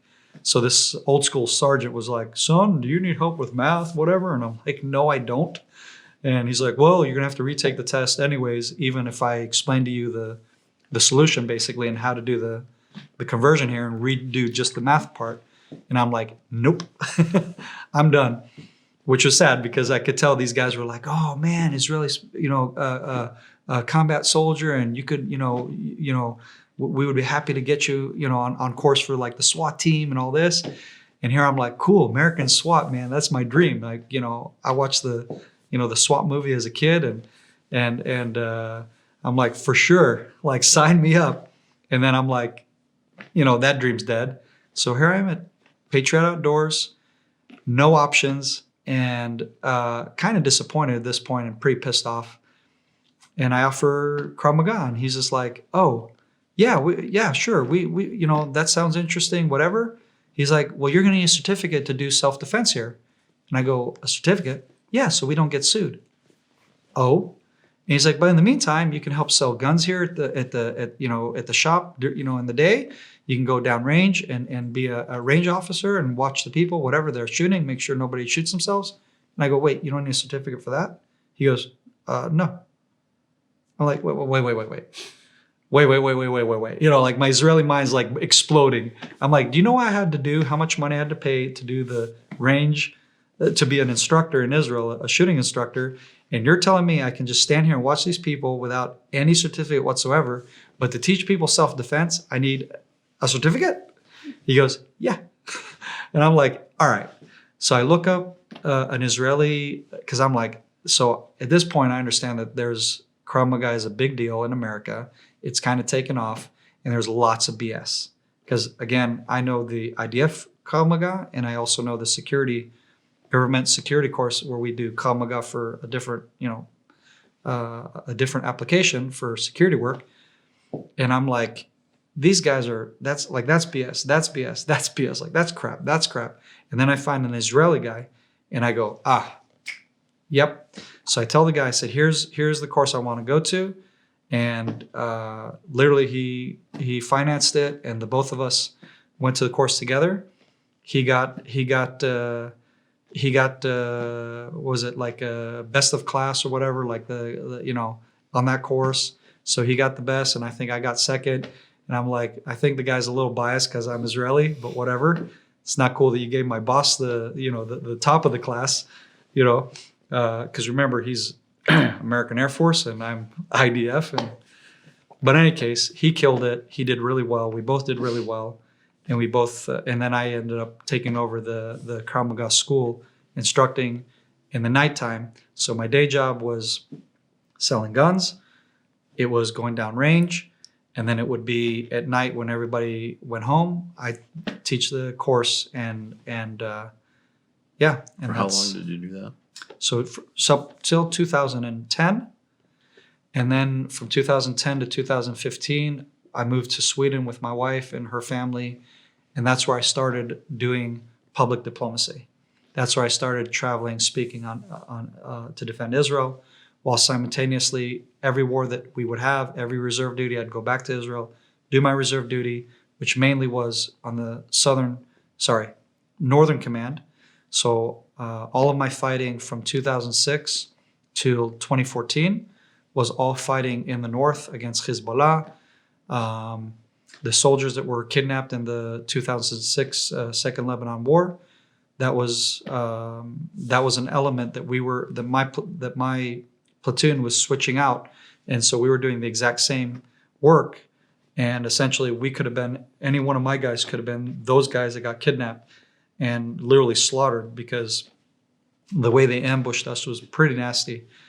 And so, yeah, so from 2006, Second Lebanon War, all the way till today, I've been in every armed conflict that Israel's taken part of. And then leading up to October 7th, which in 2014, I got kicked out of my platoon because I butted heads with my platoon commander. Basically, I saved our lives a few times, and it didn't make him look good because he didn't see it, but I saw a potential IED on the Lebanese side as we're walking along the fence with the whole platoon. Being the platoon sergeant, I'm at the back of the force. I look over, I see a green blinking light through the fence because it's like a chain link fence, the part where we're walking. And I stop the whole element next to me, get him in a defensive position. I said, boys, get ready for a fight. This is possibly an IED. Got to call it in. And he got pissed off about that and a few other things because I was just being professional. So right shortly after the Gaza war of 2014, which sounds weird because we're up on the Lebanese border, but we took over the posts for the Golani young soldiers that were sent to Gaza to fight in the Gaza war, and then we took over their posts up on the Lebanese border, and also gathered intelligence on Hezbollah operatives that were in plain clothes. Another little something that I contributed to the platoon that were just not as professional, not as high speed and thinking outside the box. So literally I just took, what did I do? I took like my film stuff because I had started to dabble with filming and whatever. And literally as they're taking pictures into Israel from the Lebanese border, and snapping shots and trying to gather intel, I'm like, taking pictures of you bastards, that got you ID'd, and then process that towards and pass it on to our intel. And my guys are like, how'd you do that? I'm like, you're morons. Took my cell phone, took my scope, put it through, the scope that's giving me a zoom on these suckers, not a digital zoom, but a actual zoom, and snap. I actually have that here. Oh, wow. I could send that to you. So that's declassified because, it's like... So, going I'm back... sure those guys are schwacked by now. Yeah. So going So, back... yeah, so I get booted out of that, and then I'm a free agent. In 2017, I get recruited to the unit that I ended up fighting in Gaza with, which is special forces. And can you talk about much of that, or? Yeah, of course. Okay. So, I mean, What I can talk about. I mean, to me, it's interesting that you know, as you're in America and Sweden, and you know, you're coming and going from Israel and fighting. Like, in terms of the fighting, were there a lot of actual gunfights in those conflicts that you're coming and going from prior to 2017? Oh yeah, of course. Can you share any of the stories of any of those? They're not very interesting. I mean, you guys have cooler stories than I do. Well, so 2017, then, as you get recruited by Special Forces, what unit is it?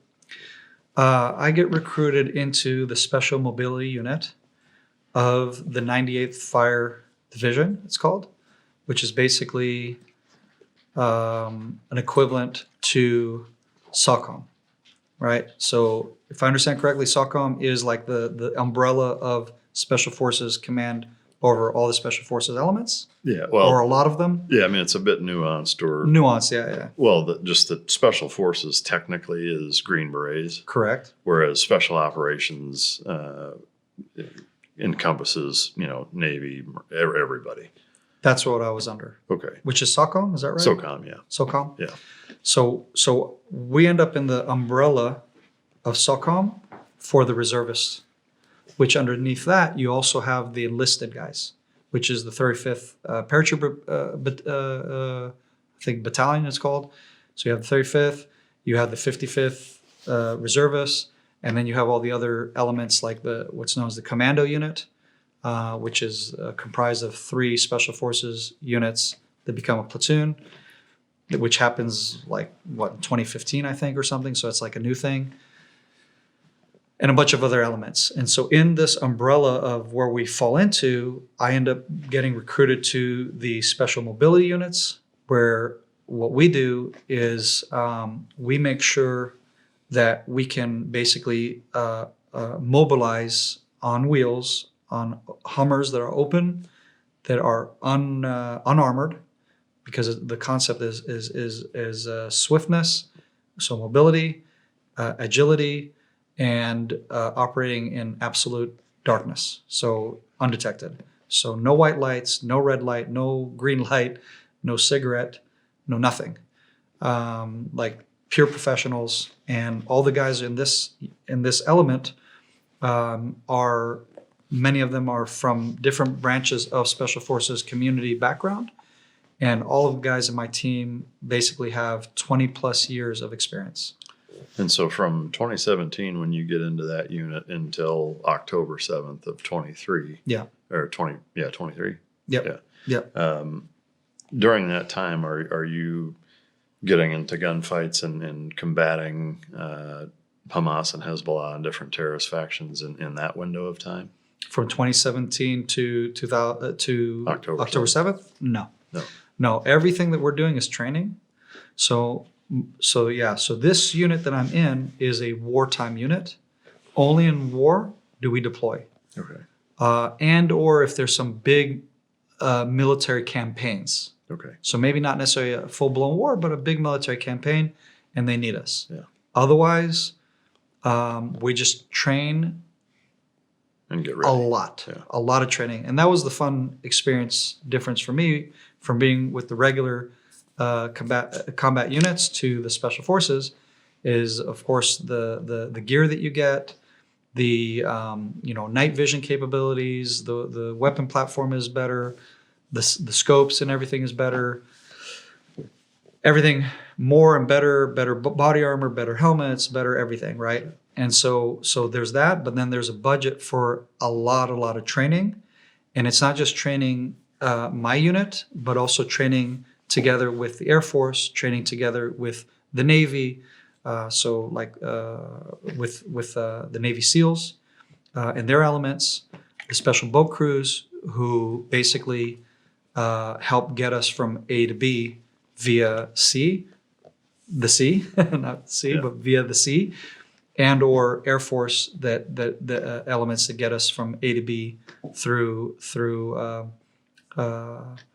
air, and or working with air elements where we collect packages that are parachuted in and that kind of thing behind enemy lines. Okay. So lots of that kind of training where you're working with other elements that otherwise I would have never had any experience with beforehand. Okay, so October 7th hits. Walk us through your experience. So October 7th, like I said, we've been training a lot, developing team camaraderie, this whole deal. And so on October 7th, I'm in a unit where we're all on the same page, we're all in the same mindset, we're a unified bunch of guys. What later gets nicknamed the A-Team from the other elements in the military. They're like, okay, here's the A-Team. And we're all laughing about it, of course, later. So October 7th starts with me waking up early morning to explosions overhead, siren going off. My phone is exploding with messages from the team chat. And I'm like, what the freak is going on? And I'm fighting a cold. So I'm like groggy, trying to like, and rushing the kids to the bomb shelter, that whole deal. And then, okay, they're in the bomb shelter, go back out of the bomb shelter, get to reception and find out what the hell's happening. Bomb shelter's in your house. It's in my house. And and I don't have reception in the bomb shelter because it's reinforced concrete and steel beams and stuff. So I go out of the bomb shelter because I need to find out what's happening if I'm getting called up. Because the unit that I'm in is a fast call-up unit. Like you have to basically be ready to get called up at any given moment. So we have go bags, gear, everything packed, ready to go so that if I get called up, I'm on base within hours, right? So I risk my life to basically get out of the bomb shelter, to get connectivity, to find out what the hell's happening, and are we called up? So I see what's happening, bop, bop, bop, bop. I see the terrorists, all the stuff that you all saw, that got viral, and people are like, oh my God, this is crazy. How far were you from where the closest terrorists were conducting operations? Just over an hour drive. And they were on their way to Jerusalem, and I live on the way to Jerusalem, in the mountains though. And I go, oh, crazy. So I message the guys or the commander and ask, are we called up? Yes or no? He says, we don't have the official call up yet. He's working on it. Copy. I throw on my uniform. I get my go bag, throw in the car, kiss my family, hug my kids, tell them, Daddy will be back. I got to go. So I start driving to, at this time, we're like I said, in that element, but this time we're also just shortly before war breaks out, we get attached to the paratroopers enlisted battalion, not the reservists, and they wanted that special mobility element for the paratroopers. So my commander took a portion of our original team, and we were sent over there, and we created this special element with the most elite of their soldiers who were like 25 years old, like young kids. And we trained them up into what we know how to do, passed all these years of experience to these young kids, literally about 3-4 months before the war breaks out. So we specially formulated this unit, or short, it's a new formulated unit is what I'm trying to say, sorry. And just ready for this war, literally, like first experience of any kind of action for both these kids. It's their first war, and for us, it's our first time with the paratroopers, because up until then we were training with the big boys. And so I rush to base. In the distance, I see a fire plume from where one of the rockets hits. Rockets are going overhead, explosions everywhere, and I'm like, what to do, right? Got to go to base. Screw it, right? And so I go pick up one of my friends, and as I'm picking him up in central Israel, At this point, I recognize, based on the intel that's streaming on my phone, I'm watching it while driving like 140 kilometers an hour. No cops can give me a ticket right now, so it's okay. I can say that. Basically, I'm breaking the speed limit. I'm flying to get to base and get my bud. And as I'm looking at the phone, I'm seeing, okay, they're dressing like police, and they're making makeshift checkpoints, like on the road, as if it's a checkpoint. Hey, come to safety. Hey, we'll redirect you, kind of thing. So the roads are like empty where I'm heading to pick up my bud on the way to base. And then I see a checkpoint, a police checkpoint, and I go, And so I get my weapon ready, and I'm just driving like up to like slowly approaching and literally getting ready for a gun battle is what's going through my head. I'm playing the scenario through, what I'm going to do, etc., and I'm ready for a fight. At this point, word gets to us that one of our good friends from our unit, who had trained, and I believe I mentioned him, the guy who was a shooting machine, 2 or 3 terrorists enter his home, and he just drops them. And so that already gets to us, and I'm going, it's on. And so as I'm getting closer, I then see this cute little Ethiopian police officer woman, and I go, oh, damn, like, because you're from 0 to 100. I'm at 100. I'm ready for a gun battle. And then I go down to maybe 80 because I'm going, is she held hostage by terrorists? Because a lot of the Israelis they're Middle Eastern. They can look like Arabs, So I'm still not. I'm still not calm. I'm ready, and not until I make it through the whole thing and basically stop. And I go, hi, military, blah, blah, heading to base. And they go, oh, okay, yeah, go, get the hell out of here, guys. Because they don't want to slow us down. And I'm like, praise God, see ya, bye. I'm like, I'm out of here. So get to my buddy, get to base. As we come into base to get our gear, get our Hummers, get everything put together, Black Hawks are flying in to pick up the special forces elements of the paratroopers, flying them to Gaza. It's like zoop, zoop, zoop, zoop, like that, like just nonstop. And I'm like, oh my God, like this is real. Like, and your brain is trying to process it. Again, we have 20 plus years of experience. We've all been fighting in wars since the mid 90s, me since 2003, been in every war from 2003 to the present, but never experienced anything like this. It's a state of emergency. The whole country is like on fire. And I'm like, what in the world is going on? This is insane. So the commander says, listen, guys, they've infiltrated the southern communities. As you know, our good buddy almost got killed, but he won that gun battle, and it's on. And we're trying to get orders to get down there as fast as we can so we can help join in the fighting if they let us. The military did not agree to let us join in direct action. Instead, they said, fine, you can go down there, but you're going to be more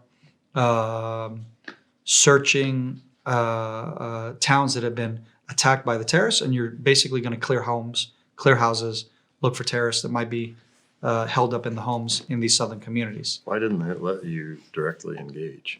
Because that's not our main operative. Our main operative is a supportive element for special forces, less for direct action.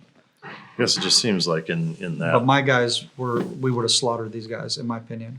Yeah, I mean, I guess it just seems like in a state of emergency such as that you would want all hands on deck. But yeah, we all argue till today that we should have just disobeyed an order and should have just said, "F you, we're gonna," this is Mayday. And a lot of these guys who are down, who were sent there, they're these kids. They've never been in war. They don't have the experience. We do. But again, we're good soldiers that just obey orders. Just obey orders. We tried. We pushed as hard as we could through our chain of command to get us to get more action, to get more, to put us in the fight. And they're like, nope. So you end up going and being the first people to go into a lot of these kibbutzes. So we see the carnage, the carnage, burnt up cars, hillexes, the few that got taken out. You see them burnt up, bodies, the whole thing. It's nasty. Are you going house to house in this case? Yeah. And what Like, what did you see? Personally, I didn't get to see any nasty stuff in the houses that we cleared, because we were lucky because there was no terrorists to be found where we searched, at least not that we found. Very possible they found a way to hide and whatnot. It is what it is. But because again, not all of the team is sent out on a mission. One of the missions where we do get sent out, where I had to stay behind, they got to see the carnage in the Nova and in Be'eri. At one point, my good friend, I'm not going to name him, I don't want to embarrass him, but he's one of my good friends. He steps aside to relieve himself, and unbeknownst to him, he's literally relieving himself by the brain matter, and basically a dude who's laying there with his brains blown out. Turns out he's a terrorist, and he's just kind of like, crap, right? I mean, it's like that. Like nowhere, like wherever you're stepping, wherever you're going, it's just carnage. It's nasty. The smell of death is the worst I've ever smelt in my life. The only time I've ever smelt it in my life in combat. I don't think I remember ever running into a scenario where you smell rotten flesh, which really, that's when the whole team gets called up for our first mission together. And that's where it gets gnarly. So a week into the war, we get sent to Be'eri, which is the kibbutz that gets hit. One of the kibbutzes that gets hit the hardest. And they have a bunch of agricultural fields between them and the Gaza border fence. So that's where a lot of the engagements happened with the IDF, with other elements, police, Air Force, trying to take out these scumbags, etc. So you end up with basically fields full of dead bodies everywhere. And so our mission was to retrieve the first night. This was literally the night of the week right after the attacks. So Saturday night, if I remember correctly, we go into those fields to collect 6 dead bodies that were laying out there, rotting. 6 soldiers. And unbeknownst to us, my good friend who collected the intel and did the navigation path that you need to take and the risk assessments, he tells the commander, the 2 guys, actually it was 2 guys that sat on it, one of the senior guys and one of the younger guys, and both of them broke their heads, so to speak. We say it's a Hebrew way of saying, came together to figure out how to do this. And both of them are sitting there and they look at every option and they're like, listen, they tell my commander, say, listen, sir, here's the deal. No matter how you flip this, there is no safe route to the bodies. So this mission is a suicide mission, basically. We know that they have snipers on us. They have what we call what's the element called? It's the anti-tank hunter guys. There's a name for them. Any case, so it's the thing with a joystick, basically. They fire it and then they can control it remotely, but it's like a long cable thing. Oh, the guide by wire. Kolnet. So it's a Russian guided missile it's an anti-tank missile, which of course for an unarmed Hummer, you're all toast if they hit us. So he's like, those guys can hit us, the snipers can hit us, the mortar fire can hit us, RPGs can hit us. Basically, we're vulnerable and we're effed. And so the commander looks at his commander, the one above him, and says, what do we do? And they're like, well, this is a holy mission. It's to return the bodies of these young boys and girls back to their mommy and daddy to mourn and to have closure. It's a holy mission. It's a suicide mission, but we're going to do it. So that night, there was no moon. So it was a moonless night, pitch dark. Thank God. We go in. I don't have night vision. A lot of the guys don't have night vision. Just the drivers have night vision. The commanders have night vision. Because of all the chaos and everything, it took a while to get the resources to us after all the chaos and everything at the beginning of the war. So literally, I'm going into this mission completely blind. Like I said, it was a very dark night, and I'm using my headphones that are hearing amplified. And the only reason why I have that advantage is because of the gentleman that's traveling with me.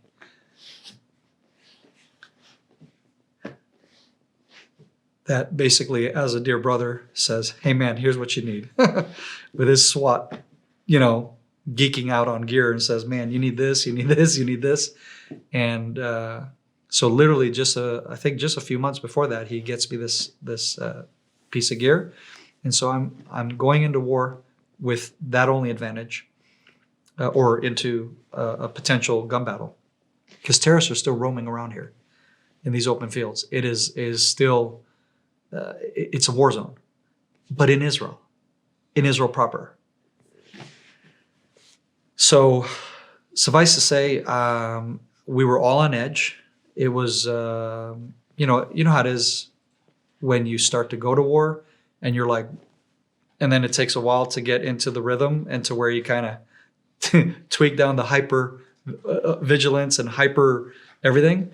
So that night it was because, it's the first like real mission, and you're going into the war zone. So we go out there with the element pulling security. Well, we navigate to the point. We're doing the transport, but we're also pulling security for the guys who are going around with the body bags and going to go collect the bodies. So we don't have to deal with the nasty, but we're pulling security for them.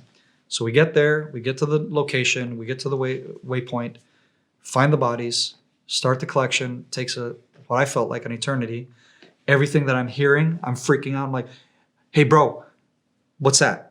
He's got night vision. Look over here. Do you see what I'm seeing? Do you hear what I'm Do you see what I might be hearing? There's some motion over here. He's like, dude, it's all cool. I don't see anything. I'm like, okay. And it's like, and that whole night is just like that. It's like, I think I hear something over here. Because literally I'm hearing movements of either animals or the guys who are collecting the bodies. I don't know because I can't see them. Because again, it's a super dark night. And I'm just on edge the whole time. We get back to the vehicles with the bodies, mission almost success, and then we start heading back. That night, on the drive back, we get the whole whiff of the smell of the dead bodies hitting us, because I was the closing element in the Hummer that's closing the whole deal. So we're literally right behind the trailer with the bodies, and that's just hitting us. The dust mixed in with the dead smell of rotting flesh. And when we get back to base, all you want to do is burn everything that you're wearing. It was sucky, to put it lightly. But guess what? That's your only uniform. That's your only kit. And you're just gonna have to sleep with that and continue to operate, because like I said, we left our home with our go bags. There was no get extra this, get extra that, extra underwear, extra anything. Whatever you got in your go bag, that's what you're going to keep fighting with.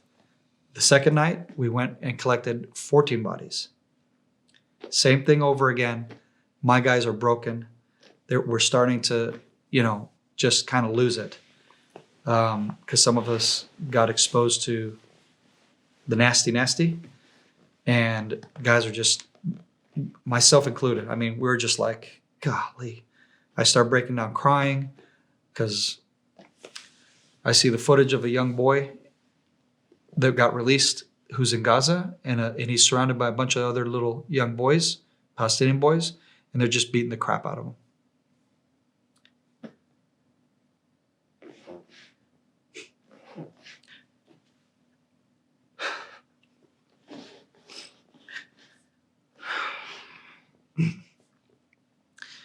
And I told Daniel, my good friend, I said, Daniel, get that out of my face. I said, I've seen enough. I don't want to have these images in my head when we go in there. I want to do this professionally. I don't want to have all of this. I mean, there was such rage inside of us. in me, I can speak for myself, but I know we were all voicing it. There was such rage to want to get back at these scumbags. And to see a kid who is old as my son, one of my boys, being by these scumbags. And again, this is on top of knowing all of what happened beforehand, knowing about how, for example, when we had collected body cams off of the terrorists that were, one of my friends from Yamam, who became my teammate, after their initial fighting of the 7th and the 8th, he gets released because he was a veteran and he was medically discharged years ago. He gets to join our team because the guys at Yamam were like, because he's like, dude, I want to still fight. He's 54 years old. He's this old dude. And they're like, hey, how about Ellie's team? He's like, Ellie's, who's that? Who are those guys? He goes, oh, trust me, they're squared away. That's a team you want to go to war with. And so he becomes my teammate. And as we're fighting together, I say, hey, bro, what happened on those days? Like, fill me in, some of the stuff you had to see. And like, I want to know what they did. Because I'm not watching the stuff online, but I'm more than willing to listen and hear. I don't want to have the images in my eyes. He says, well,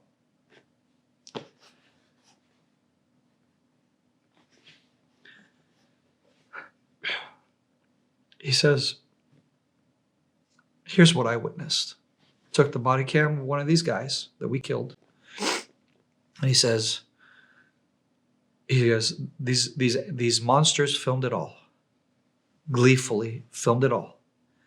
They took a young couple who had a baby and they tied the couple forearm to forearm so they couldn't get away from the other spouse.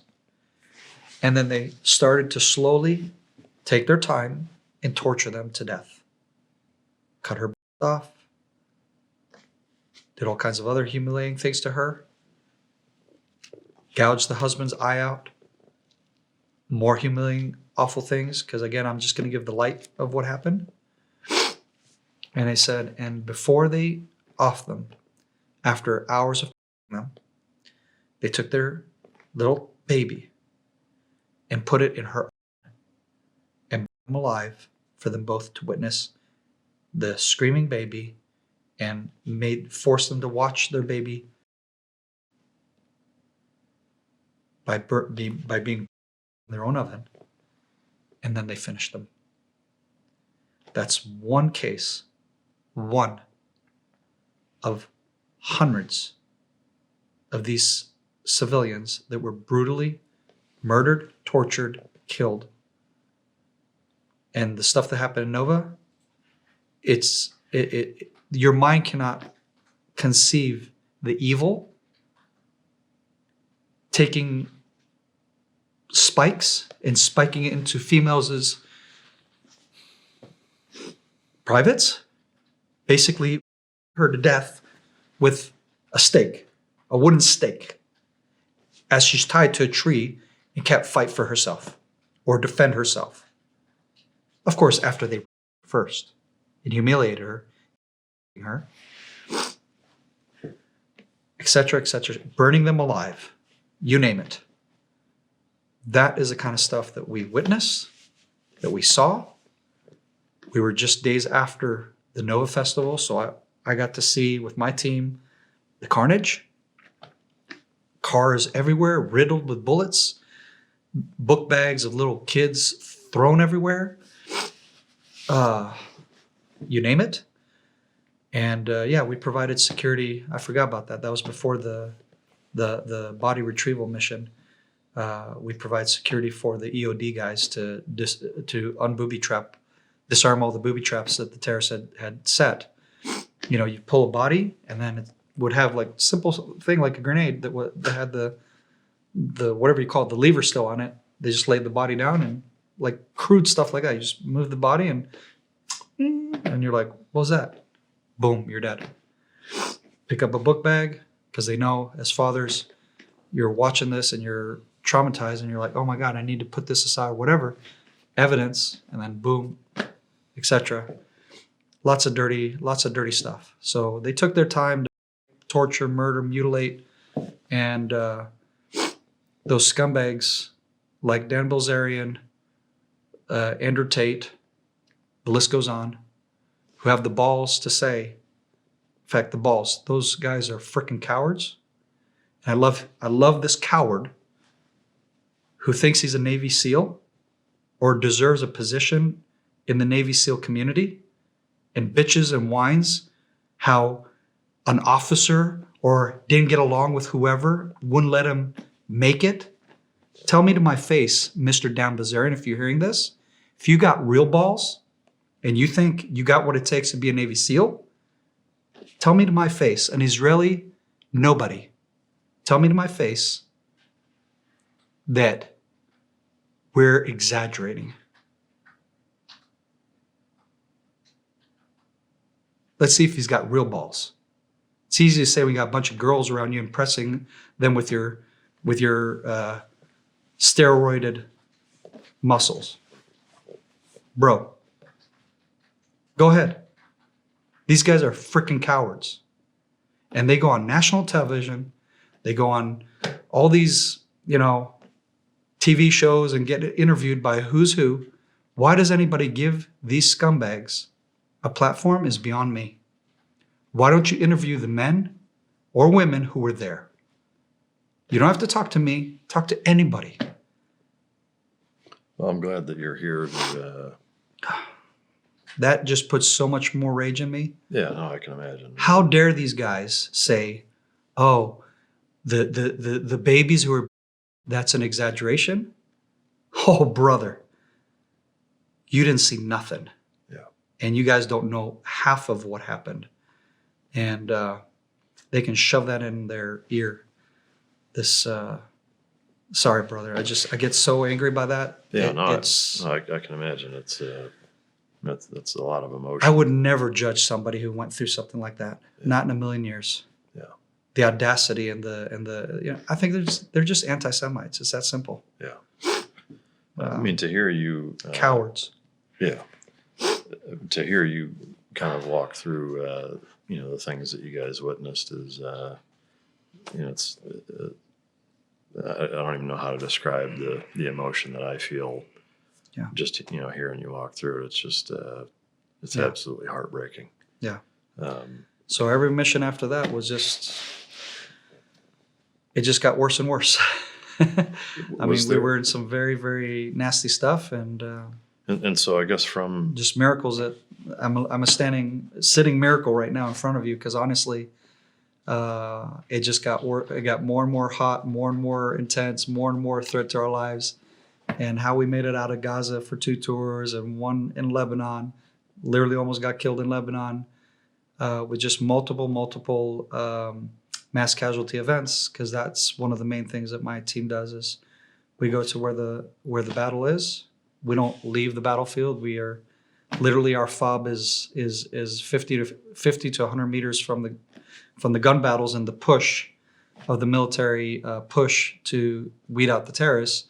And so every time there was a mass casualty event, we were supposed to be the ones who are the first ones there to get the boys out of there, and dead or alive. Yeah. And so we did that. We did a lot of that because the paratroopers took heavy casualties in the beginning of the war.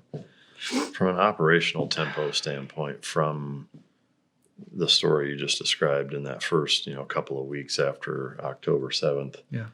What was that like? I mean, in terms of days on, days off, I mean, was it nonstop? Has it been nonstop from October 15th until you came here, or are there kind of almost deployments, tours? How does that work? Yeah. So for my team, we operated straight for maybe I think it was about close to a month. And we got our first leave time to go say hi to our wives and our kids and all that. It was short, which was funny because we're used to reserve duty where you get a proper leave time and relatively short reserve duty time. So you get to see your family more often. Here we went back to what we felt like when we were kids, and you go deploy somewhere for a long period of time in operations, and maybe a month later you get a day or two leave. So it's kind of like that, and it was kind of half comical in a way. Like you laugh about it, you're like, what are we back in the beginning of our military service stage? But essentially, the tempo, once we got a groove and got our mission objectives, and once we got the green light to go into Gaza and start the ground operations, essentially what our team would do is we would rotate with the other element of our unit. So my commander, who is the second in command of the brigadier general, and they had the other one who's a brigadier general. It could be wrong, the exact, not a platoon commander. I don't know. Point being is he's got a clover leaf, and the other one has two. So however, that's the equivalent to U.S. military. So my guy is number 2. My direct commander is the number 2 of the whole division that we're in, and we would rotate each other out. So that officer with his team would go into Gaza, like I said, into a fob that's very close to where the units are. Either we'd make quick movements of bringing in food, water,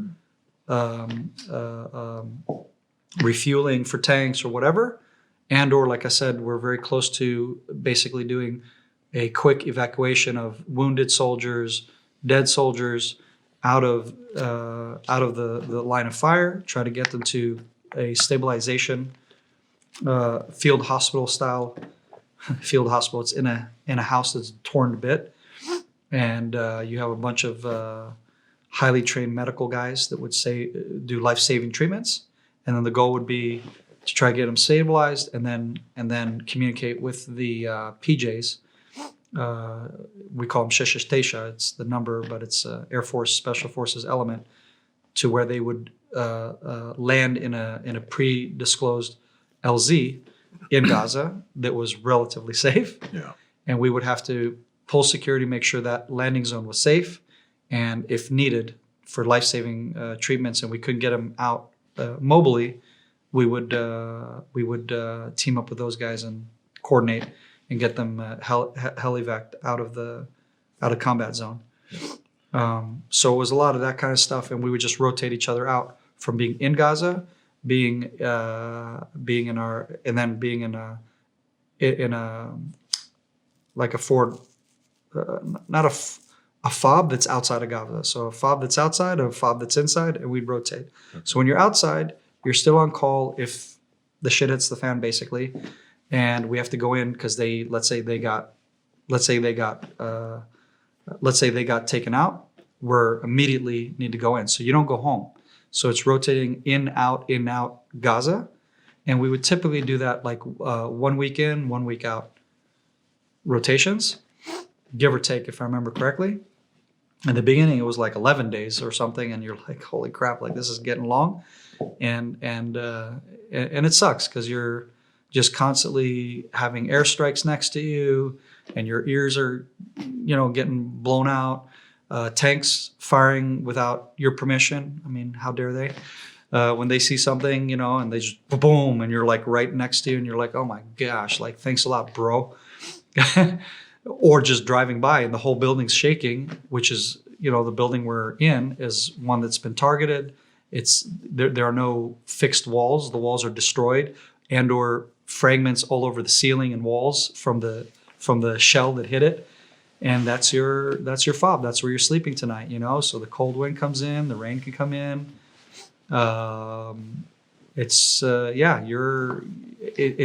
high end combat, and it's nonstop. It's nonstop. And that week Yeah. ish rotation on off, how long is a tour? Because you did 2 tours to Gaza, yeah. 1 to Lebanon. Is that how many? Is it months? Is it? So we did 295 days. Wow. With 3 breaks. So I did 2 tours in Gaza, 1 in Lebanon. And each break was about, I think once was 2 weeks, once was almost a month. And then the last break is me sitting here in front of you after the Lebanon tour, which was 5 weeks ago. Wow. So this is my longest break that I've had since. And half of that time I've been here in the U.S. and not with my family. I mean, how is that culture shock wise? Because I remember, I came home from Iraq. Yeah. I mean, we were like, from the time where we're in gunfights to where I'm sitting at home was a matter of days. Right. And like the culture shock of going from such extreme environments. I mean, is it weird? Like 2 hours, you're home. But especially for you, having Yeah. spent the last almost year and a half predominantly in Gaza and Lebanon Yeah. in that environment, and now you're sitting here Yeah. talking to me like, Yeah. can you From kind of, you're in combat, you get out, you get switched out. Now it's your leave time, not just hanging out on the backside. And you go home within 2 hours, you're at home, surrounded with your kids. yeah, So literally you just pulled out a wounded soldier or dead body. an hour Just a later. few hours ago, they were trying to mortar you and kill you, or RPG us. Yeah, we've had sniping, RPGing, mortars, IEDs. They've tried to kill us multiple times. Are suicide And so you bombers go- a huge thing? It is, but not in this war. I haven't seen any of the suicide stuff. Yeah. Not against us, at least. Right. Ambushes, yeah. So we had all that. So you go from that, literally within hours, you're back home and you're with your kids. Yeah. It's like, oh wow, It's tough. we almost died today, Yeah. like just a few hours ago. Yeah. So it's from zero to 100. You know what I mean? Yeah. Like tick tick tick tick. Like Yeah. change throttle, Yeah. throttle. You mentioned you were almost killed in Lebanon. Can you tell that story? Sure.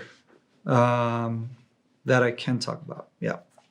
So we were helping an element to get into a position inside Lebanon, and what happened was once we made contact with the element we were with, it's actually 2 times. So the first time, I'll start with the first one. The first time, what happened was there was radio comms failure. We were supposed to bring an element of soldiers to come and give reinforcement to a bunch of guys, combat guys, like equivalent to Marines, who had just taken over a Hezbollah, or I think actually it was a Lebanese army outpost that overlooks Israel, northern Israel, my hometown. And we go to this place, pitch dark, like I said. My guys are super professional. We're not going to be detected, not from far off. And so out of nowhere, all of a sudden, a bunch of Hummers show up to this outpost, and the soldiers, because they didn't get word, are like, "Holy shit!" They can't see us, right? Clearly, they don't know if we're friend or foe. And the soldiers told us later, we had the machine gun racked and loaded, pointing at you guys, waiting to take you out. This was blue on blue. Huh? Blue on blue. And and the funny thing was, the one guy is an American, and my commander says, because this guy won't shut up, he keeps bitching about the near blue on blue incident, and because he thinks we're idiots. What he doesn't understand is that we did everything in our power. We communicated with all the chain of command of letting those guys know we're coming, and the break in the chain of command of reporting it was actually their side, not our side. Now, I don't have time to explain it to the dude. I don't give a crap about even trying to explain it to him because it's none of his business. It doesn't matter. It's above your pay grade, bro. Not your fault, not our fault. It just happened. And we're all happy it didn't turn out sideways. But the funny thing is, my commander is just like really getting annoyed from this guy, just blah, blah, blah, eating his head out. He says, "Hey, Doron, this guy's he's American too. Why don't you talk to him?" And I go, "Check." So I go to this guy and I start chatting him up. I forget where he's from in the States. And I say, "Hey, where are you from, bud?" And he's like, so I'm trying to calm him down. He's like, "Oh, I'm from this. Do you know what you guys did was just crazy and blah, blah." I said, "Yeah, bro, got it. Hey, it's war. It happens. Let's count our blessings. All's good. Awesome. Check." And then I ask him another question. And then he keeps going back to, dude, I almost killed you all. And he's like freaking out. Like the dude just lost it. And I said, dude, we have been to Gaza.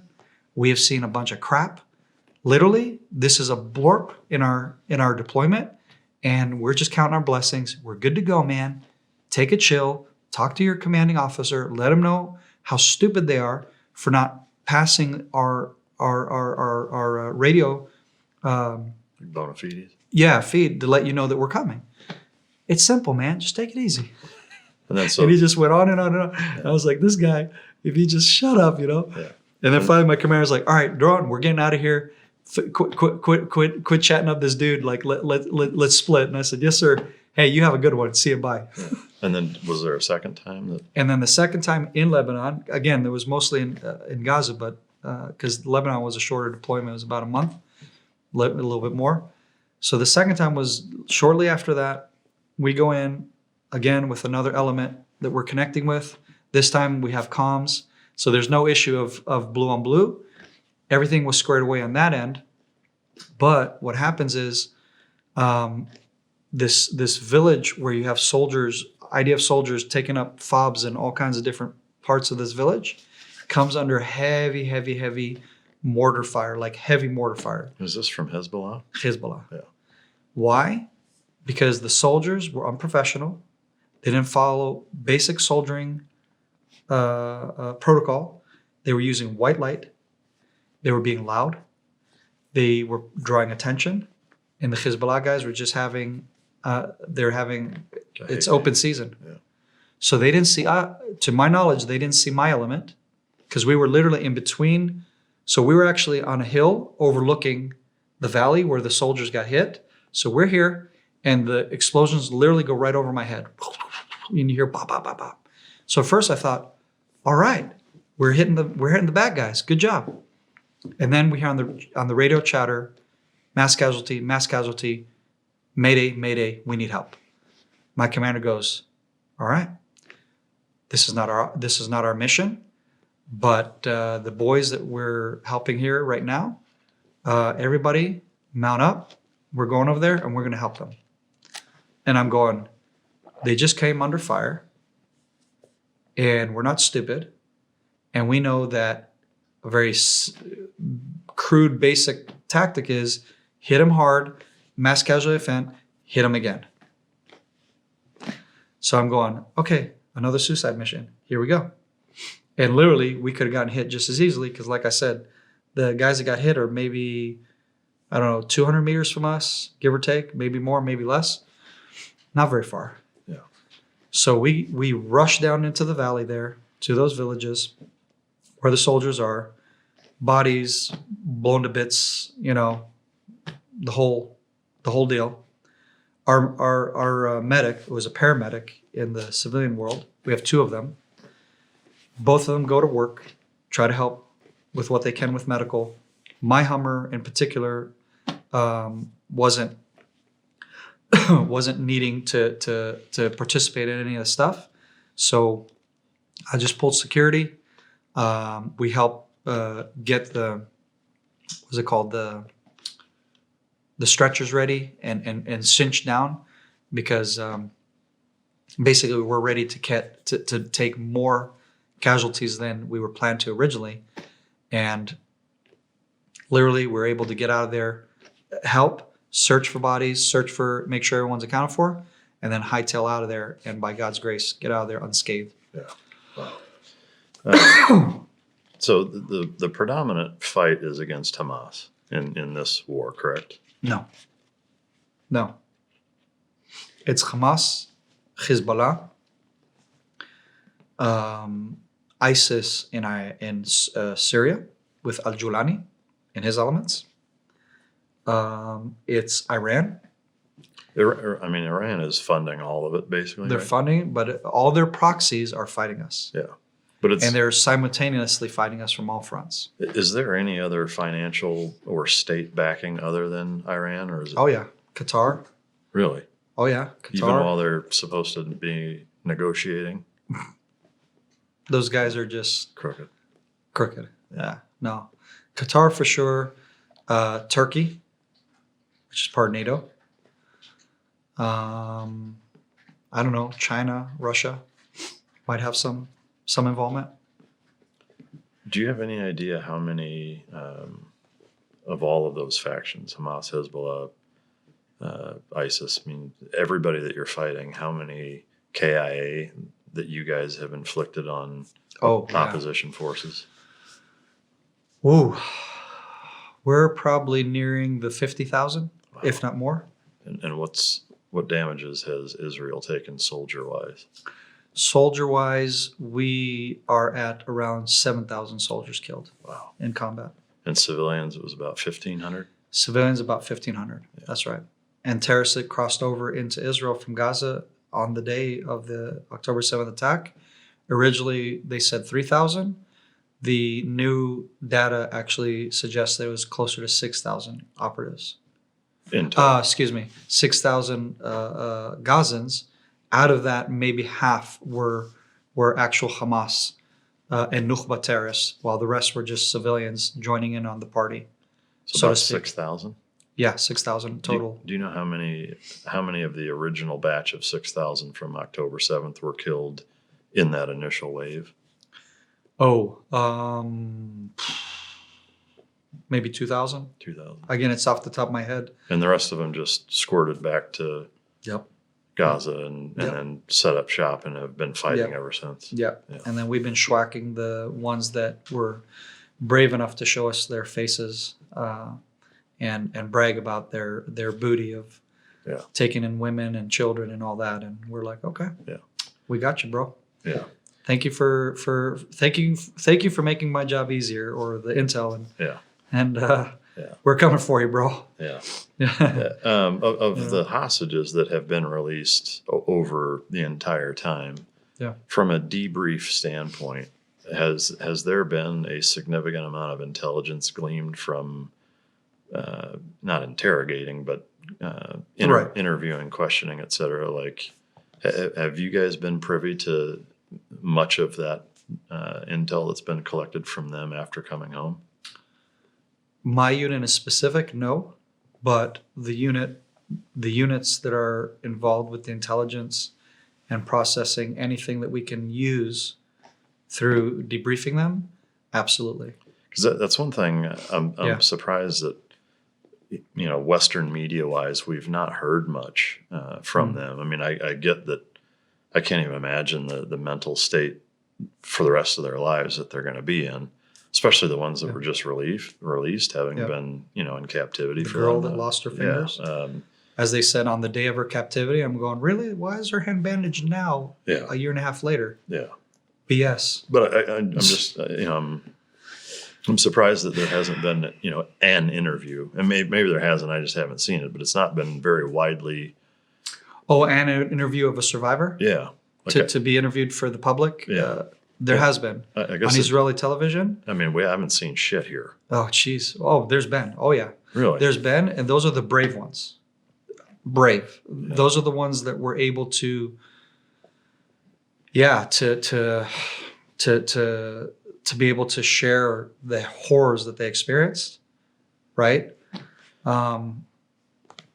That's one of the things that drives me nuts. Like, I've heard more about Blake Lively and her co-stars in some stupid movie, I don't know what that is, some lawsuit. That's what I mean. It's like, I can't stop hearing about shit like that. Right. And then they're not airing an interview with an Israeli hostage.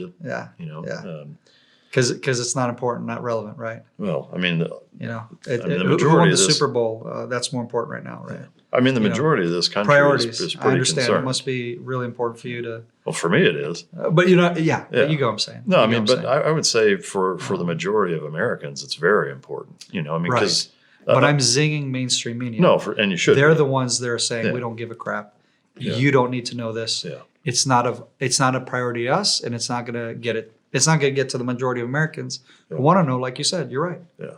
They don't give a crap. Because I will say, like, one of the hotbed political topics throughout the presidential campaign was talking about foreign aid, and the difference between our support of Israel and our support of Ukraine, and the disparity of the amount of money that's been sent to Ukraine versus Israel. Yeah. And I would say overwhelmingly the public opinion and support for Ukraine is not very strong, Right. especially now with the amount of money that's been sent over the last several years. By contrast, the support for Israel and doing anything we can to help, is pretty universally supported. I have seen, in fact, I think you just posted it earlier today about, or maybe it was yesterday, about American Special Operations guys now Contractor. just a few days in office heading over to Israel to help fight. Are you somewhat familiar with that? Not directly, but again, I've been I've been so busy traveling and speaking. Yeah. So ironically, I'm just like you. I'm a little disconnected, Yeah. and I haven't had time to scroll through all of my group texts to get the nitty gritty. And so, yeah. Is that something that's overwhelmingly supported by the IDF, is having American Special Operations come? Yeah, I mean, we're more than happy to have guys come in, but I will add to that we don't need your help. The fact of the matter is we actually don't need American boots on the ground help. What we need is your support to let us do our job, is the big thing. What does that look like most specifically? Most specifically, let me have the explosives that we need to continue to air bomb all of the terrorists that are hiding, and to keep the heat on them, to keep to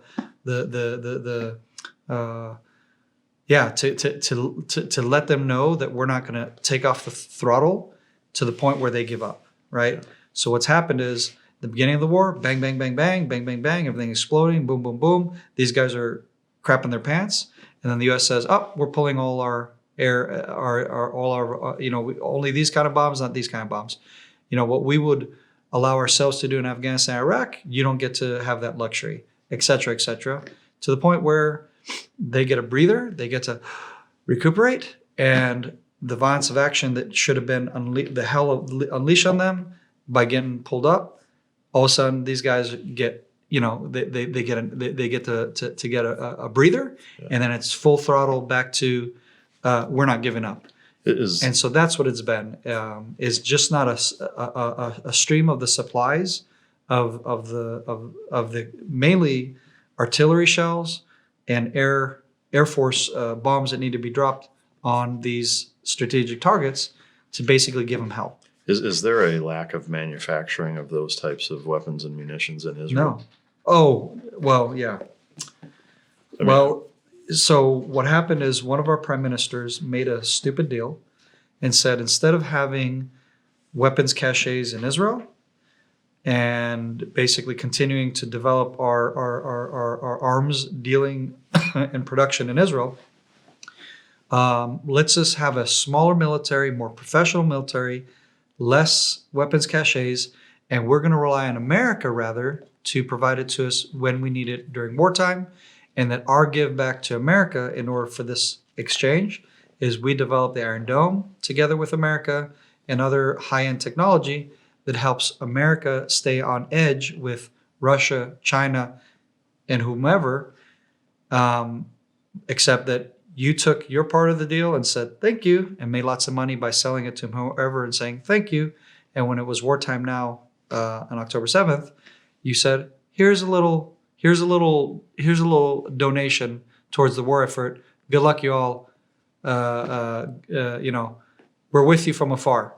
And in other words, when it panned out in reality, it didn't work out. American diplomacy under the Biden administration was very anti-Israel, very aggressively holding us back and basically making us fight with our hands tied behind our back. And so the Israeli blew back in our face. The Israeli understanding is it's the Biden administration that is responsible for that. 100%. 100%. Yeah. What ends this, and what does winning look like? When what needs to happen for it to be over, or will it ever? Well, if I were to repeat the words of the wise individuals who were interviewed on 60 Minutes, I came here, was it two weeks ago now? So 2 weeks ago, 60 Minutes did a special on that question. And they asked one of those experts and said, what what needs to happen in order for this war to end? Who was the expert? A guy from CARE. Oh, so not an Israeli.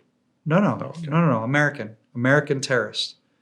An American terrorist who is a rep for a front group for the terrorists called CARE. Anybody that knows anything about this, just do your math, do your research. So this gentleman says, one of many that were on this interview, that were on this special, and I don't remember if it was the CARE guy or some other dude. It doesn't matter. One of the people interviewed, but I think it was three people that were interviewed there on the special were from CARE, part of the CARE NGO, which again is a front group for terrorism in America, in the West. So his answer was to that question, when Israel wills it to end. What's your answer? My answer is that guy is a total scumbag and is an absolute moron. Because what makes you think that while I'm here in America, traveling and speaking, and that my wife with 3 little kids under 13, my youngest is 5, my oldest is 13, and they have a 9-year-old in between, and is pregnant, was she 7, almost 8 months pregnant, so she's in late-term pregnancy, 3 a.m. at night comes under ballistic missile attack, and that our neighboring community ends up with one of those ballistic missiles landing on the roof of a home. Why in the hell do you think I will for that to continue? Are you insane? Are you absolutely insane? How stupid can you be? The reason why I went to war and why my buddies went to war is to end it, to end Hamas so that the Palestinians can have freedom from a tyrannical reign of terror in Gaza and brainwashing and propaganda and hell, and to put an end to rockets being fired into Israel on the daily. So what will bring an end to this war is when America, Israel, the West collectively unite, strategize to destroy Hamas, Hezbollah, Iran, and yes, Turkey. I'm not talking about the country of Turkey. I'm talking about Erdogan and all those who sympathize with Erdogan. That dude needs to be removed. He's a tyrannical psychopath. The same in Iran. The majority of the Iranians, they are fed up with these mullahs who are destroying their country and basically making a terror state from a country where the predominant of the people are peace-loving, normal, simple people like everyone else. Do you think that... So help me and my country destroy these terrorists. I mean, do you think that... That's when it'll end. No, I mean, I don't disagree. It's that simple. Yeah. But, I mean, would you prioritize the bigger players first or all options on the table?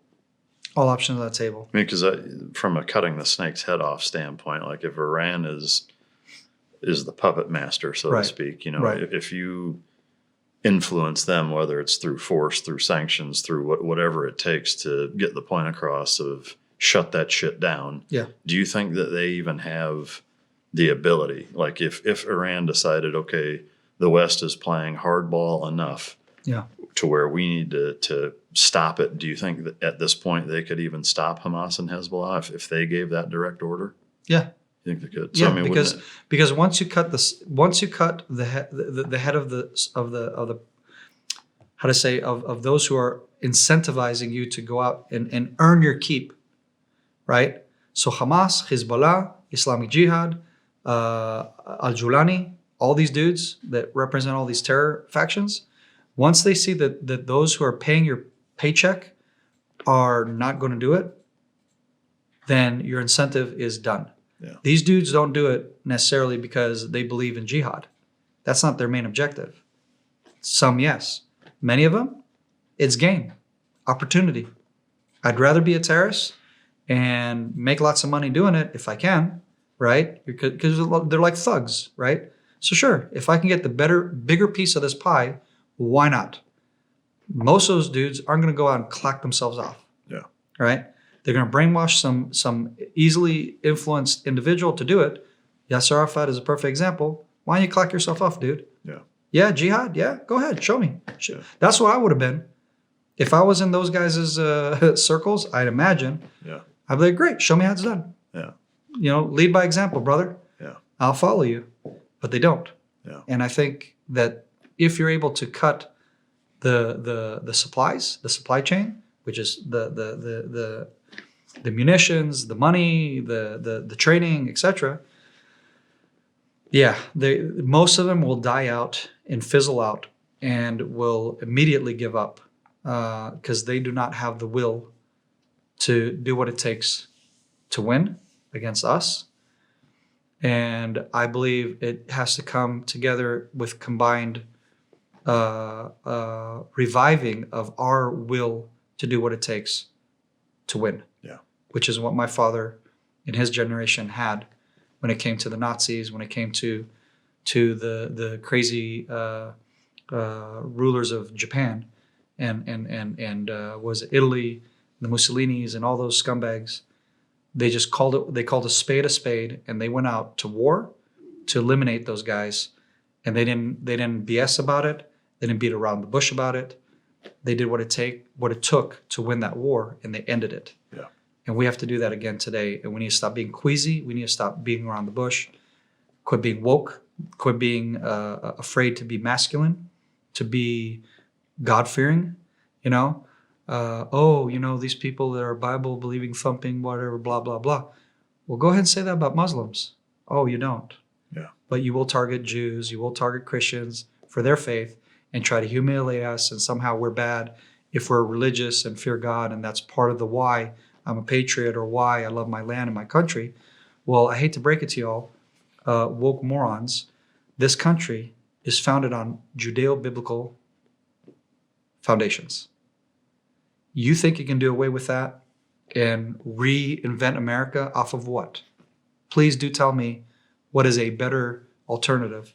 Because in my opinion, whatever these guys have in mind, which is Marxism, communism, mixed with somehow getting in bed with Islamic extremists, that right there is a recipe for absolute disaster. Yeah. If that's what they want to preach and that's what they want to teach, which they're doing it on college campuses and universities, bro, no thank you. I will take the old school, boring, ideals and follow in the footsteps of George Washington and others who preached justice because of God's word, who aligned themselves with Israel. And literally, those guys, they were so smart and so intellectual, unlike most morons today in Washington. These guys spoke multiple languages. They knew how to read the Old Testament in Hebrew. And they were even contemplating, should the spoken language of America be Hebrew or German or English, which became American, whatever. That was on the plate. Yeah. Instead, people this woke world is trying to reinvent the history of America and or Israel and or Europe and say that's passé, that's boring, not interesting. Well, look at Europe. Look at France. Look at Sweden that have turned their backs on their heritage, their Christian heritage. It's saying, oh, that's passé. Really? Well, do explain to me, how is it that your country is falling apart with Islamic extremists who've taken over full neighborhoods and have no-go zones? Tell me how that's working for you. Yeah, it's a road disaster. to hell. Yeah, it's a road to hell. Yeah. So I'm not going to bow down to that nonsense and that stupid thinking. And in my little corner of the world, I will uphold God, patriotism for Israel, America, and I will fight to the death to uphold those values and not be marginalized and told that I'm whatever you want to call me. Yeah. And be like, bro, I don't fit into your box. Yeah. Well, I can comfortably say you and me both. So, amen. What's next? I know you're here for a few more weeks. Lots of speaking, other interviews. Yeah. So what next is really it's just getting our movie finalizing our film, where the last part of our film is the music score. And the goal is to try to get as many what do you call it, pre-orders and whatnot, so that the film can go live after was it on Jerusalem Day this year? Oh, nice. So that's our big goal that we're trying to reach. And when do you head back? On the 10th of February 10th. And is it right back into rotation? Well, my boys just got, we're on call again because of the negotiations. So our leave got shortened for some of my guys. And so they're already helping with a lot of that stuff. So yeah, probably high probability you're going right back into the lion's den. Yeah, unless guys who are out there deployed right now are a part of putting an end to this long drawn war. It's the longest war Israel's ever fought. So I'm ready to be done. I know a lot of my guys are ready to be done. Yeah. But we're also ready to do whatever it takes to get her done and bring an end to it. Yeah. Man, I tell you, it's been a fascinating and by far the longest episode we've ever done. Well, this is without telling the joke or the funny story that happened in Gaza. Oh yeah, that I promised my guys. I mean, you're welcome to share it if you all right. Throw it in there. I'll make it short. Yeah. So the funniest part that happened in our deployment was the night that I got violently ill. So we called it the Gaza flu or something like that. It had a name. A lot of guys were getting this nasty flu, and so one night I'm in guard duty for the house that we were sleeping in Gaza. Actually, not too far from where that floating dock thing that America sent in later. Yeah. And so we're in this house. I'm doing guard duty, and it was two of us. So my partner gets called up with the team sergeant because there's this soldier, one of the paratroopers, young guys, who calls in and says, "Sir, there's a weird action going on here, and I need some help and advice."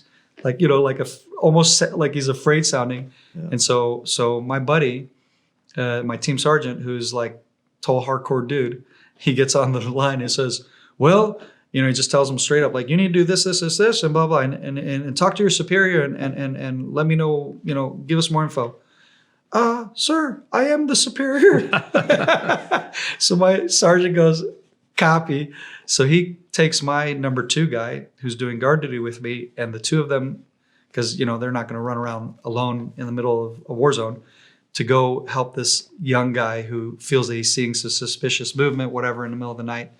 So I'm standing there alone, and all of a sudden it hits me, and I instantly just run out of the house away from and our Hummer is parked in the courtyard. So I run around the Hummer as fast as I can, and I run to the bushes where we basically relieve ourselves to just unload throwing up. So I'm like just throwing up really heavy, and it's like not stopping and going and going and going.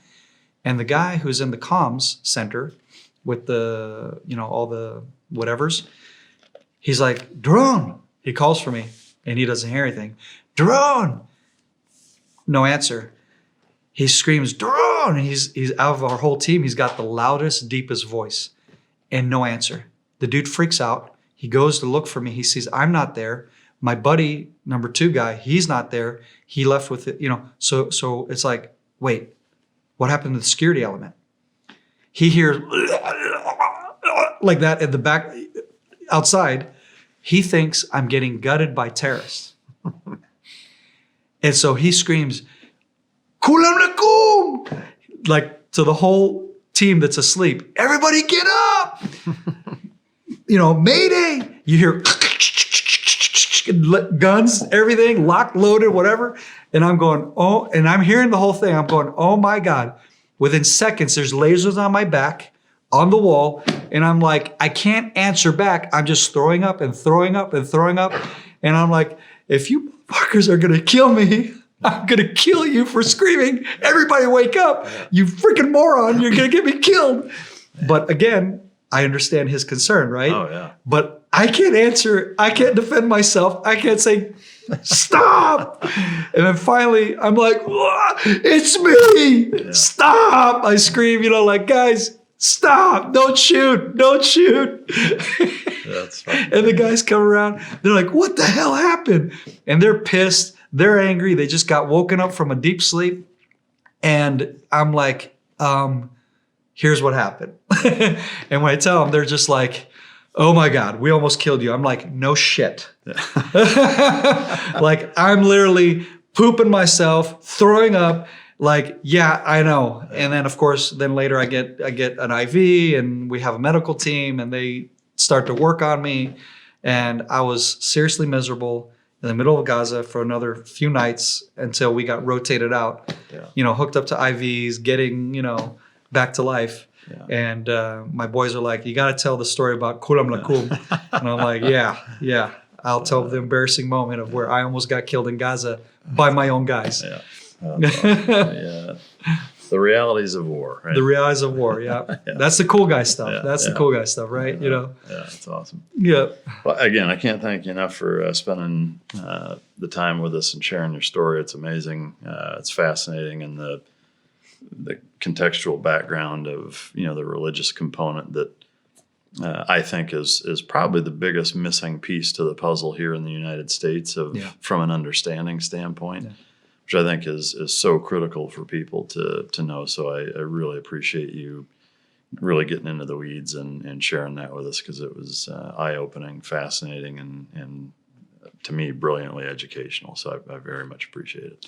Well, thank you. You've definitely gotten me to tap into mental gymnastics here to go in different directions, and it's been fun. Yeah, it's been really fun. I appreciate that. I appreciate you and challenging me like that. Speaking of challenge, you got the yes, sir.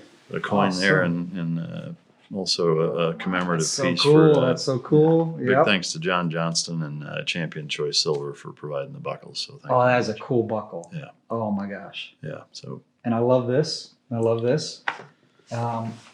I came prepared as well. Yeah, awesome. You got Israeli Special Forces coffee. I'd be hard pressed to actually use this, though. I mean, it's like I'd want to save it. With it, brother. Yeah, that's super cool. Thank you. This is a gift from a thank you from the unit. Oh wow! Our challenge coin. Dude, no way. Yeah. Man, that's incredible. Yeah, that's the unit insignia. Man, and thank you very much. That is incredible. I really appreciate it. That's our challenge coin. Awesome. Unit patch. Israeli IDF flag, and the Truth About Palestine book. This is amazing. That I think will be a good resource for you, brother. Thank you so much. I can't, I don't even know what to say. This is amazing. Too much. Sir. Yeah. Yes, sir. Thank you very much. Man, this is awesome.